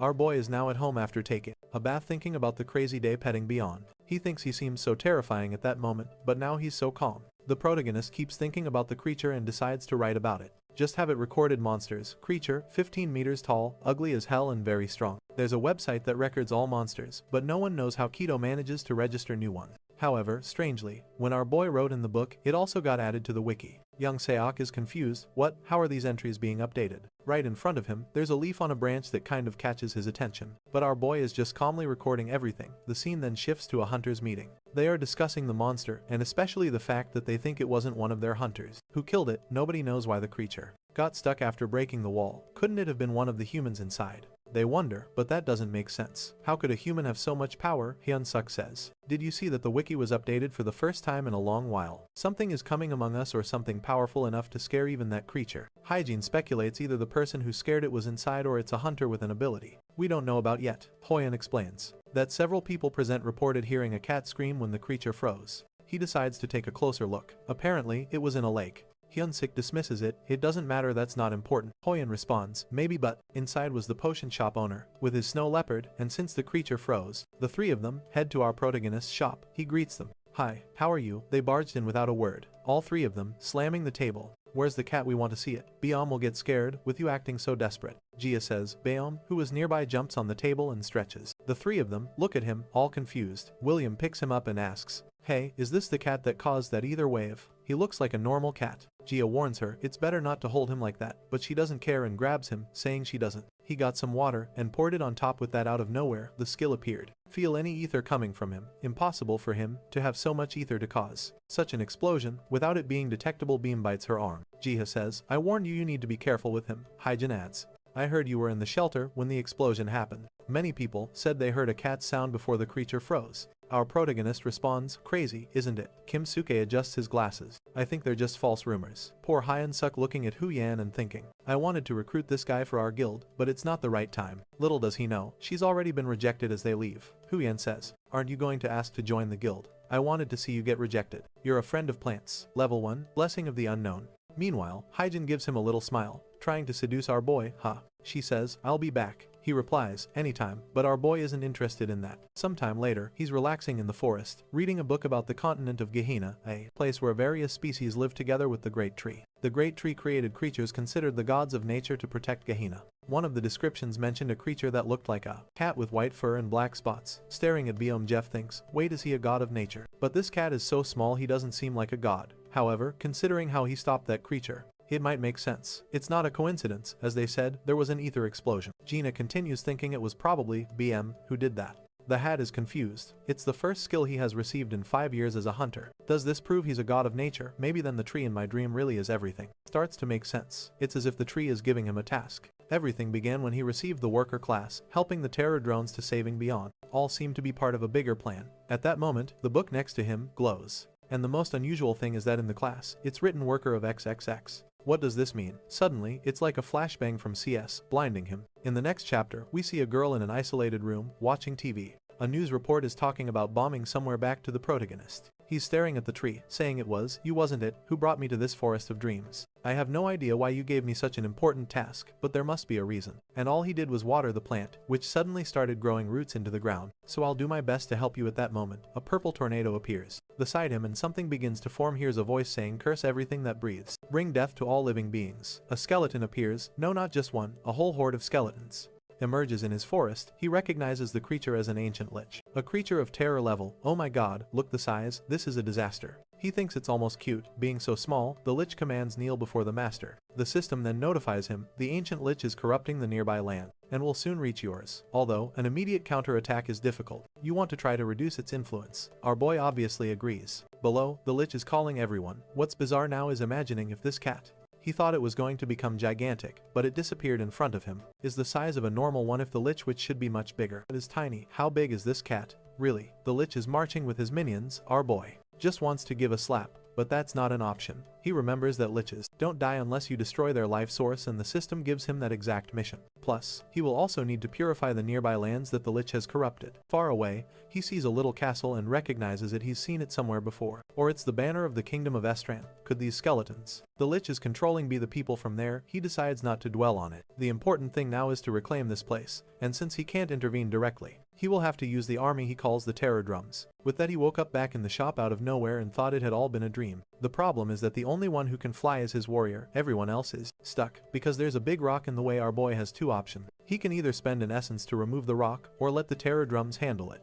Since he's in a hurry, he spends the essence. Tell them to go one-on-one, Jiha says. The duel begins, and our boy watches the battle. Now that they're strengthened, they really look like a troop. The lich tries to send more soldiers, but it's not working. He raises his staff to cast a spell. A spell was an area effect, but just as he's about to strike the staff on the ground to activate it, the terror drone warrior arrives and stops him. Our boy sighs in relief. The blessing came at the perfect time. The strange thing is it was so realistic. Then, he realizes his hand is covered in mud. He snaps the staff from the lich's hand and throw him to the ground. He's getting pulverized. There's only gravel left of him, but the lich is confident, no matter, it's just an undead body. However, Gia realizes that he had already sent someone to find the lich's life source, but the terror drone who found it isn't strong enough to destroy it. Because of this, Ye has to spend 5 essences to evolve him into a warrior. To take advantage of the lich being in pieces, he spends it. The creature begins to evolve, gaining armor and all. I thought he had evolved the one in the chest, but he evolved the big one, making it even stronger. The lich, reconstructing itself, screams desperately to stop, but there's no time. The terror drone is that he's actually the single person chosen to become. So the dream was real. He wonders, could it be that, when I'm sleepwalking, headbutts, the chest is disintegrating the lich. Our boy, all happy, celebrates. We won. The troop brings several little chests. It's funny because the chests are small in their hands, but probably gigantic in real life. Gia feels a bit embarrassed and thanks them. The little creatures are also embarrassed. The strongest terror drone brings a chest, which, when placed before him, returns to its real size. Our boy greedily opens it. Inside, there's the sword of the estranged rain, unique. Rarity +5 to mentality and charisma of the conqueror. Really, I'm just a worker. I don't have any attack stats. He thinks he would like to return it to the rifle owner.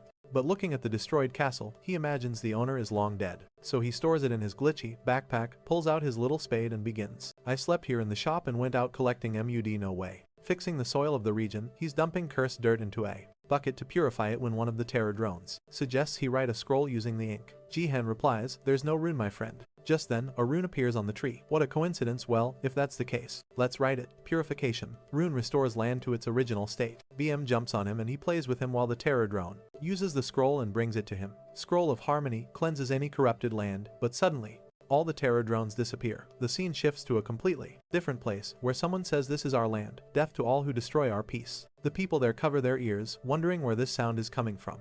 Or did I somehow actually get transported to that forest when I fell asleep? Suddenly, a star shines in the sky, and the Lich appears with his army, announcing, "This land has now been given to us." However, another portal opens next to the Lich and out comes a gigantic figure. The Lich glares, "Curse race of the tree." The terror drone smashes most of them. The Lich tries to retaliate with magic, but now that he's evolved, he's much more resilient. The Lich stands no chance and is easily pulverized. The scene returns to Jaiha's shop when some young rushes in, grabs the remote and turns on the TV shouting, "Watch." The news shows a report on the battle against the Lich. The land that was purple and cursed is suddenly purified. Officials say this means the Lich has been eliminated. Geo wonders what's happening on TV. He sees the terror drone flying in the sky. Considering this is now the world of hunters, it wouldn't be impossible. Everyone is confused about how such a disaster disappeared so suddenly. Jiha back at the shop wonders why was the terror drone there. Hyun sick at the company recognizes it wasn't a destruction level disaster. His colleague confirms yes, they were mythical monsters. Everyone is confused, not knowing what's happening. Jia returns to the world of the tree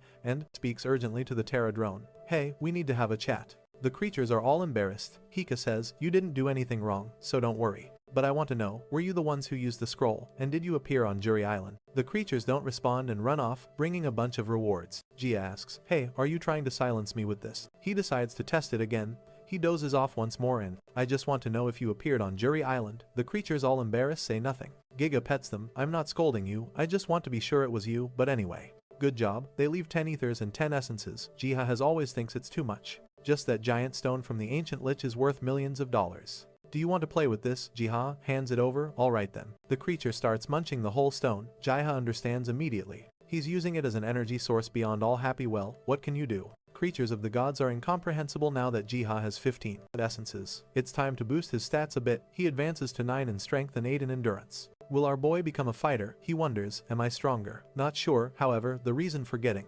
wakes up in the forest again. However, he notices the place looks bigger. Stronger is to make planting easier. He doesn't want to become obsessed with power. He's already content here. Back at the shop, Deer receives an invitation to participate in a dungeon, but it's different. Most things have already been cleared out. They call hunters to pick up whatever's left. Around the fountain, everyone going to collect items has gathered. Strangely, there are a lot of people. A man named Mr. Wong approaches the protagonist, saying he's never seen such a large group for item collection. The dungeon must be huge. Who knows, we might find something really good. He pulls Jaiho along, who says, "I think all the good stuff has already been taken, right?" The man replies, "Of course not. Sometimes hunters are lazy and leave good things behind." And all the fog is gone. He starts to think this might be a personal dungeon. At that moment, look who comes all graceful, the beautiful armored lady. She has eyes for someone else, though when she sees our boy, she comes right up to him. "Are you here to collect items?" He says. Yes, he received a call that they needed help. Around them, everyone is wondering, who is that guy? Why did she talk to him? Meanwhile, Hajin is worried because it could be dangerous. Gracefully, she offers to protect him. She says if he stays by her side, it will be much safer and easier. Jaiha is a bit confused as many guys start crowding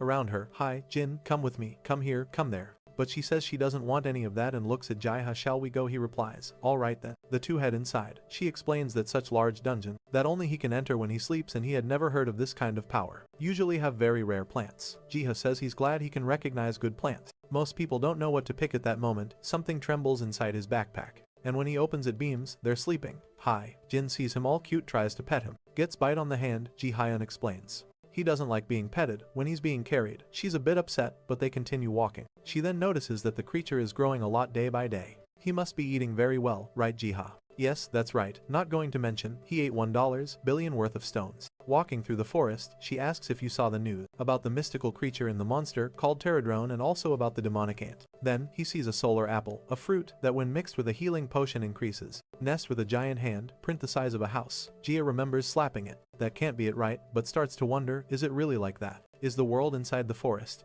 a miniature of the outside world? At that moment, Biome gets into an attack stance and Hyjin tells him to step back. In front of them, many trees and plants with big mouths start appearing. Giga asks if Hyjin is okay, but she says this is where the person she's looking for disappeared. It's the same scene, and then we learn the person who disappeared Was Korea's rank 1, that means these creatures are at least rank 5. She drinks one of Jiha's potions and says, Jiha, run out of the dungeon as soon as they attack. I'll try to hold them here. Jiha knows it's impossible, and healing by 20% and reduces cooldown by 8%.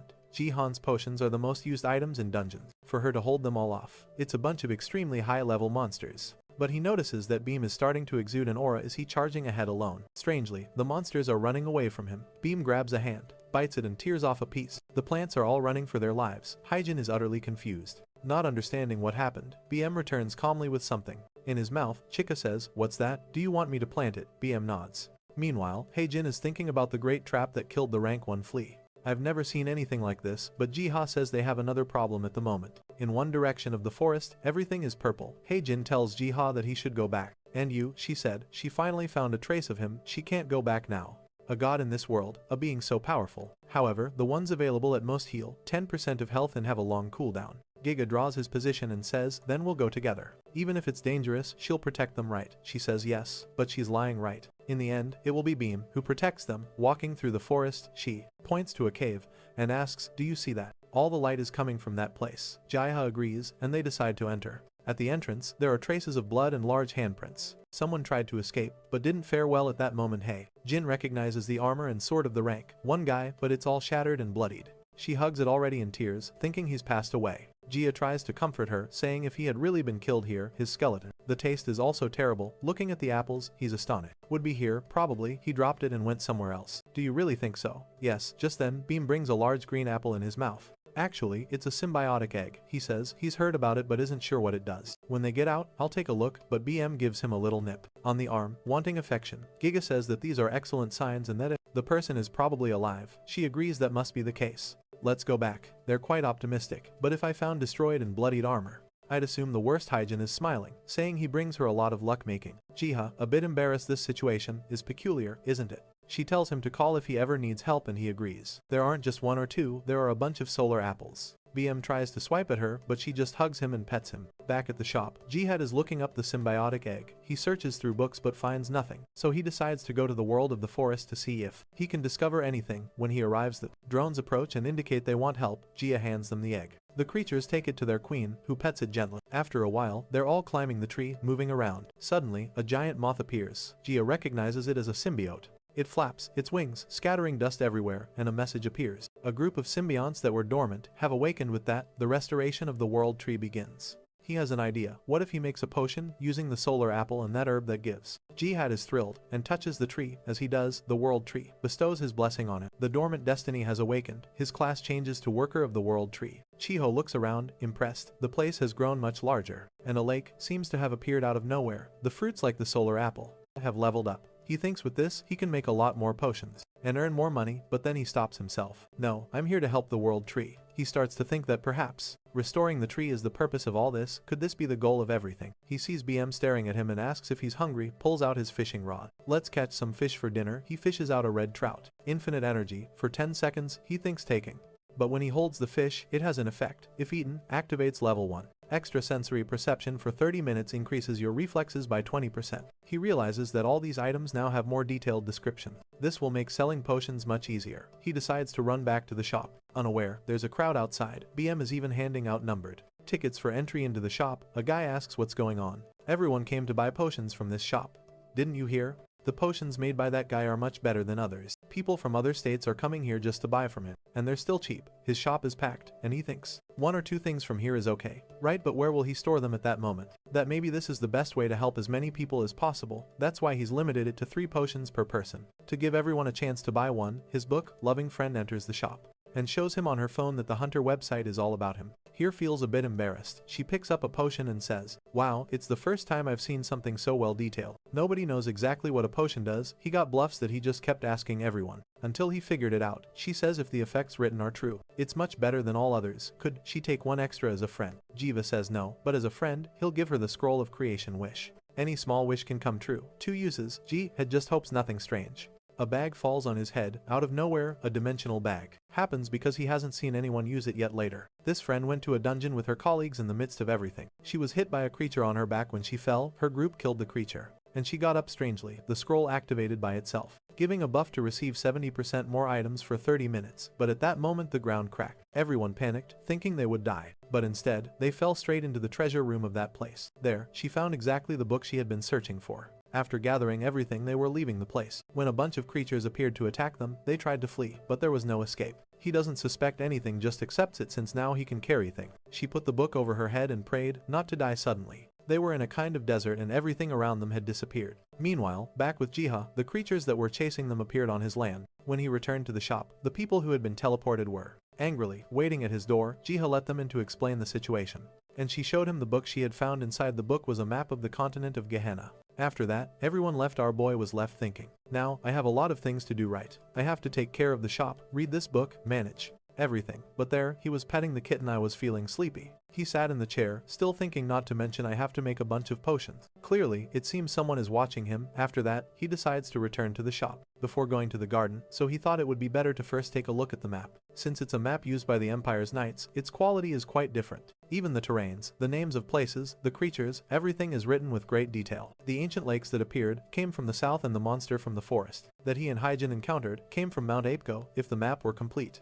he would be able to know where all the dungeons are at this moment. A clever idea struck him. He was going to ask the pterodactyls if they knew anything. Woke up all lazy with a kitten, but was curious, where are the pterodons? The little flower that alerts about creatures was trembling, indicating a powerful creature had appeared. Our protagonist was curious, did it appear here? The next day, we see another shop, one of the more expensive ones for hunters. Then we see the terror known surrounding a giant cyclops. Giant, well, because to our boy, everything is tiny. The cyclops is a disaster rank creature. First seen in China, almost nothing is known about it besides its size and appearance. The only thing he remembers is that dozens of hunters were sent just to hunt this monster. However, in Korea, a cyclops had never been seen before. The beast was shaking all over, struggling to hit the tiny pterodon. Our protagonist asked BM, aren't you going to help them, you bastard? Look at that big guy over there. BM replied that no, they apparently didn't need help. Our protagonist found it strange. Not even a mission window appeared. Does this mean the pterodons can handle it? The little creatures were all shielded and brave, that even legendary creatures from his books would end up as his pets. Everyone goes there to buy potions, but they're out of stock. Our protagonist decided to write down some characteristics, just to ensure things were noted. The pterodons charged forward, and the cyclops tried to smash them, but they dodged, aiming straight for its eye. He concentrated some energy there. Watch out for the laser, our boy warned. The pterodons took a bit of a hit. The laser went through the entire forest, leaving it devastated. Our boy realized the power difference between them and the cyclops was significant, but the little guys gathered around a captain. Our protagonist was curious. What's their plan? They brought a mega jigger, big crystal, and cut it all up. Our boy wondered, what are they going to do? They made all the little shields with other stone. Cyclops didn't care, concentrated on its eye again and unleashed another laser, until someone looks behind and says, hey, that woman, Hyjin, the sword witch. Our boys saw that the pterodons wouldn't do anything but stay calmly there. He smiled as the laser hit the shield, reflected, and struck the cyclops' arm, which fell devastated. It was left stumped. Like he took the opportunity to write in his book, when facing a cyclops, the best strategy is to use an ether shield to reflect its laser. He wondered if people would have enough ether to do that. The cyclops, all shattered, was crying, running away, but it was over. Pterodon boom, hit its calf, hit its foot, and it fell like a fool.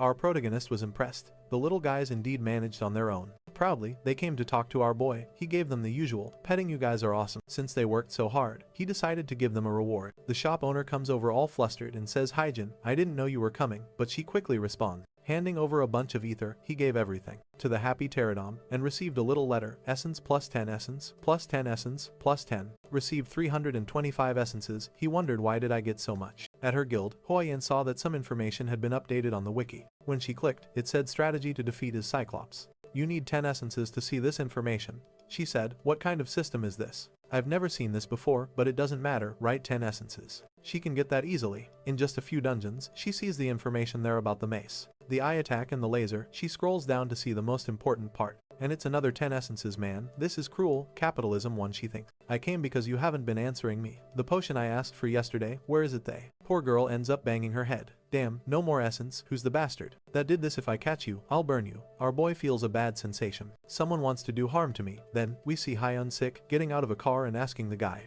is there something I need to know about? The guy says, no. Then why are there so many hunters here? Damn it. Oh, it's because of this thing from yesterday. Look. He says, wait, a strategy to defeat a cyclops. Yes, it costs 10 essences to see, and then another 10 essences to see the final strategy. But every hunter knows that 10 essences can help with their status. Who's going to spend 20 just to see information about defeating a creature? That's why they all gather here. I don't know who the author is. Guy, embarrassed, replies, I'm sorry, but your potion is still being prepared. But his writing is incredible, yeah, especially since the Cyclops dungeon never appeared here at the meeting. The guy says it's impossible to access the wiki from any other country, so it's definitely not a foreign thing. Hyun-suk asks, is there no way to track who's receiving these essences? The guy replies, unfortunately, no, they automatically go straight to the system that helps the hunters, and strangely, just as it said in the writing, whoever reads that strategy receives a buff. Hyun-seok, not understanding a thing, says I already have a headache, instructs everyone in the operation group to monitor the hunters who accepted this mission and see what happened. Their safety is the priority, and see a group form to go hunting. There are 2 hunters looking foolish and Hyun looking all beautiful.